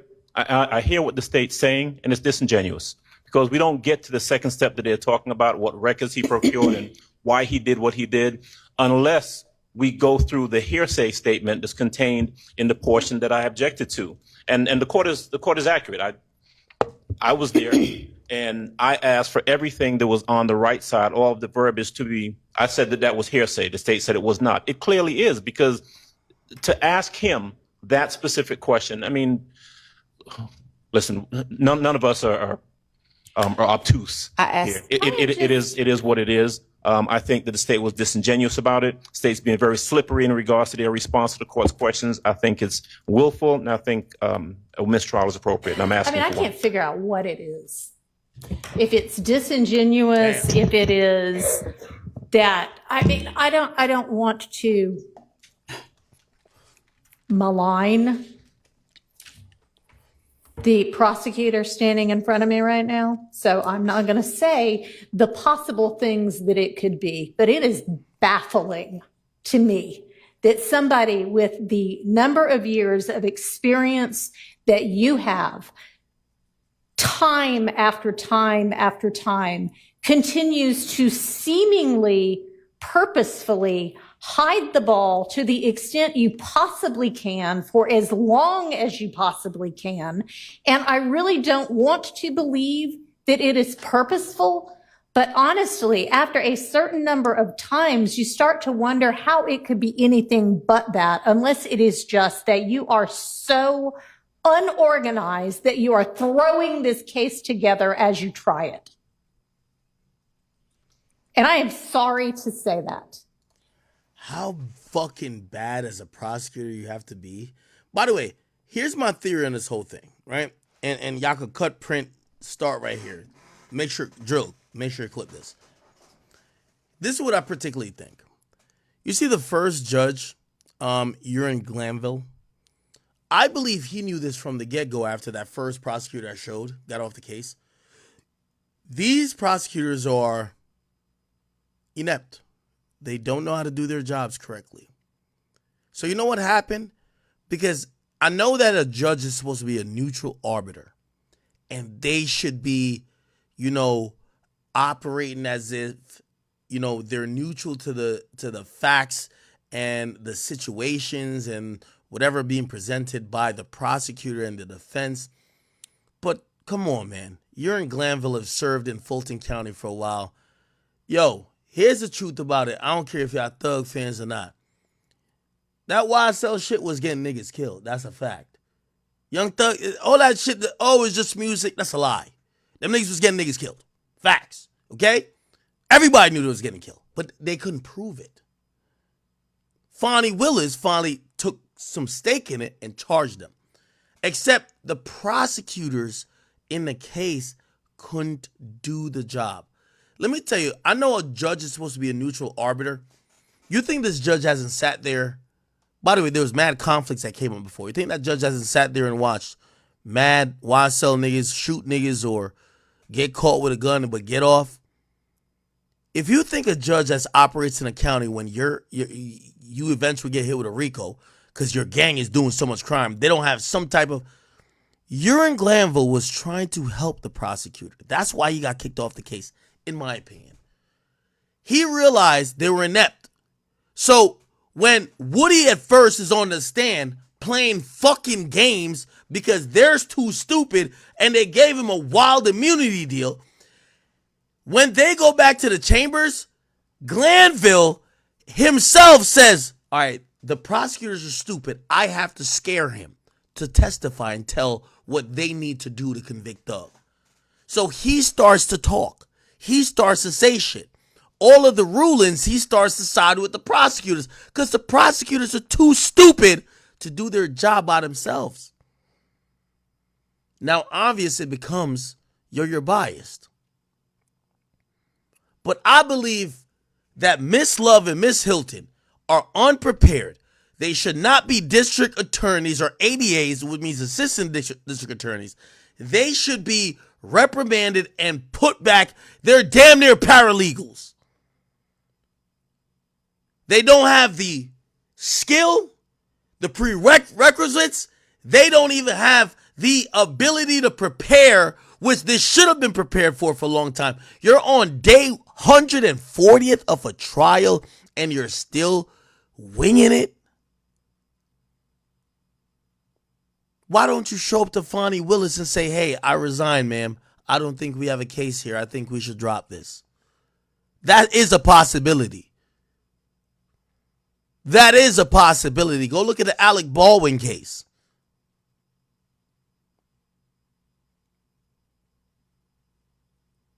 When one of the DAs realized that there was exculpatory evidence that was going to be a Brady violation that they did not turn over to the goddamn defense, they said, rather than get embarrassed, y'all look crazy in this district or this county, I quit. These two people, Miss Love and Miss Hilton, are really embarrassing. Now, here's the sad part about it, because I said on Vlad. The thing with a RICO case, they give a preponderance of evidence that if their job is not to prove that he killed Nut. Their job is not to prove he had a weapon. Their job is to prove that he was part of what's called a criminal organization. That's what the racketeering statute says. I've always tell you, racketeering or a criminal street gang act, kind of almost the same. Ones usually state criminal street gang act versus racketeering. You usually only see it on the federal level, even though there's state racketeering acts, obviously. When you look at everything with that, you get to realize that even if what he did, even if these people are unprepared, by the time they've got to 300 days and there's now a jury deliberate, it's very hard for him to be found not guilty. So in my opinion, I do believe Thug was going to be found guilty no matter what. Even if incompetence is trying to convict him, he's going to get found guilty. But the first appeal is going to throw the whole thing out. And then they're going to have to figure out if they want to indict him again. Or not indict him again. Try him again, which they won't. So, in my opinion, he gets convicted. An appeal is filed within the first 20, 60, or 90 days. It goes through a whole appellate hearing. Takes 6 months. And they say they're going to overturn the conviction and throw it out, which means you need to do the whole process again. And I don't think Fonnie Willis will do it again. Incredibly sad, if you ask me. I'll finish playing this. Of times, you start to wonder how it could be anything but that, unless it is just that you are so unorganized that you are throwing this case together as you try it. And I am sorry to say that, but this case is being made much more difficult for everybody because of the haphazard way in which it is being presented. I'm going to take a recess for a few minutes. I'll have a ruling when I get back. There we go. There was some more. So could you share with us all of the whatever parts you think actually you would like to have admitted and published? Yes. I mean, can you do that from now on without me having to beg you to do that? Your Honor, the court does not have to beg me for anything. Okay, I mean, let's just have it be sort of a standard, which I thought would have been clear anyway, but is apparently not, that you make it clear to everybody what parts of what exhibits you want in evidence so that we can then, if there are... Yo, her career is cooked. Bro, she's so trash. Her career is cooked. I think she's trying to get a ball player, because I ain't gonna lie, she do be dressing good for court. You know what I mean? She do, like, she got a little nice little rear end on her. It's no way she wants to continue in law. I think she's trying to pick up a basketball player or a soccer player or like a NFL nigga. Are evidentiary challenges to them, be able to sensibly discuss those. Is that something you can do for the court and for the opposing counsel in this case? Absolutely. Okay. So can you right now let us know so that while we're having our half hour, we can Just look at chat. Just look at the body language. As I said, I still think Thug getting found guilty because unless we get a mistrial, which I think they're so deep in, I think the judge realized this is a mistrial, but she doesn't want to grant the mistrial because she knows if it's a mistrial, they have to bring it again. So here's the thing. A mistrial, they have to bring it again. Because how they told the public about the case, it looks crazy to say we got nothing done and it's a mistrial, we're gonna let him go free. It basically says that you guys gave up on crime, right? Now, if it's, hey, we went to trial, we tried to punish him, they got found guilty, then an appellate court overturned it, it's whatever. But they can't take a dismissible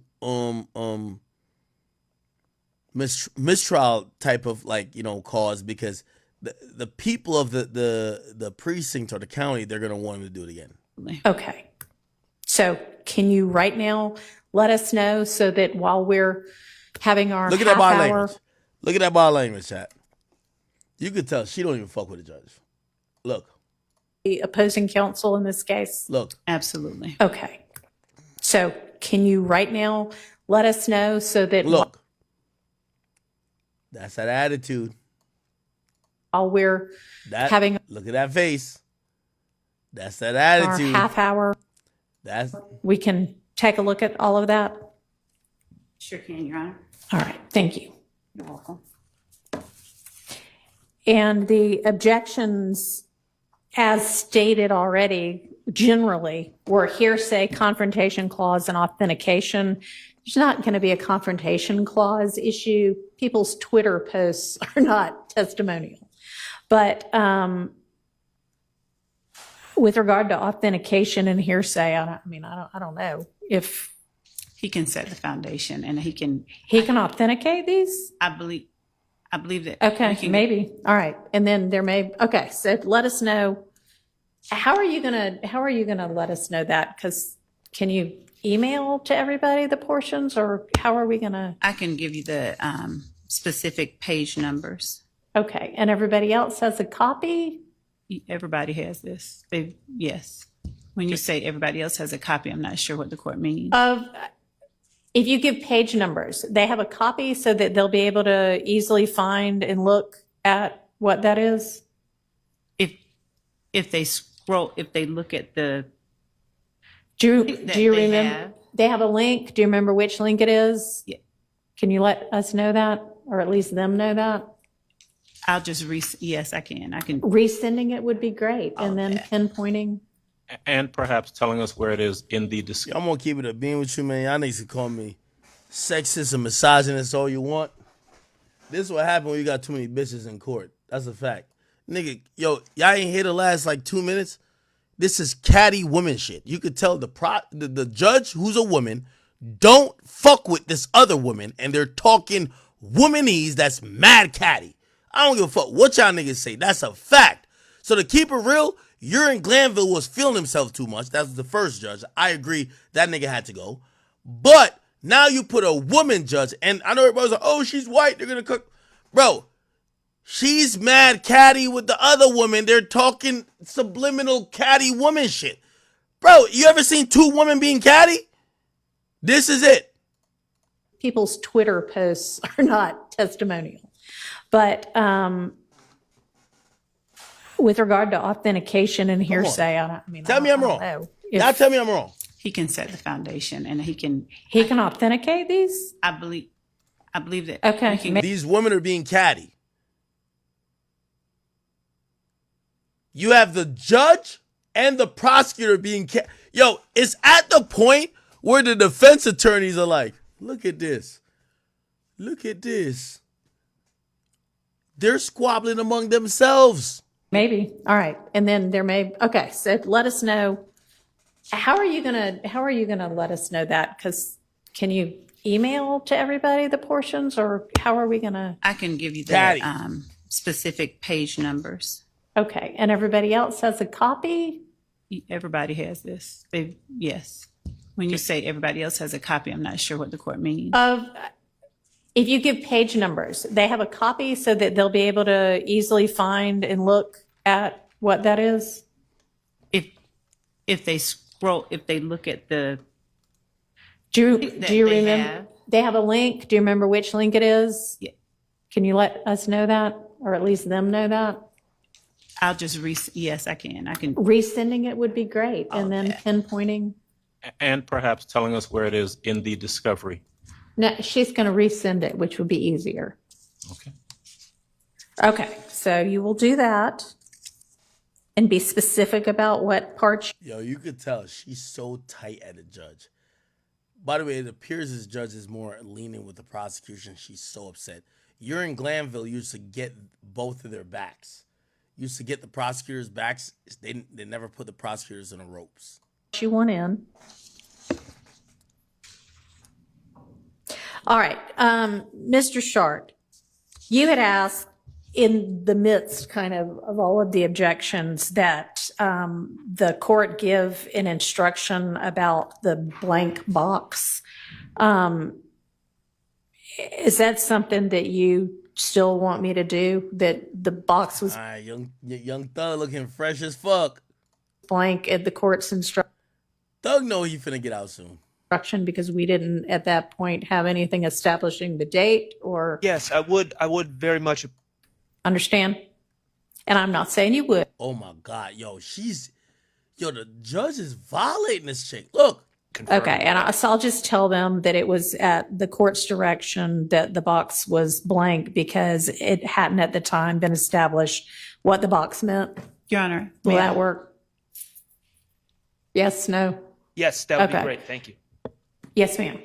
Your Honor, that requirement of the court was not on the defendants. They objected to that box being shown. The state had no objection. So in as much as the objection leveled by Mr. Stillwell is what the court based that on, and the state did not have an objection, and the state actually explained what it was, and Mr. Stillwell could have very well put that date in the box. No, Mr. Stillwell could not have at that point. There was an objection to it. I will give that instruction, and I'm also going to instruct that the state may not in any way attempt to argue that Mr. Stillwell was trying to hide anything by having that box on there blank. Understand? Damn. And I'm not saying you would, but just want to make that clear. Understand? I think, yes, Your Honor. Okay. Yo, that's what I'm telling you. Caddy. She's sunning her, but she can't really. Yo, a white woman sunning a black woman who you could tell. Whoever this chick married to at home, nigga, she probably like Christian Rock, like Ari, like Young Miami, nigga. Yeah. Talk back, all type of shit. You can't do that in court though. You could tell she's holding her tongue. Just look, bro. You could tell she's holding her fucking tongue, gang. She's holding her tongue. That's the judge. And this white judge is checking the shit out of her. By having that box on there blank. Understand? And I'm not saying you would, but just want to make that clear. Look, understand. Just look at her body language. Understand? You know when somebody say understand, that's a checking term. To argue that Mr. Stillwell was trying to hide anything by having that box on there blank. Look. Understand? And I'm not saying you would, but just want to make that clear. Understand? Look at her. Just look at her body language. Body language rules everything. Understand? I think, yes, Your Honor. Okay. This other prosecutor right here, she looked defeated too, bro. All right. I would also, let's see. Yo, Fulton County, if y'all don't start hey, obviously people want to see Young Thug free, so they're not going to be that mad that these two are incompetent. But let me tell you this. If you want killers off your street, you want the niggas who doing all the crime off your street, get these two out of here. they couldn't convict a motherfucker. Like if you ever do a mass murder, hope to God when you come in court you see these two bozos, because these two bozos look like they couldn't convict the devil for being a bad person. They couldn't do a motherfucking thing. They couldn't convict Shaq for being tall. They couldn't convict nobody for doing nothing. They're idiots. Just look at them. So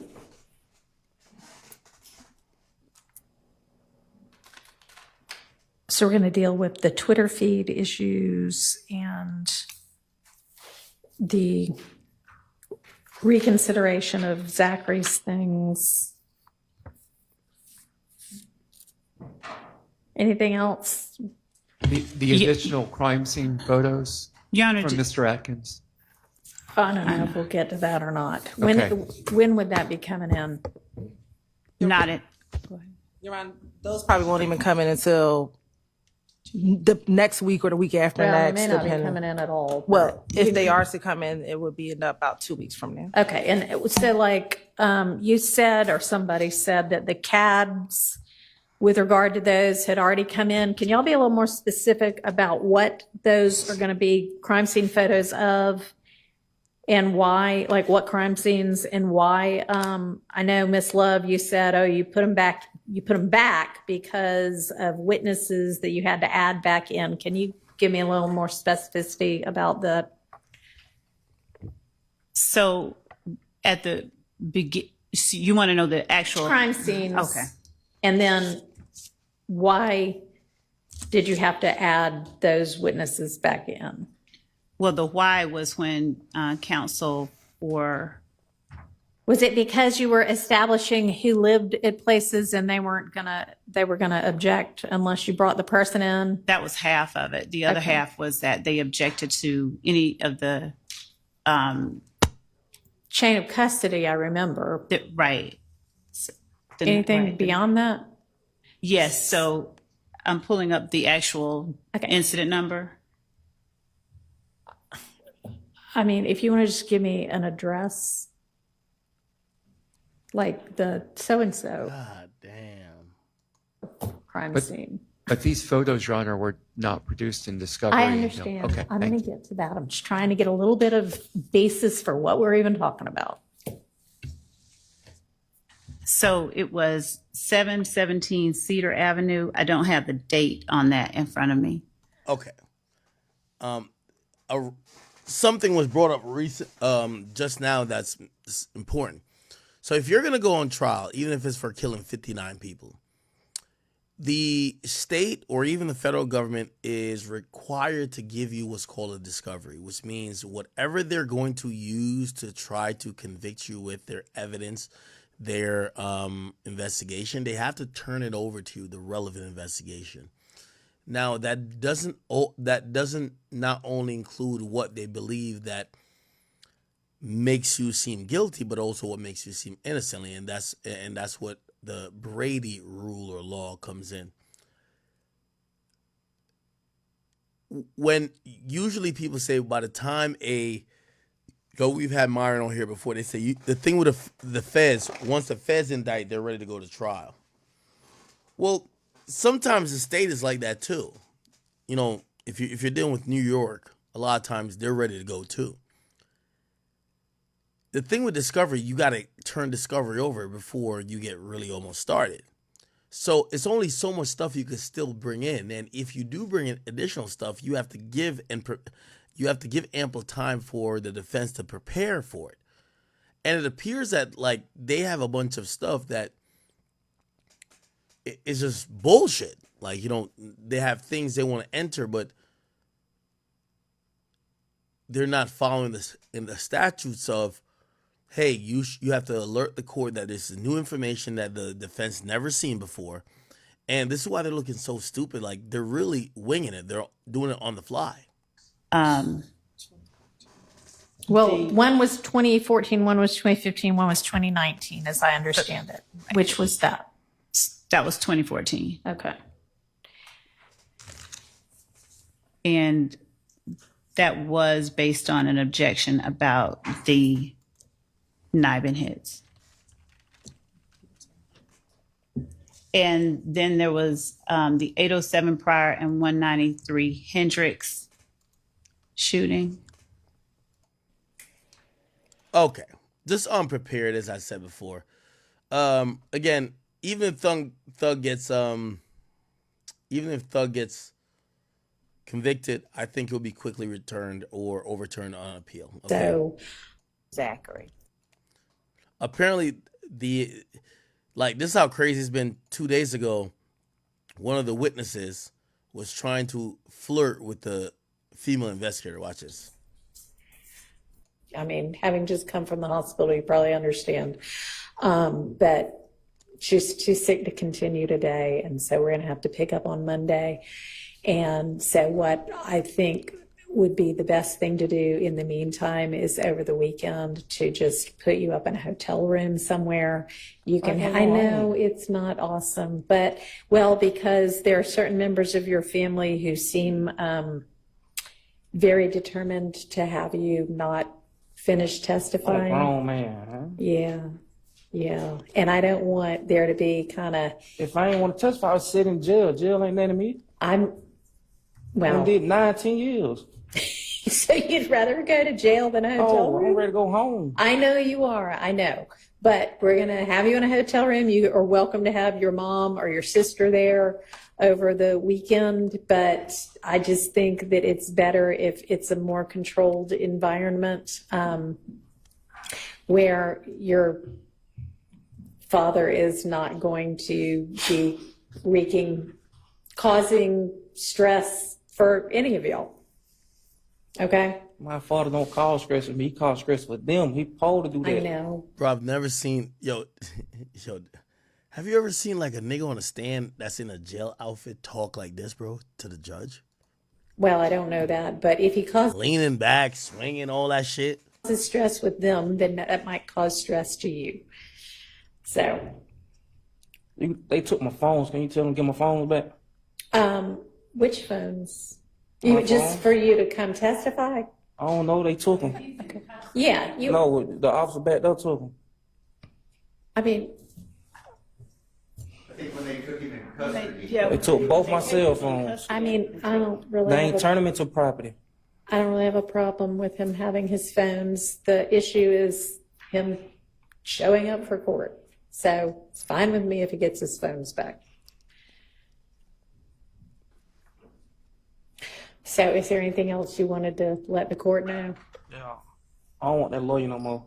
You don't want that lawyer? Why you working for them? All right. Well, let me say this. When you come back. The inmates are running the asylum in Fulton County.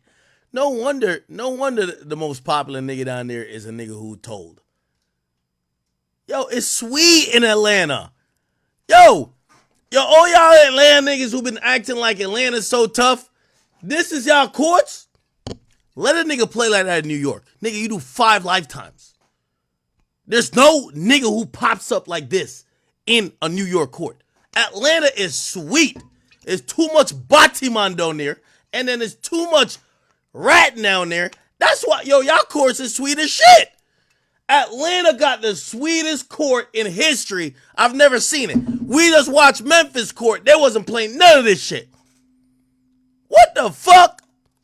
On Monday, it may be that you want a lawyer. You don't feel like you need any kind of lawyer whatsoever. So man, they would have told that nigga, bro, check this out, nigga. It's a public defender. Whoever they assign you is who they assign you. You could go without a lawyer. Nigga, you're not swinging your chick. Bruh, they checking the fuck out of people out there. If things change on Monday. I don't need no lawyer. All right. Well, Mr. Scheib, thank you for your service. Yes, ma'am. Anything else? Imagine in any other court a nigga in a prison outfit laughing and smiling at his attorney and the judge smiling with the nigga. Does this sound real? This is some bullshit.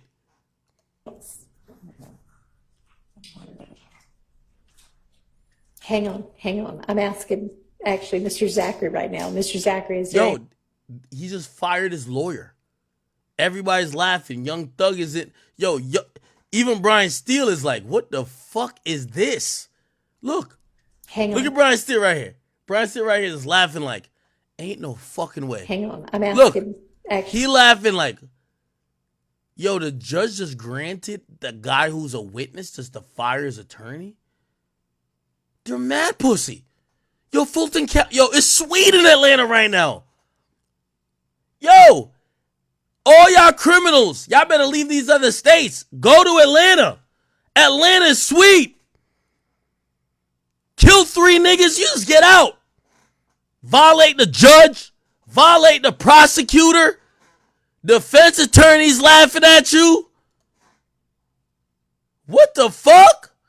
Actually, Mr. Zachary right now. Bro, the nigga packing his bags. Mr. Zachary, is there anything else that you need to... I can go now? No, because what's going to happen is... Why is the judge laughing with the nigga who was in jail clothes?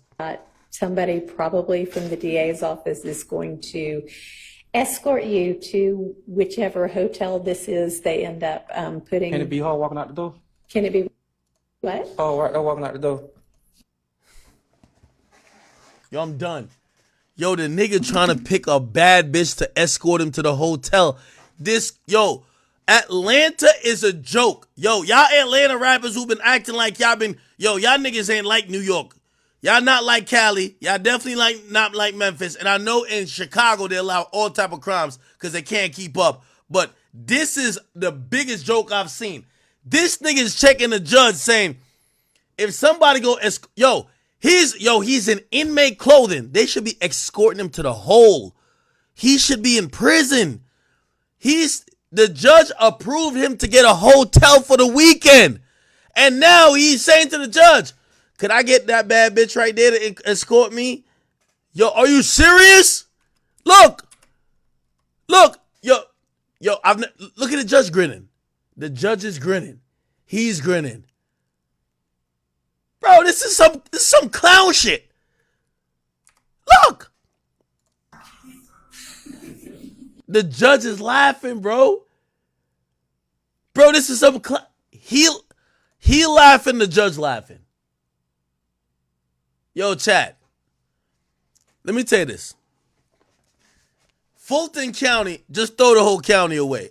If you want to be a criminal, go to Atlanta and shoot it up, rob them niggas, sell your fentanyl, because if these are the people you got to deal with, it look like the judge might suck your dick before sentencing you to house arrest, and she'll live with you on house arrest that you could beat her back in. It's sweet in Atlanta. Facts. If these Negroes was in Texas, they would be applying a needle to their veins right now. Death. Texas don't play like this. Tennessee don't play like this. And Florida will be goddamn, they don't play like this. Georgia is sweet. You heard the term Georgia peach? Nigga, it might be Georgia's Kool-Aid. How is the inmates clowning with the judge to the point the nigga say, could her with the big titties and the fat ass escort me to the hotel?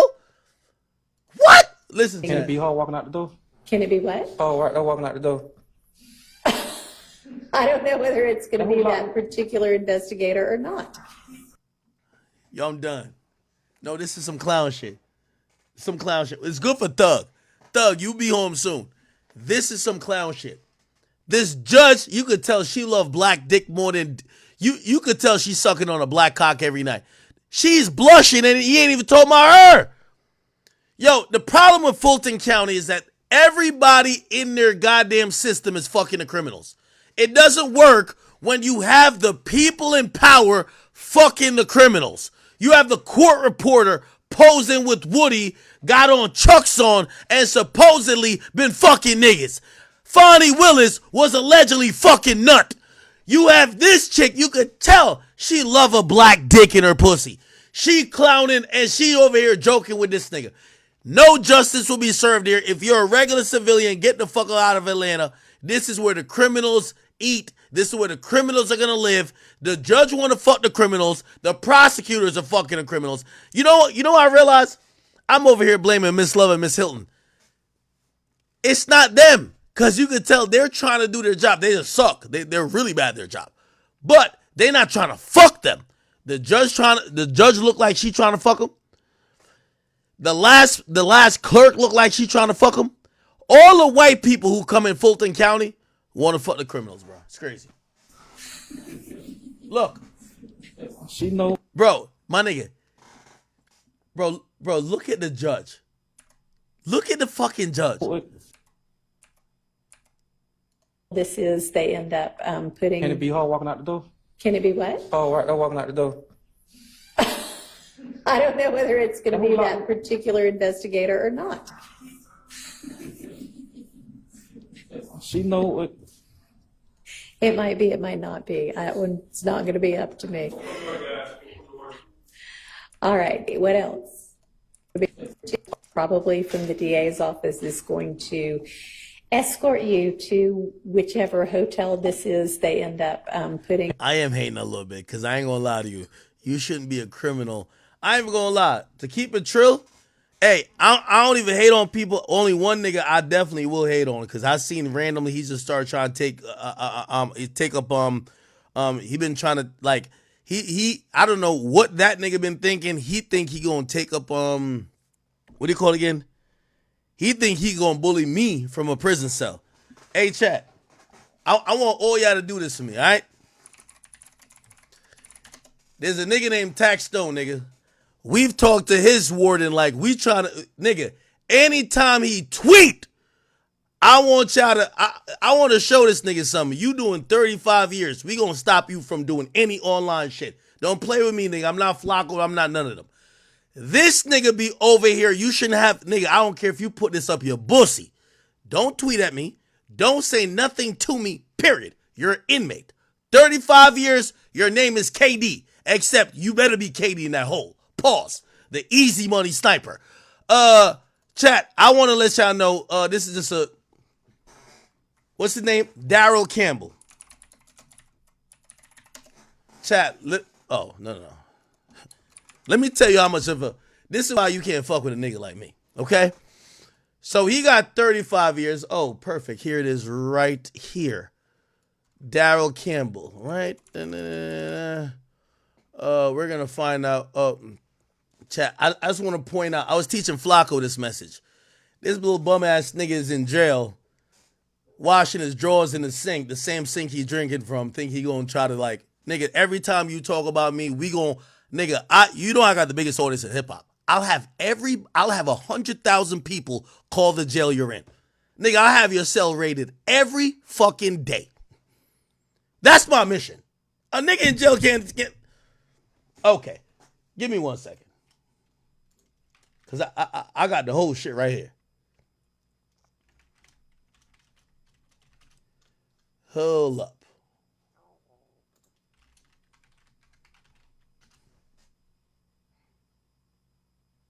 Hold up, chat. I got y'all. I ain't gonna lie. I'm a hater too.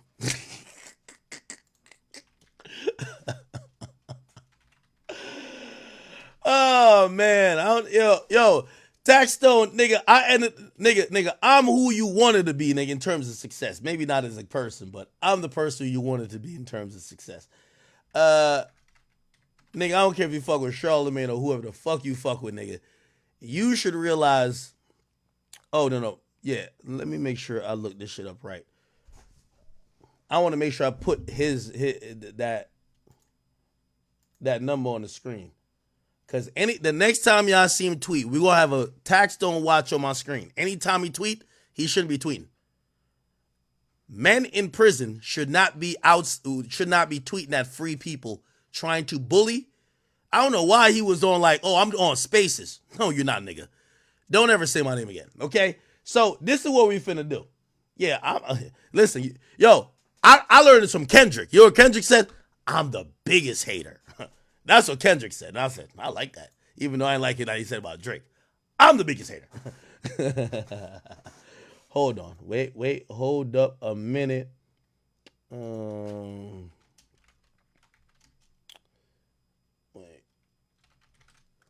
Hold on. I'm finna find it right now.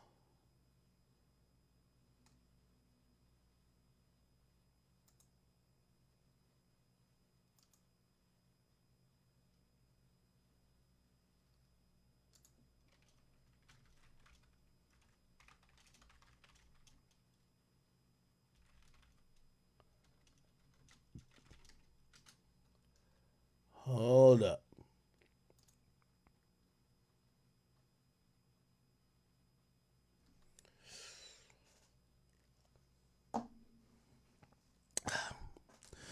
Tax, when you're sitting in that little dirty cell and you're like, damn, just remember, I had 20,000 people on this live.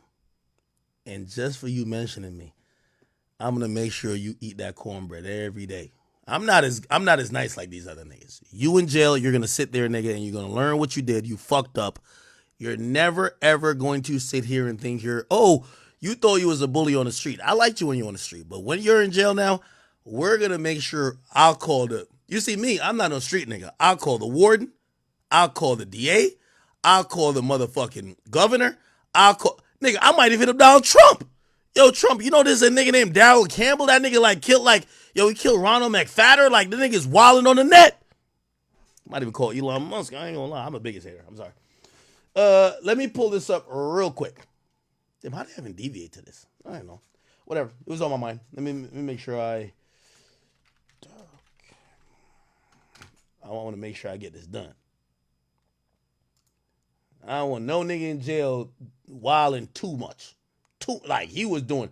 I seen that nigga start tweeting too much. We got to make sure he's good. I'm putting 500 on his books just for this, just because I feel bad. Because I know y'all about to call a lot, and sorry. You know what I mean? Here we go. Perfect.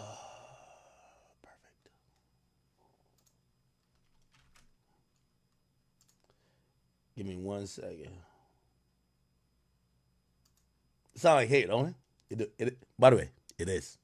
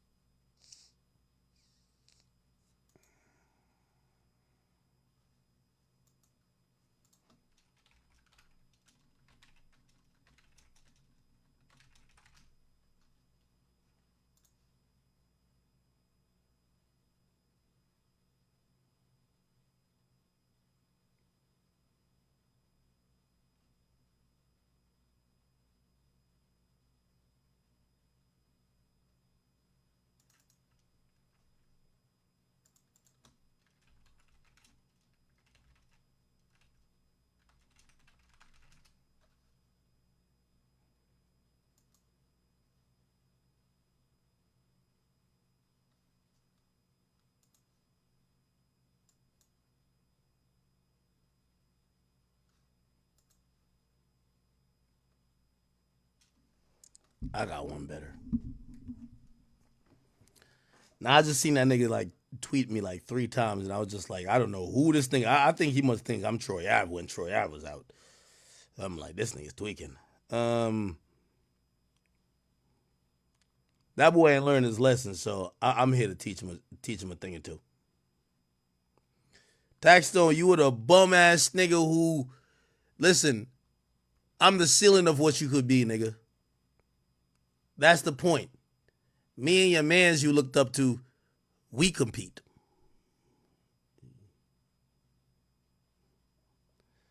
Hold on.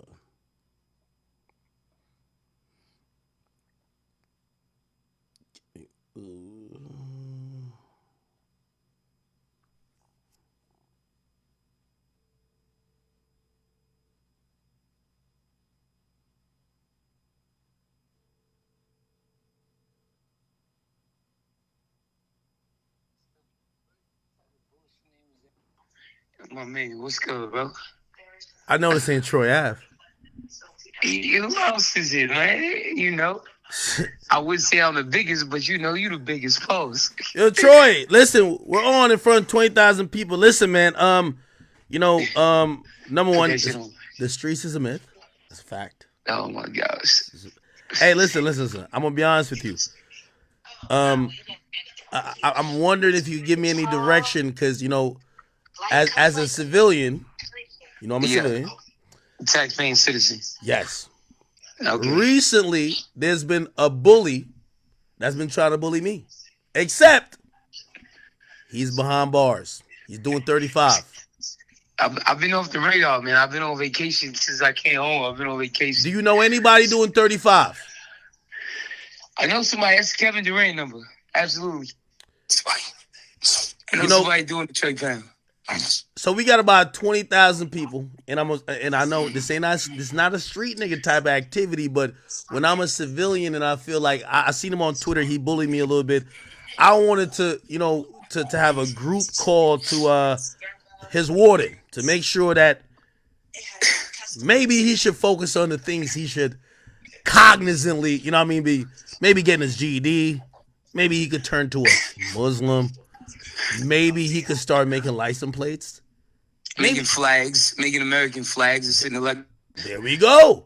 You know what I'm saying? Things of that. If you have any direction, because so I had gotten a ward number on some personal shit, but I wanted to get the jail number that we could turn into a hotline. If you know what this individual, very heinous guy, liar, thief.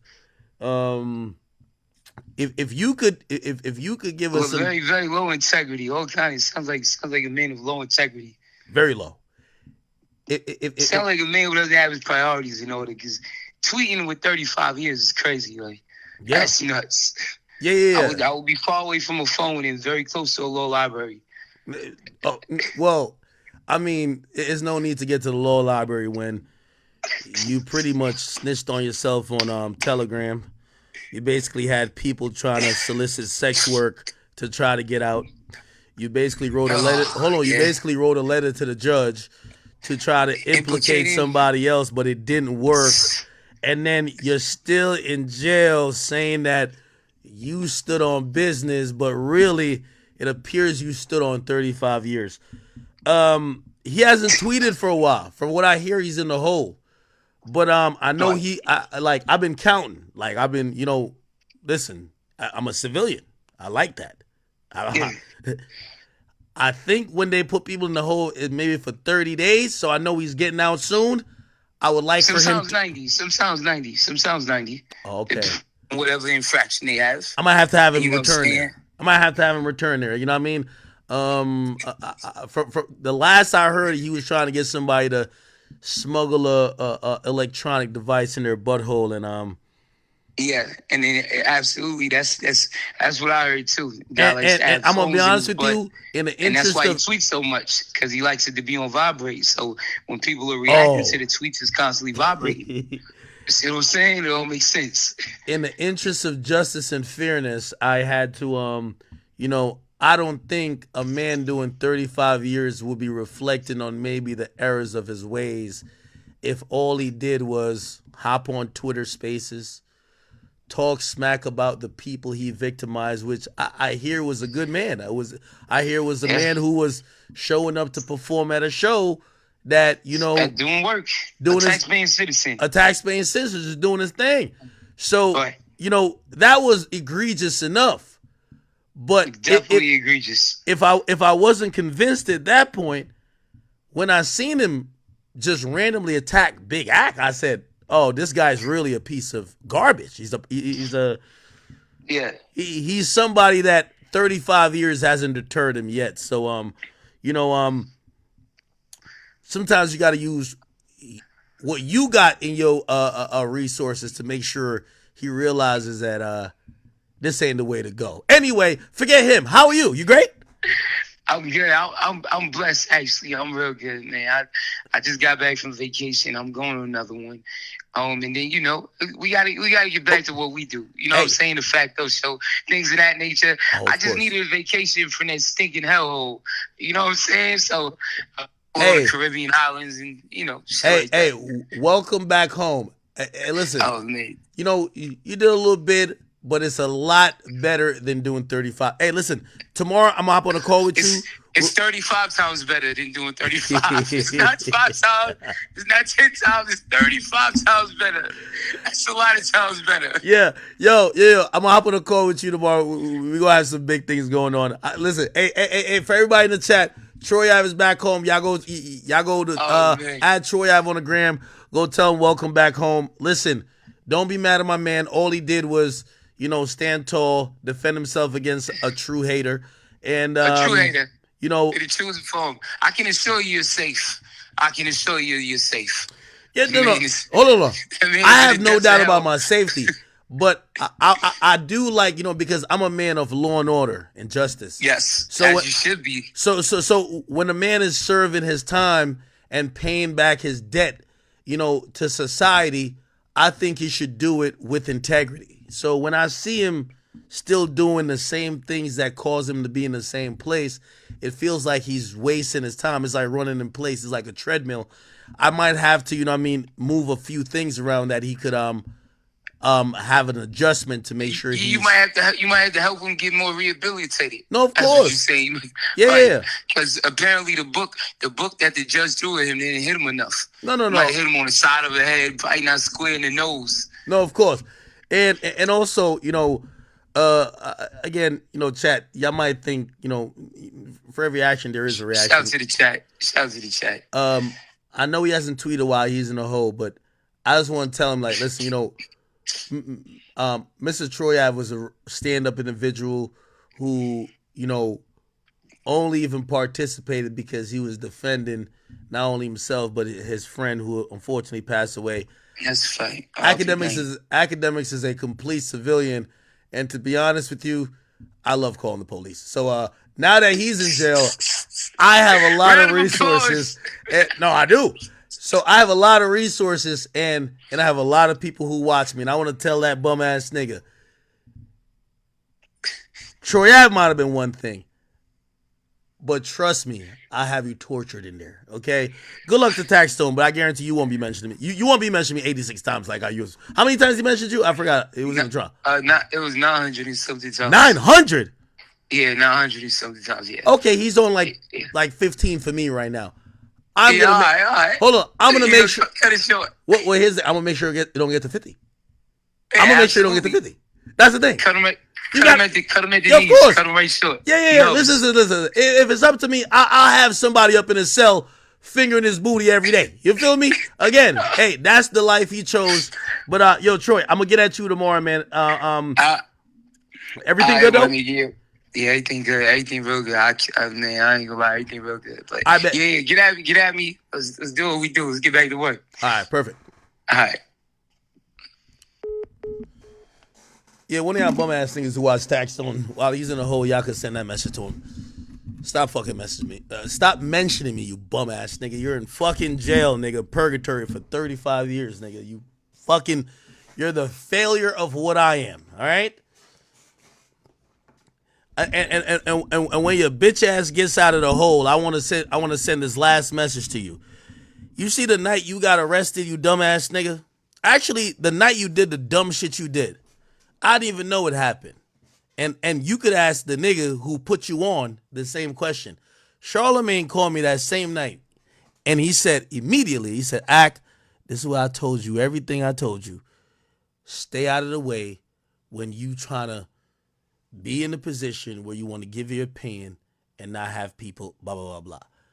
Basically just kind of almost saying, you fucking dumbass nigga, you crashed out. Thank you. You got out the way. Shout out to Charlemagne writing books, you know what I mean, having Bible study, mental health symposiums. I might go to one of those. I'm chilling, and you're in the fucking hole. You fucking idiot. Please stop mentioning me. Never again. All right, I had to just clap that nigga up. I'm sorry, I don't even want to get at niggas who's but every time I remember, I'm like, this nigga's still tweeting at me? This nigga's like locked up.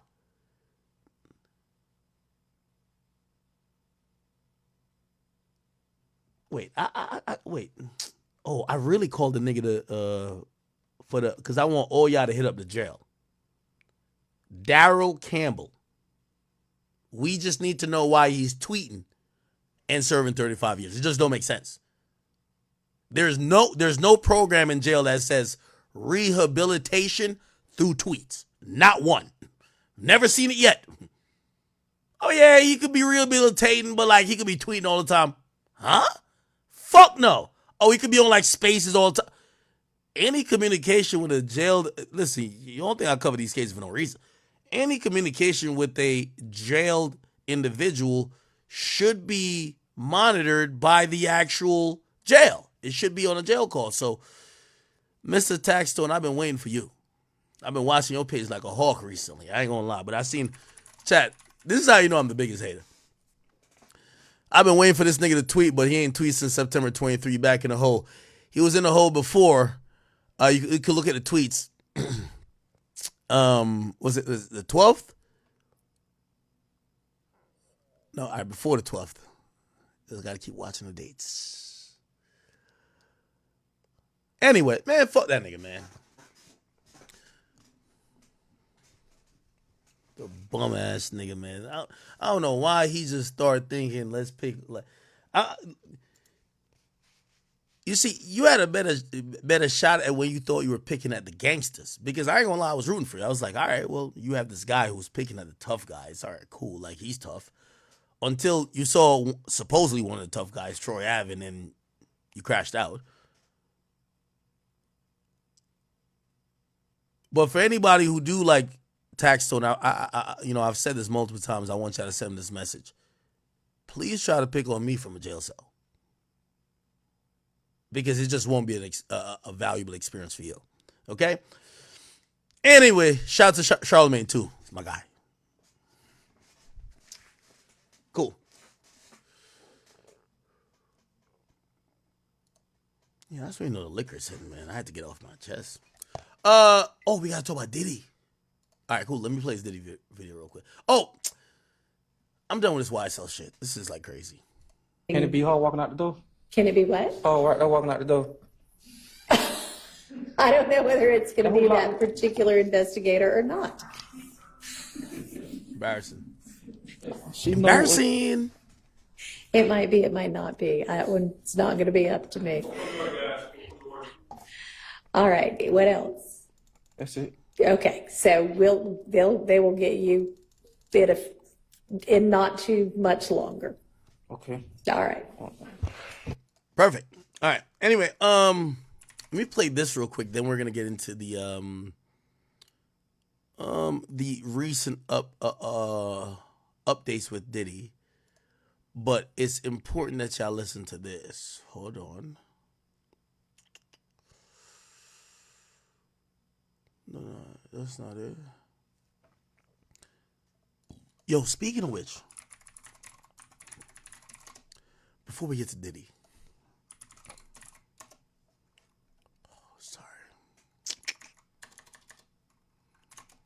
Who posted it? I can't remember who posted it. Yo, I'm gonna be honest with you. Yo, Diddy's son, like Christian Combs kind of moves like nothing is happening.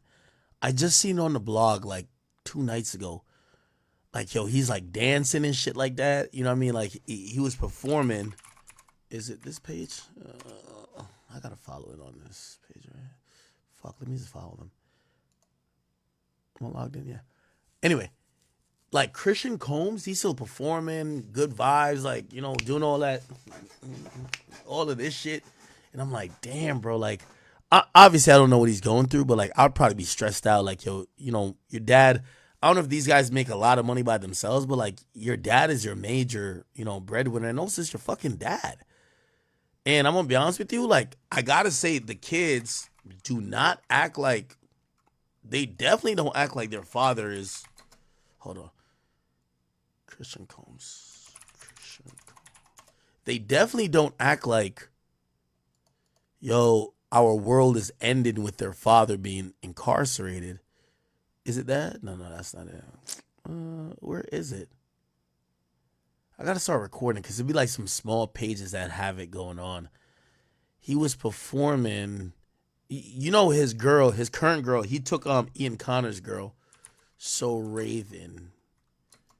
Christian Combs. Yeah, this is his girl.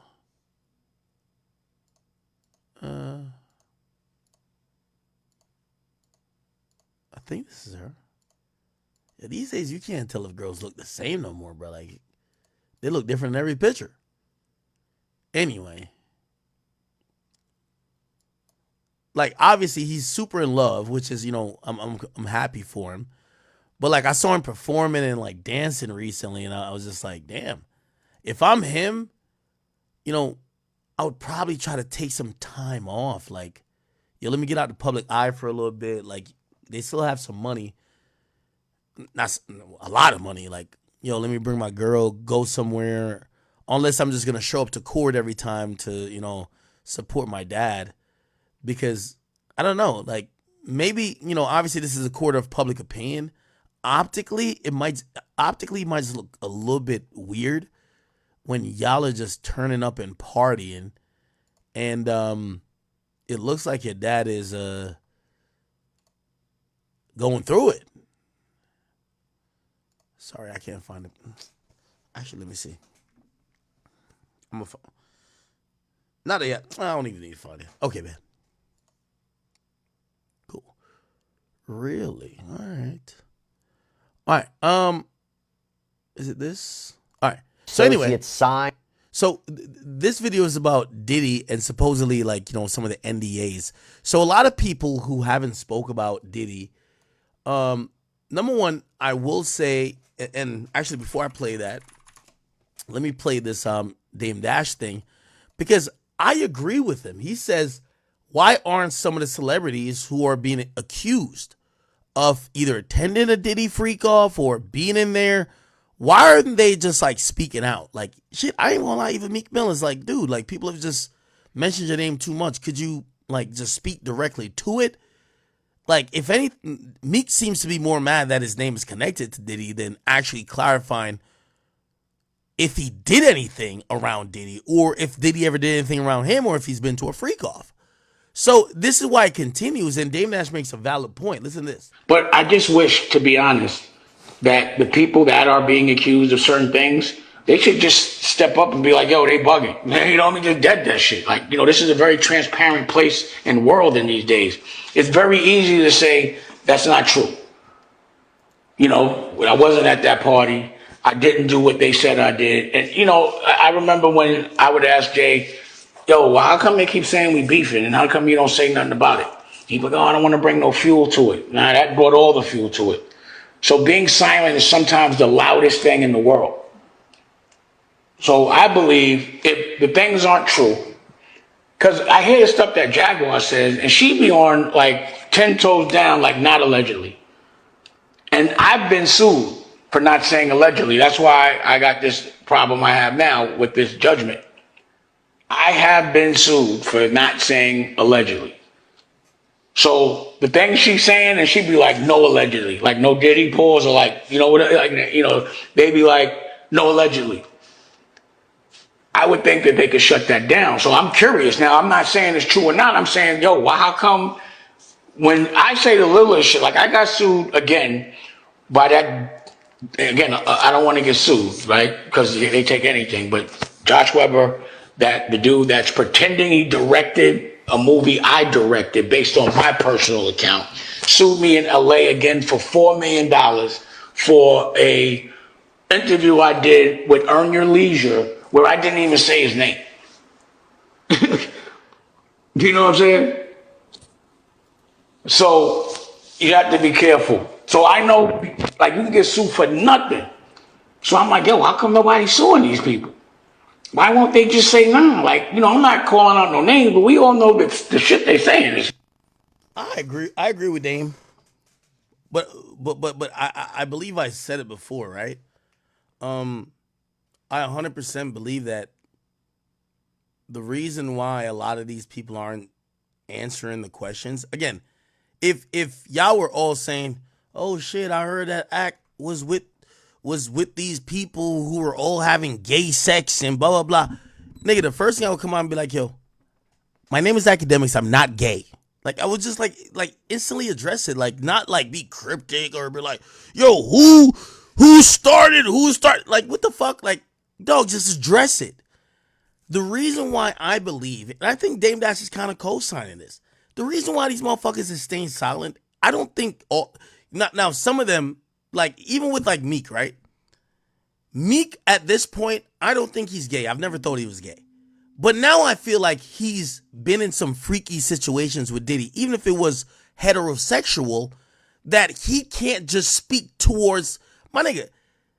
You know, if my name was being mentioned with Diddy right now, I'd be like, yo, bro, I've never seen his dick. He never seen my dick. I never fucked a girl around him. I never seen him fuck a girl. Like, I would be like very vivid on what the fuck I've ever been around. Yo, hey, I went to one party. I was just like there drinking out of this motherfucking like big ass like wine punch thing. Like, bro, I wouldn't like these people are mad quiet because Diddy has got them girls or got them dudes, and they don't know if maybe, and by the way, I would hope most of the activities they did was like probably consensual, and not only consensual, like, you know, just not of that level where Diddy's being charged with, but they can't speak out to even clear their name because they don't know what is being considered at this point. They don't want to call notice to themselves. And it goes to show a lot of these guys weren't that sure about the things that were happening at these parties because none of them want to be under the microscope or even just like clear their name. They'd rather just be quiet. Nuts. Pause. It's so that I can't even. Yo, the nigga got a pause button, like just hitting. It's nuts. And not just for Homeboy, for everybody. So I'm hoping the stuff I'm hearing isn't going to happen. I'm hoping that the stuff I'm hearing isn't true. I don't want anybody to be that dark. I don't want another blow for hip hop. You know? And I'm just trying to figure out, you know, I'm very curious to know who was at the parties. You know what I'm saying? Like someone was there. You know, I'm not going to even hold you. Like, I can't pretend I don't want to know. But I'm saying, DiCaprio, and I can tell you stories about that dude later or at another time. But he came out and was like, yo, I don't, he said something. He did say something. His press, whatever they wanted him to say, he had a statement. So I want to know why there's no statements from all these, like the shit they saying is unbelievable. It's crazy. It's nuts. Yo, a part of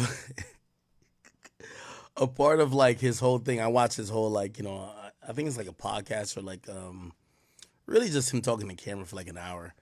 But it's so funny. Dame Dash is like, yo, he's like, yo, you know, my name is clean. Cause he's like, yo, imagine the guy who's the inventor of pause. Like people accuse me of saying pause too much.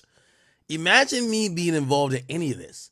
Like nigga, they wouldn't even want me there. As soon as I got in there and a nigga is coming in the room with his dick out, just jerking it off, pause. Like I would just be saying pause. Like, like they would just be like, get this guy on out of here. You know what I mean? So it's like, yo, bro, he's like, yo, I'm a vocal person. So me, like pause comes from me when I see homosexual or homoerotic activity happening. I'm going to speak up about it. So he's like, they wouldn't have me around. And I was like, that kind of makes sense. Maybe like the reason why Dame Dash is the only guy who could have some association with some of these people, just not speaking out. The rest are quiet. Pause. And I've never seen, like my legacy has never been compromised in that way. Where people are making, you know, the cartoons. You see, this like dark cartoon that'd be on. I'm like, yo, this shit is crazy. Just the fact that it's being said, it's the same thing. Like, I'm sure people want to know between me and Homeboy, yo, why are y'all beefing? He's never explained that. He's never said like any of those things. So I just think in this day and age, based on the accusations that happened, not just him, everybody should just, you know, I did when they said that those parties with me and Aaliyah and Jennifer Lopez. Yeah, bro, I was at a party with Aaliyah, Jennifer Lopez is on the pillow, Natani's on the pillow. I'm gonna be on that pillow, you know what I'm saying? But not next to no dudes. And then I'm out. But I addressed it. You know, I'm transparent. Like you could ask me any question. Like I say no, and you could ask me why I said no and I. You know, he did make a good point. And then but he also made the point about Jay-Z, right? He's like, yo, Jay told me the reason he doesn't address it is because he doesn't want to give it light. And then he made the counterpoint by saying, well, with certain things, when you don't address it, like, it just looks even crazier, right? And I kind of agree with him at this point because, if Jay was just like, yo, bro, hey, I don't even think Jay has to necessarily speak on Diddy, but just be like, yo, hey, well, I don't know. So I'm like changing my mind in real time. Because here's the thing. When you're a guy who's a billionaire like Jay, my dude, you addressing this might stoke a fire, right? Let's say Jay has never done nothing weird. Let's say he never had no freak offs or nothing. The moment he addresses this, bro, he's a billionaire. Remember what I told you about Diddy at this point? Bro, you have people who have never been intimate with him suing him. Or plan to sue him. Just because they're looking at it like, yo, dog, at this point, so many people where there's smoke, there's fire. I could kind of get in there and hopefully get some bread. I think maybe Jay's thinking that, yo, if I say something, you're going to have every girl I fucked. And you got to imagine, Jay was the guy for so long. He's probably fucked hundreds, if not thousands of women. And he settled down with Beyonce. What are those women doing now? They might not be doing that good. They might be like, fuck. Yo, I have a different recollection about our encounter. So maybe that's why. You know what I mean? I guess there's no good reason to explain why people aren't denouncing the behavior or just like explain that they had nothing to do with it, because how much is it really accusations of people who were taken advantage of, or accusations of people who realize it's a easy or sweet spot to let people know that this particular person was into some freaky or kinky shit? I'll explain it to you. You could challenge me. But at the end of the day, if I'm expecting you to consume the things that I'm doing, my products, I do believe that you deserve a certain degree of honesty. Like, why do we all have to wait? I don't want to wait. Just tell us what happened. Or tell us it didn't happen. Say something. Not just y'all, anyone that's being accused of that shit, bro, because we definitely want to know. The whole world wants to know. But when people start resigning and people start erasing their Twitters, then it just starts to look suspicious. And that is true. It makes people ask questions. But I just wish, to be honest. There we go. Okay. All right. Anyway, back to this video.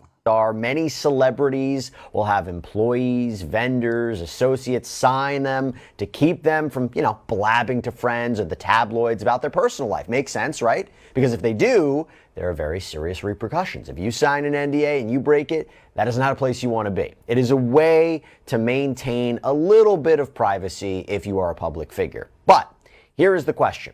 What if that celebrity's private life involved criminal activity? Would the rules of an NDA force someone to keep quiet? And that is what we're going to get into as we continue the conversation once again. All right, so they're talking about Diddy's NDAs. Here we go.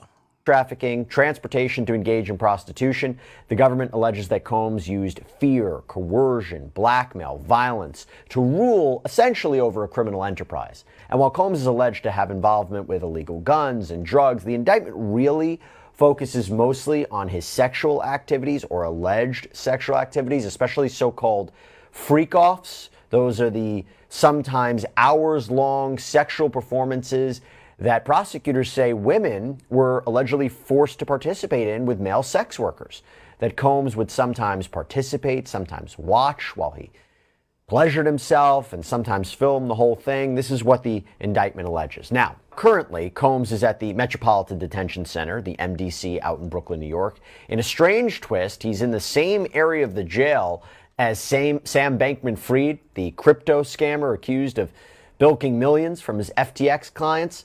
Now, one of Combs' lawyers told people that Combs, while he's locked up, he's focused, he's very strong.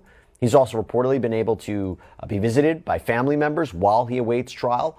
Mark Agnifilo, lead counsel for Combs, recently revealed that his client does not plan to take a plea bargain. He maintains his innocence, plans to fight back at trial, possibly even going as far as to testify in his own defense. I think I could do a whole episode about whether or not he should do that. Now, as a reminder, New York courts, they don't allow recording devices inside the courtroom, so we won't see or hear any such testimony directly. That's why all of the visuals we have so far of Combs in court really consists of renderings done by courtroom sketch artists. That's probably the best we're going to get.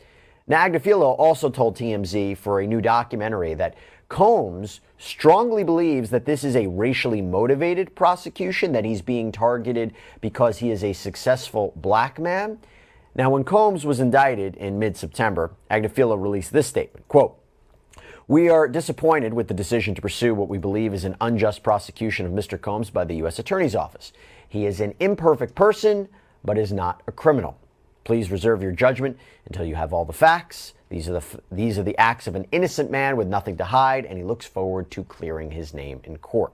Hey, talking about NDAs, by the way, those can come up in all sorts of litigation, including personal injury lawsuits. So for that, let me call out Morgan & Morgan, our sponsor and America's largest injury law firm. Look, if you should get injured, but now that Combs has been indicted, we're taking another look at them. But first, I should ask, what should we be thinking about when it comes to celebrities and NDAs? It's a little bit different, right? Usually, NDAs are pretty commonplace with celebrities and high-profile individuals most of the time because they have people within their purview, usually people that they employ, whether it's household staff, assistants, business associates, that they want to keep certain information that those employees might get access to confidential. So a lot of times with NDAs, with high-profile people, we see, provisions like they're prevented from talking about, the celebrity's personal life, maybe their children. In the business side, maybe they're prevented from disclosing things about the celebrity's company, trade secrets, financial information.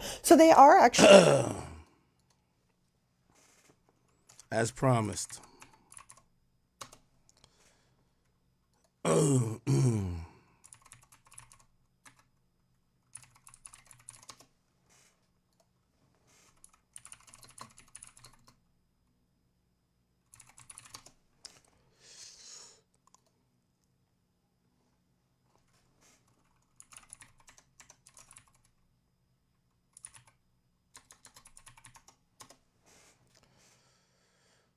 Good old Taxstone. MDC Brooklyn. Oh, he's in the same spot as Diddy.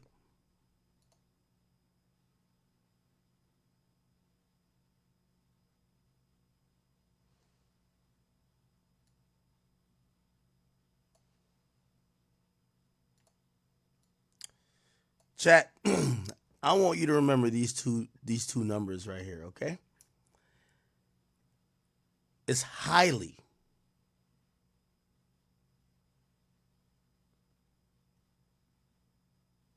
against the rules of MDC Brooklyn for someone to be incarcerated, tweeting up a storm, threatening big act, talking crazy, having a phone, being on Spaces.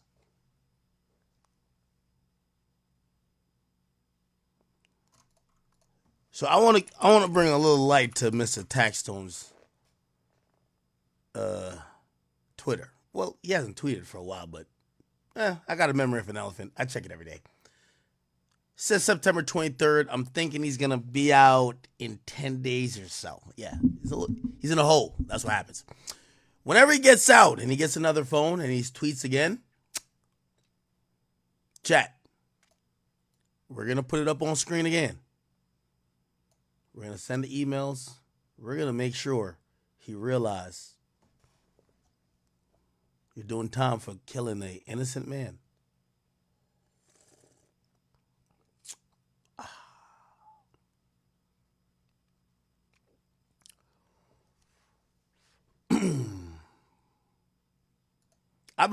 Hey, every day when I get up, y'all ain't gonna chat. Y'all be so surprised how much I really pay attention to certain shit. I check every nigga who I don't like. I check their Twitter feeds. I put a lot of time into it. So, Taxstone, man, I'm gonna be honest with you. I don't care what cell phone you put in your booty hole. The next time you put one in there and you finally get some service, you're going to be back in the hole. I'm going to make it a point that for the next 35 years, actually, I think you got less than 35. I think it's like 33 now. 33. All right, congrats. 33. No, actually, it's like 30. It's like 30. Next 30. Okay. All right, it's okay. Next 30 years, I'll make sure that when you're on here, and matter of fact, I don't even care you being on here, but I seen you tweet at me. I seen you mention academics, and I didn't like it. And the reason why I didn't like it, because you're an inmate. I'm sorry. The fuck? Talking about be safe, though. Nigga, you're in a cell. Shut the fuck up. All right? Also, I like to shit on the nigga's legacy, because for any of y'all bum-ass niggas on Twitter that be like, oh, no, Tax was the GOAT. What has he done? Nothing. Just went to jail like a fucking idiot. And anytime he tweets from here on afterwards, we're gonna call here. Matter of fact, this ain't the number. So this is the jail number. I'm gonna leak the warden number, like the nigga who runs the shit. You feel me? You call his number when this nigga having dinner with his wife, and just be like, yo, why is Tax Stones tweeting that big act? I promise you, that nigga is going to be, he's gonna be doing burpees and fucking standing. Let me not describe it. It's okay. All right. Chat, don't ask me why I'm like this. I'm sorry, man. I used to like Tax Stone, but when he was bullying the gangster niggas, now Tax Stone don't realize, nigga, you was trying to be us. Haven't y'all realized, nigga, I'm a civilian. Nobody's gonna bully me. You know why? Nigga, if Meek Mill continued with me, nigga, Meek Mill would have been serving a life sentence in jail, nigga, or dead. That's a fact. The fuck, we play by any rules. Civilians is the best way to go. Nigga, I was trying to find a conspiracy or attempted murder charge for me so bad. I just couldn't do it. You know what I mean? Well, he learned to realize to chill out, but nigga, I don't give a fuck. Nigga, I would testify against all these niggas, man. Put them in jail where they belong. Facts. Anyway. Yeah, and all y'all little Twitter, YouTube niggas, y'all can make a video about that too. Any nigga who I don't like, y'all know I'm a civilian nigga. And that's what I'm saying. This is why Woody's snitching. This is why Charleston White be winning. All y'all thugged out niggas, all y'all do is just go and sit in jail. Like us, we make sure y'all get locked up. We make sure y'all be in the hole. We make sure, yeah, nothing good comes to y'all. All right. What was I even playing? Okay, I was playing some Diddy shit. I'm gonna skip this. I thought they had like NDA details. Oh, they do have NDA details. Never mind. Oh, back to this. Sorry. I was about to skip it. I thought it was boring. Okay, so this is 5 shocking P. Diddy NDA details revealed in court filings. This isn't in the indictment. This is in a civil suit. I can't remember whose civil suit put this up. Let me see. Is this a Jane Doe? This is not a Jane Doe. Oh, they said Little Rod had the NDA. Any and everything, basically. And then you chat, why y'all acting like y'all like surprised about me? also have language that is trying to extend the person, who's basically prone to the NDA, to not just the person who's signing, but everyone, including, people that might have worked for them, their heirs, which was really shocking to read. So it's a really general NDA, and the term of it, which I know we'll talk about, it tries to extend it for a very long time. One thing that us lawyers love is a long run-on sentence packed with information. Got to get everything in there. So we want to break one of these down for you. So again, this is from the Jones suit. This is a copy of the alleged Standard Combs NDA that he says he got from a witness. We do not know for sure if this is the real NDA, if this is an NDA that people signed, but assume... Chat. So let me give you a little context.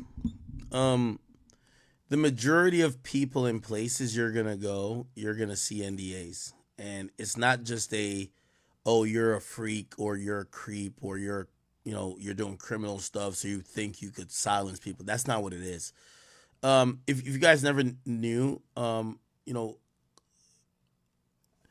if I brought a guest to Complex Complex had a standard NDA, which means if you see us working on a show, because you're like in the bullpen, like if you see us working or overhear us working on a show, you can't go back and say it. You can't go back and say our plans. You know what I mean? Like NDAs aren't like, oh, we're doing something bad, don't tell on us. A lot of what NDAs are is just that, hey, listen, you're going to be seeing privileged things and it shouldn't be used to your benefit. And that should be it, right? So, rappers use NDAs. I mean, beyond rappers, like, many, not only businesses I just mentioned, like Complex, many people use NDAs to try to minimize this new era of what you see on TikTok. By the way, I have NDAs upstairs. I've had NDAs on a kiosk. So I have like an iPad. If you come to my house, you would sign an NDA. The NDA consists of nothing crazy, which, by the way, some rappers are falsely, like they don't know what the real truth about NDAs are. If you're going to do crime, like some people think, oh, I could have you sign an NDA, then have somebody beat the shit out of you and there's an NDA. That's not the case. So NDA doesn't protect anyone from criminal behavior. An NDA is just almost like a legal, you have a legal advantage over someone over them yapping their mouth for the most part. So a non-disclosure, like for, say, a celebrity is like, yeah, you're not going to go on the blogs and be like, especially like, say, imagine most of these guys cheating on their girls. You're not going to go on the blogs and then try to ruin my marriage with what you heard or your experience with me. Now, granted, if there was ever a situation where the police is involved, fuck an NDA. There's no state in America where NDA actually trumps a subpoena or trumps an investigatory inquiry where you're being asked about things that happened either in a house or a place. So I think there are some people who feel like an NDA means someone can never snitch on you. Those people are ill-informed. And this is why, like most NDAs, you should get it from your attorney because your attorney should explain to you what the fuck it means. So again, NDAs, for anybody who have never signed one or who have never seen one, they are standard in the industry. If you go to Chris Brown's house, they're standard. Now, has there been reports from Chris Brown's house? Yeah. But the NDAs isn't supposed to suppress crime. It's supposed to say, if you came here and we turned up and I snorted some coke or I did A, B, C, and D that isn't being reported to the cops, but you want to go and tell the world that I fucked 30 girls in a orgy and I was snorting coke without the police investigating, you can't do that. So NDAs are pretty kind of standard. I ain't gonna lie to you. Assuming it is for a minute, assuming this is the real thing, it says, quote, Sean Diddy Combs, aka Puff Daddy's privacy, is highly valued, and all efforts will be made to maintain confidentiality in respect to all information and other material of any kind concerning and or related to directly or indirectly artist and or any person, corporation, or other entity related to or affiliated and or associated with artists personally and professionally, including without limitation family members, relatives, and past or present fiancés, husbands, wives, boyfriends, girlfriends, friends, business associates, except for information or material publicly and intentionally disclosed by artists. Wow. That is a mouthful. What do you make? What is that even saying? That is definitely a mouthful, even for a legal document like this. It's, again, really shocking to read something like that. So we have the provision where it says any and all information, which is not typically standard. But then, strangely enough, it doesn't just extend to keeping information confidential about the artist, in this case, Sean Combs, but the person is also agreeing that they can't ever say anything about his business associates, friends, romantic partners, but even past and present. And the past part was really interesting because I don't know who this person is. I've signed NDAs multiple times. I have NDA.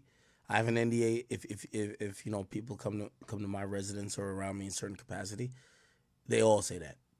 It says you can't talk about me, my business, nigga.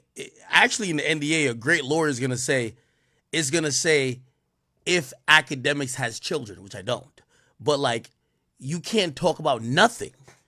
Businesses, my mama, my relatives, my kids I don't have, my wife, spouse I don't have. You can't talk about nothing. That's kind of how NDAs are written. You know what I mean?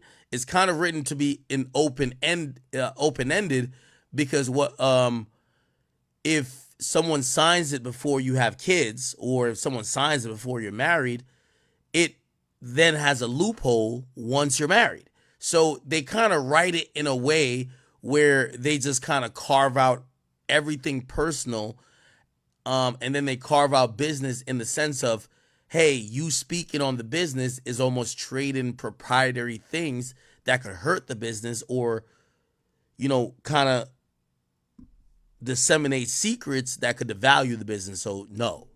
Without limitation, family members, relatives, and past or present fiancés, husbands, wives, boyfriends, girlfriends, friends, business associates, except for information or material publicly and intentionally disclosed by artists. Wow. Yeah, when I went to Dan Bilzerian's house, he got same shit. I ain't gonna lie to you. You go to Young Boy's house, you sign the same thing. You meet his security with the silencers, fucking ray gun, and all of the shit they have. They have like, it's a crazy security. It's really an army that nigga had up there. And before you get up to where Young Boy was at, you got to sign an NDA. That's just what it is. And it says all this shit. You know what I mean? Artists personally and professionally, including without limitation, family members, relatives, and past or present. It's not illegal. NDA is not legally binding. I keep telling y'all. So like, it's only to, for example, you won't go to jail for breaking an NDA, but someone could then hold you legally liable, right? Oh, okay, all right, bet. So usually at the end of NDAs, you will say, if you fail to follow A, B, C, and D, you will owe, you know what I mean, each offense will be, you know, it'll say a number like $250,000. So it's basically you're signing that if you disagree or if you break these rules, you'll owe $250,000. That's a lot of money. Fiancés, husbands, wives, boyfriends, girlfriends, friends, business associates, except for information or material publicly and intentionally disclosed by artists. Wow. That is a mouthful. What is that even saying? That is definitely a mouthful, even for a legal document like this. It's, again, really shocking to read something like that. So we have the provision where it says any and all information, which is not typically standard. But then, strangely enough, it doesn't just extend to keeping information confidential about the artist, in this case, Sean Combs, but the person is also agreeing that they can't ever say anything about his business associates, friends, romantic partners, but even past and present. And the past part was really interesting because you could have somebody sign this NDA who may not have ever met any of his former romantic partners before, but they're still being bound to maintain confidentiality about this. Would a court uphold that? I don't think this NDA would hold up in court for several reasons. I think the language is extremely broad. In an NDA, you have to have some type of designation as to what to keep confidential and how you have to be reasonable in terms of how far it can stretch. So I don't think this would be upheld. It's also interesting that by signing this, you are also, I think that's cap. So agreeing that other people. Again, remember, it will be upheld in a civil sense. Okay. Yo, you went on TikTok and did a story time. The court would so initially, all right, so say someone signs an NDA, right? When someone signs an NDA and they start to break the NDA, oh, act was whatever, they get online or whatever. I hit my lawyer. My lawyer would then, you know, either send a cease and desist quickly, remind them of the NDA, or they would instantly then file a lawsuit and request an injunction. And obviously somebody's making crazy claims, right? Like, yo, I seen A, B, C, D, and E. And by the way, if these are non-criminal things or if these are things that the police have not spoke to them about and they're just saying it publicly, I could push for an injunction, and the court, especially when I have this NDA signed, a lot of times they might be like, "Yo, there's a gag order. You can't tweet about this nigga no more. You can't go back on live about this guy." So until we figure it out, you know what I'm saying? So that's kind of what an NDA is for. You know what I mean? Like, at least shut the fuck, like giving you some leverage to shut them the fuck up if they ever try to say something, at least until a certain point. Obviously, if it gets criminal, you can't.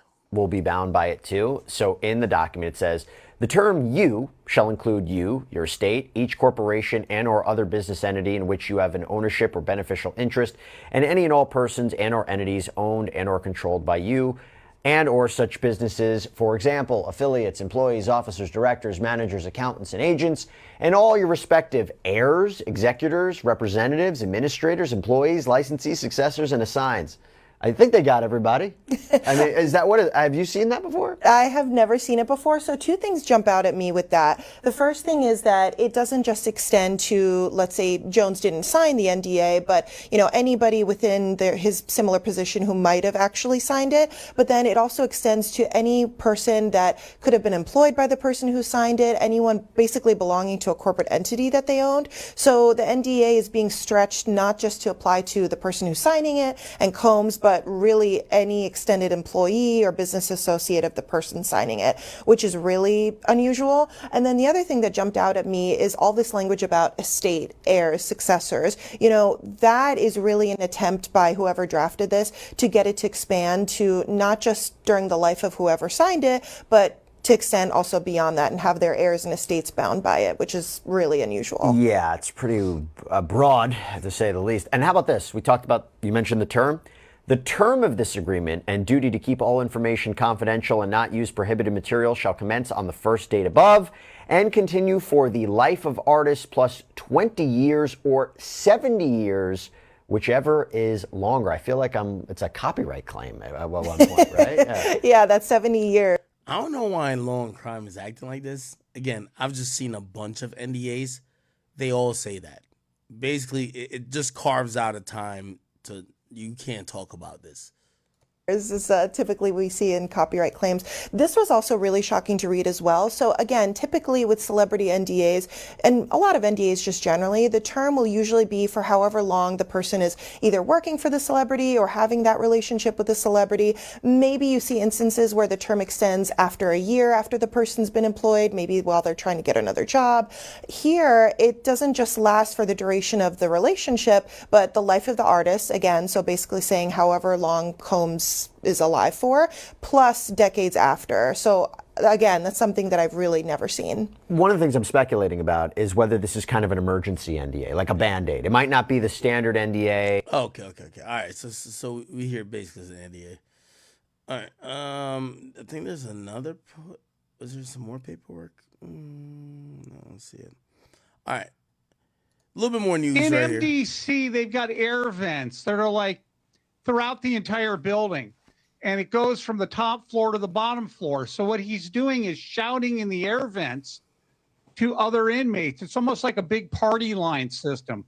At some institutions, you could actually talk to people through the toilets. I kid you not. I've seen it on TV, so I'm not surprised. Do they keep a log of this stuff, though, and register like what kind of behaviors are happening every day with him? Well, yeah, they do. Remember, he's not really a federal inmate. He's a U.S. Marshal detainee. And because of that, the U.S. Marshals actually keep a log of his activities. So, yeah, there is a log kept on him, any unusual occurrences, visitors, any type of psychiatric episodes. So they're monitoring him very closely. Including the talking through the air vents? Well, I mean, they don't have some cop with their head against the wall, but they know that it's going on. This stuff's been going on for years. So they do know that it's happening, but no, they're not monitoring as far as what he's saying, and the other inmates are probably real happy to talk to them. I would think so. So the news is that he's off suicide watch, and then there's other talk that he's getting more privileges, like more showers and better food. Okay, yeah, and I think that's the story. So Diddy's off suicide watch. He's getting a little bit more privilege. Food. What are you hearing? Well, while you're in the shoe, you really only get 3 showers a week. What the fuck? How many times y'all shower a week, Chad? And my understanding from my source says that they're letting him shower almost every day, which could cause some problems with the other inmates as far as jealousy and special privileges. And people in the shoe, they have an abbreviated commissary list. So this list that all the media is showing everywhere, he can buy this, he could buy that, that's BS. It's a special limited commissary list just for the shoe. But apparently some of the staff is sneaking food into him. Wow. Well, he did after all. So his lawyer told the media, Larry, that he's, quote, focused and very strong, concentrating on his defense and preparing for... All right, this ain't news, man. Diddy's supposed to get special privileges, man. Sorry. Okay, now let's talk about this. We kind of started off the stream by kind of like touching on it. I started telling you about this whole thing about like, you know, lawyers and shit like that. So it appears that Diddy, you know, and I did look at the I looked at the you know, the paperwork that was filed. There was a lot of paperwork filed today by his legal team. So essentially, he's now trying to get himself released on bond 2 weeks after he was arrested, right? He's building a legal powerhouse to do so. So essentially, he was denied by the magistrate judge. He came back with his district judge. He was denied by that person. Now he's appealing, and he's going to go to, I believe, the second district, or I believe that's what it should be. So he's added 2 more attorneys, which is Anthony Riccio and Alexandra Shapiro. Remember, I always told you, hey, in a case where you're accused of sexual heinous crimes, you want to kind of get a female because it looks better when a female is saying that, yo, this guy is innocent, more than a guy saying, yo, this guy is innocent, right? Obviously, these people, I would imagine, are to try to help bolster up the appeal for his release and not necessarily, oh, you guys are going to defend the entire trial. So he's added 2 people to the legal team. You got to remember, Diddy, he's locked up. Even if he has special privileges, it's still jail. The guy's used to private jets, butlers, chefs, all type of people who are waiting on him at every available whim. So what he's doing now is trying to get out of jail. Now, a lot of people believe that, yo, this is impossible. Yo, you offered up $50 million. And you pretty much offered up everything you have, and they don't want to take it. You told them they could monitor you everywhere. They could make sure you don't have a phone. They could make sure no woman comes around you. Make sure blah, blah, blah, and make sure your private jet never comes to the state so it would never fly to Florida. They still are saying no. So I don't know how or what package he could probably offer that would have them say yes, but at least having these new attorneys could try to help brainstorm and try to come up with a new strategy, okay?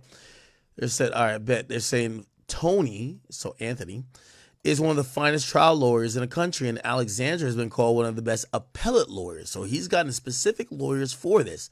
So now that his district judge said no, they're in the appellate system. So there's an appellate court that's going to decide on this. So he's trying to build his own dream team of sorts. And by the way, I agree with this. It's no use of having money if you're not using it. And that one lawyer, Mark Agnafilio, even if, I don't know, maybe he ends up doing a good job, it felt like he was doing everything at once. He was responding to civil suits, ones that he's never seen. He was responding to, of course, a criminal case that he's really enlisted to handle. He was also handling PR. He was doing a lot. So you need, like, if you're a Diddy, what's the point of making $1 billion? Hire the best lawyer and everything, right? So when it gets to the appellate court, he's hired a specific appellate lawyer to try to get him out. Now, will it be successful? I mean, who knows if it's going to be successful? But I do believe it's going to be better than what he had before, which is relying on this one lawyer who, I'm not going to say he's incompetent, even though I do think he's incompetent. But clearly, if Diddy's paying him, he must have, Diddy must have like a handlers, advisors, or whatever. If you're paying this guy, you must think he was competent. And even if he let everyone down, you hired him with the thought that he was going to be able to handle the job. Okay. Okay. So, yeah. He's got this new legal team, and we're going to see what the fuck happens. Wow. Okay. Cool. All right. So that appears to be the latest. He's switched legal teams. He's 100% trying to make sure he could get out of jail. And I don't really have a thought if he should get out of jail or not. Some people's barometer is that R. Kelly allegedly got bail, and what's the other guy's name?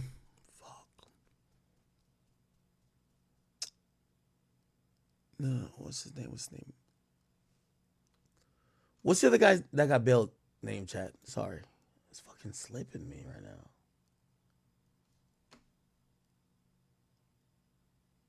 now. What is it? Harvey Weinstein. Yeah, Weinstein. I'm sorry. So Weinstein had bail, and I guess he's like, here's the problem. Diddy has to do some self-reflection. I don't know how he's thinking or how his mind is working while he's incarcerated, but he has to do some self-reflection. Diddy, the reason why you're not let out, you have a lot of money. They actually want to take your money. They want to hold it. They want to freeze it. You know why? Because them having some control of your asset or having your asset as a guarantor actually helps the state in a sense, because if you are found guilty and you do have to pay back some type of restitution, they have a direct way of saying, even if he can't afford it by that time and he files bankruptcy, we have some of these assets that could generate revenue. The problem with Diddy is that Diddy called these witnesses. He had his people call them, and Diddy got on the phone. And I have to imagine these people either recorded him or the lines were tapped. So Diddy did this essentially to himself. Like, you literally allowed these people to make the point that, you are harassing victims. And if you're harassing victims, who the fuck would want to let you out on bail? So it doesn't matter how much money he has. It's all about the principle and the process of people thinking that if we let him out, he's going to go terrorize the victims, especially the past victims of his case, and that might just create more civil turmoil and unrest. So, I don't know, man. I don't know.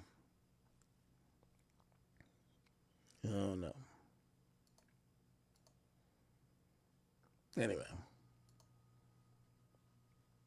Okay. Wait, why is that playing? No.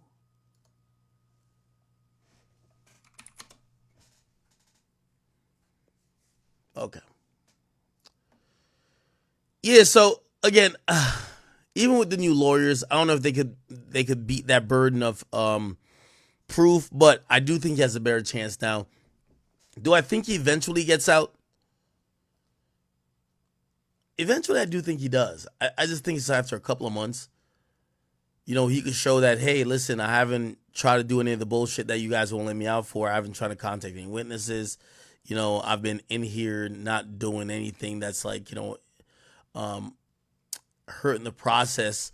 And eventually, I believe they'll give him some type of bail, but the bail would be like knowing that they could pick him up at any time. So we'll see, man. We will absolutely see.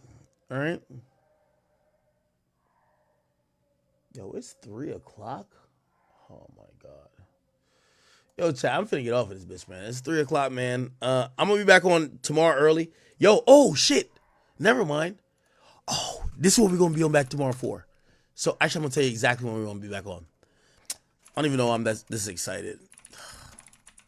It's not a good thing. So apparently, why is Pluto crying? He should be fucking sleeping. I hear him upstairs. Okay, so the lawyer tomorrow. Oh, I'm gonna be back on at 1 p.m. Eastern. So I'm gonna get on an hour before. So 1 p.m. Eastern. So they said 100 victims of Diddy is going to be doing a class action lawsuit against him for sexual exploitation and other things. The law firm, the Busby law firm, is doing a press conference at 1 p.m. Central Time, which is 2 p.m. Eastern Time. So I'll get on at 1. So I'll be back on at 1 o'clock, and I'll give y'all like 7-8 hours tomorrow. So if I get on at 1 tomorrow, I'll get off at like 8 or 9. It's okay. So I'll get back on tomorrow at 1. We'll do the press conference. There's probably a couple topics we didn't cover. There's a few like small topics I don't really care to cover right now because it's like 3 o'clock and it involves, like, for example, like 600 Breezy and shit like that, getting like, you know what I mean, some guys saying troll them on like a plane. So we'll get to that tomorrow. But chat, I'm gonna stream this live, which is the press conference by this Ava Law Group. Again, I want to keep saying, you know, just out of the interest of fairness, I don't know if Diddy's guilty or innocent.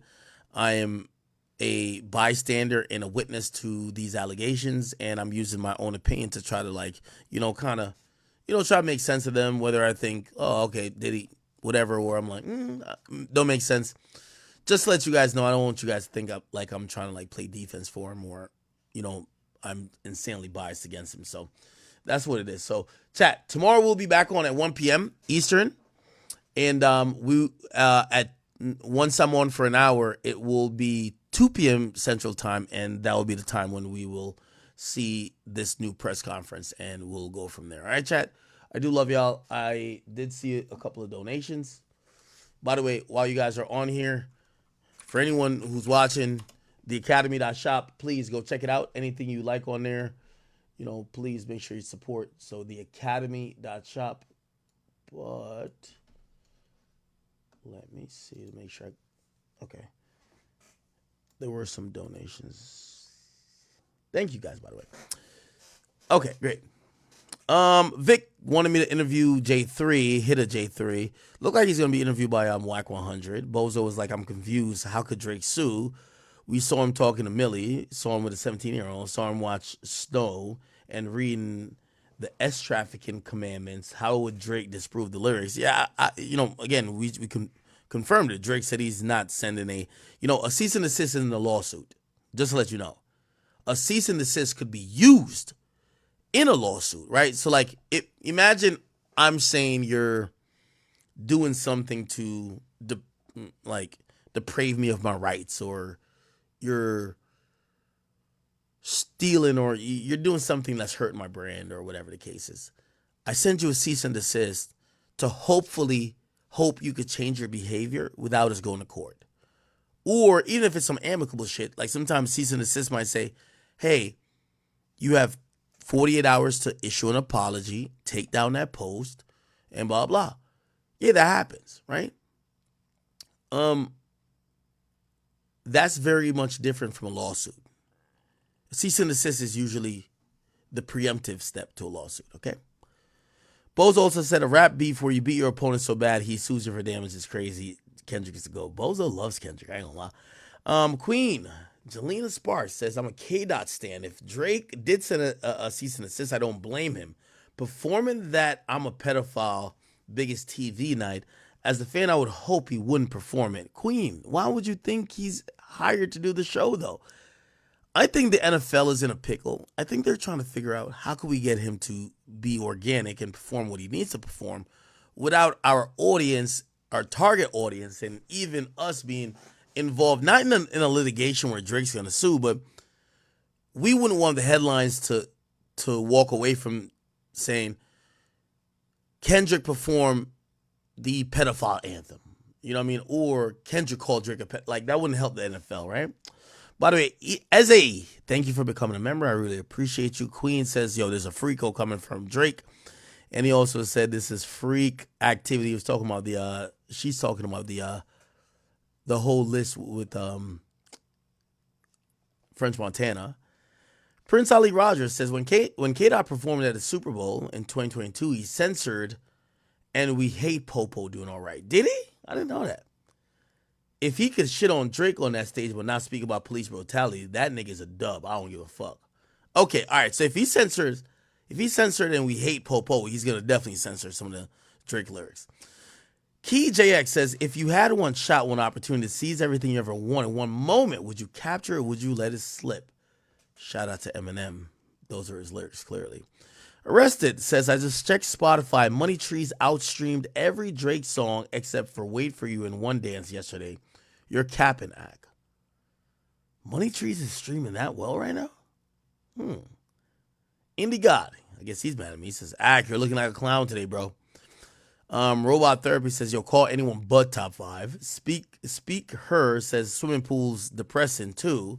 He don't make happy music, Ak. Queen Jelena Sparks says, King's dead. Bring out Future.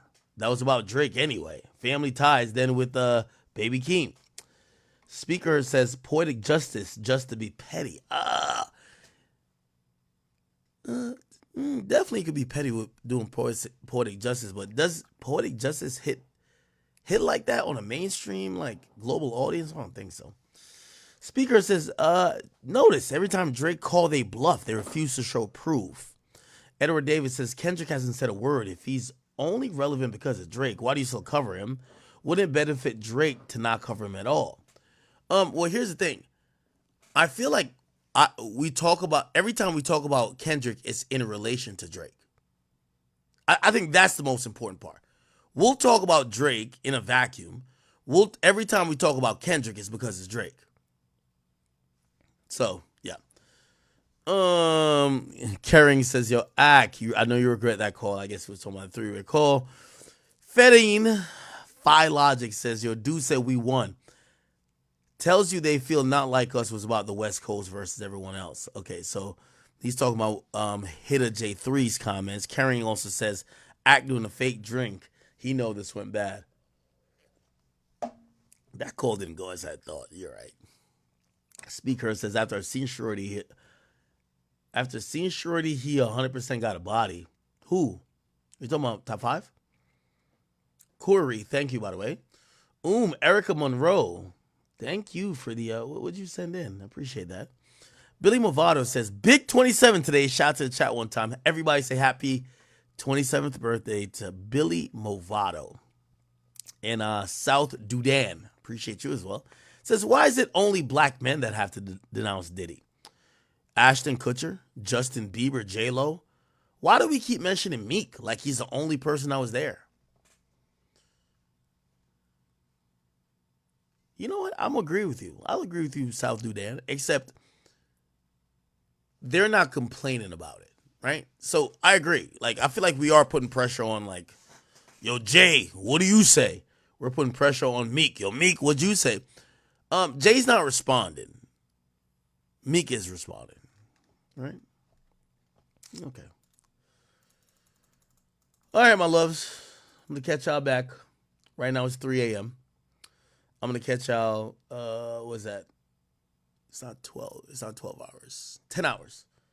I'll catch y'all back in 10 hours. I'm going to go take a nap for 4 or 5 hours, get up, deal with my dogs, do a few things, and then get back on stream, okay? So we'll be back at 1 p.m. 1 p.m. Eastern. So wherever you're at, 1 p.m. Eastern, we'll be back.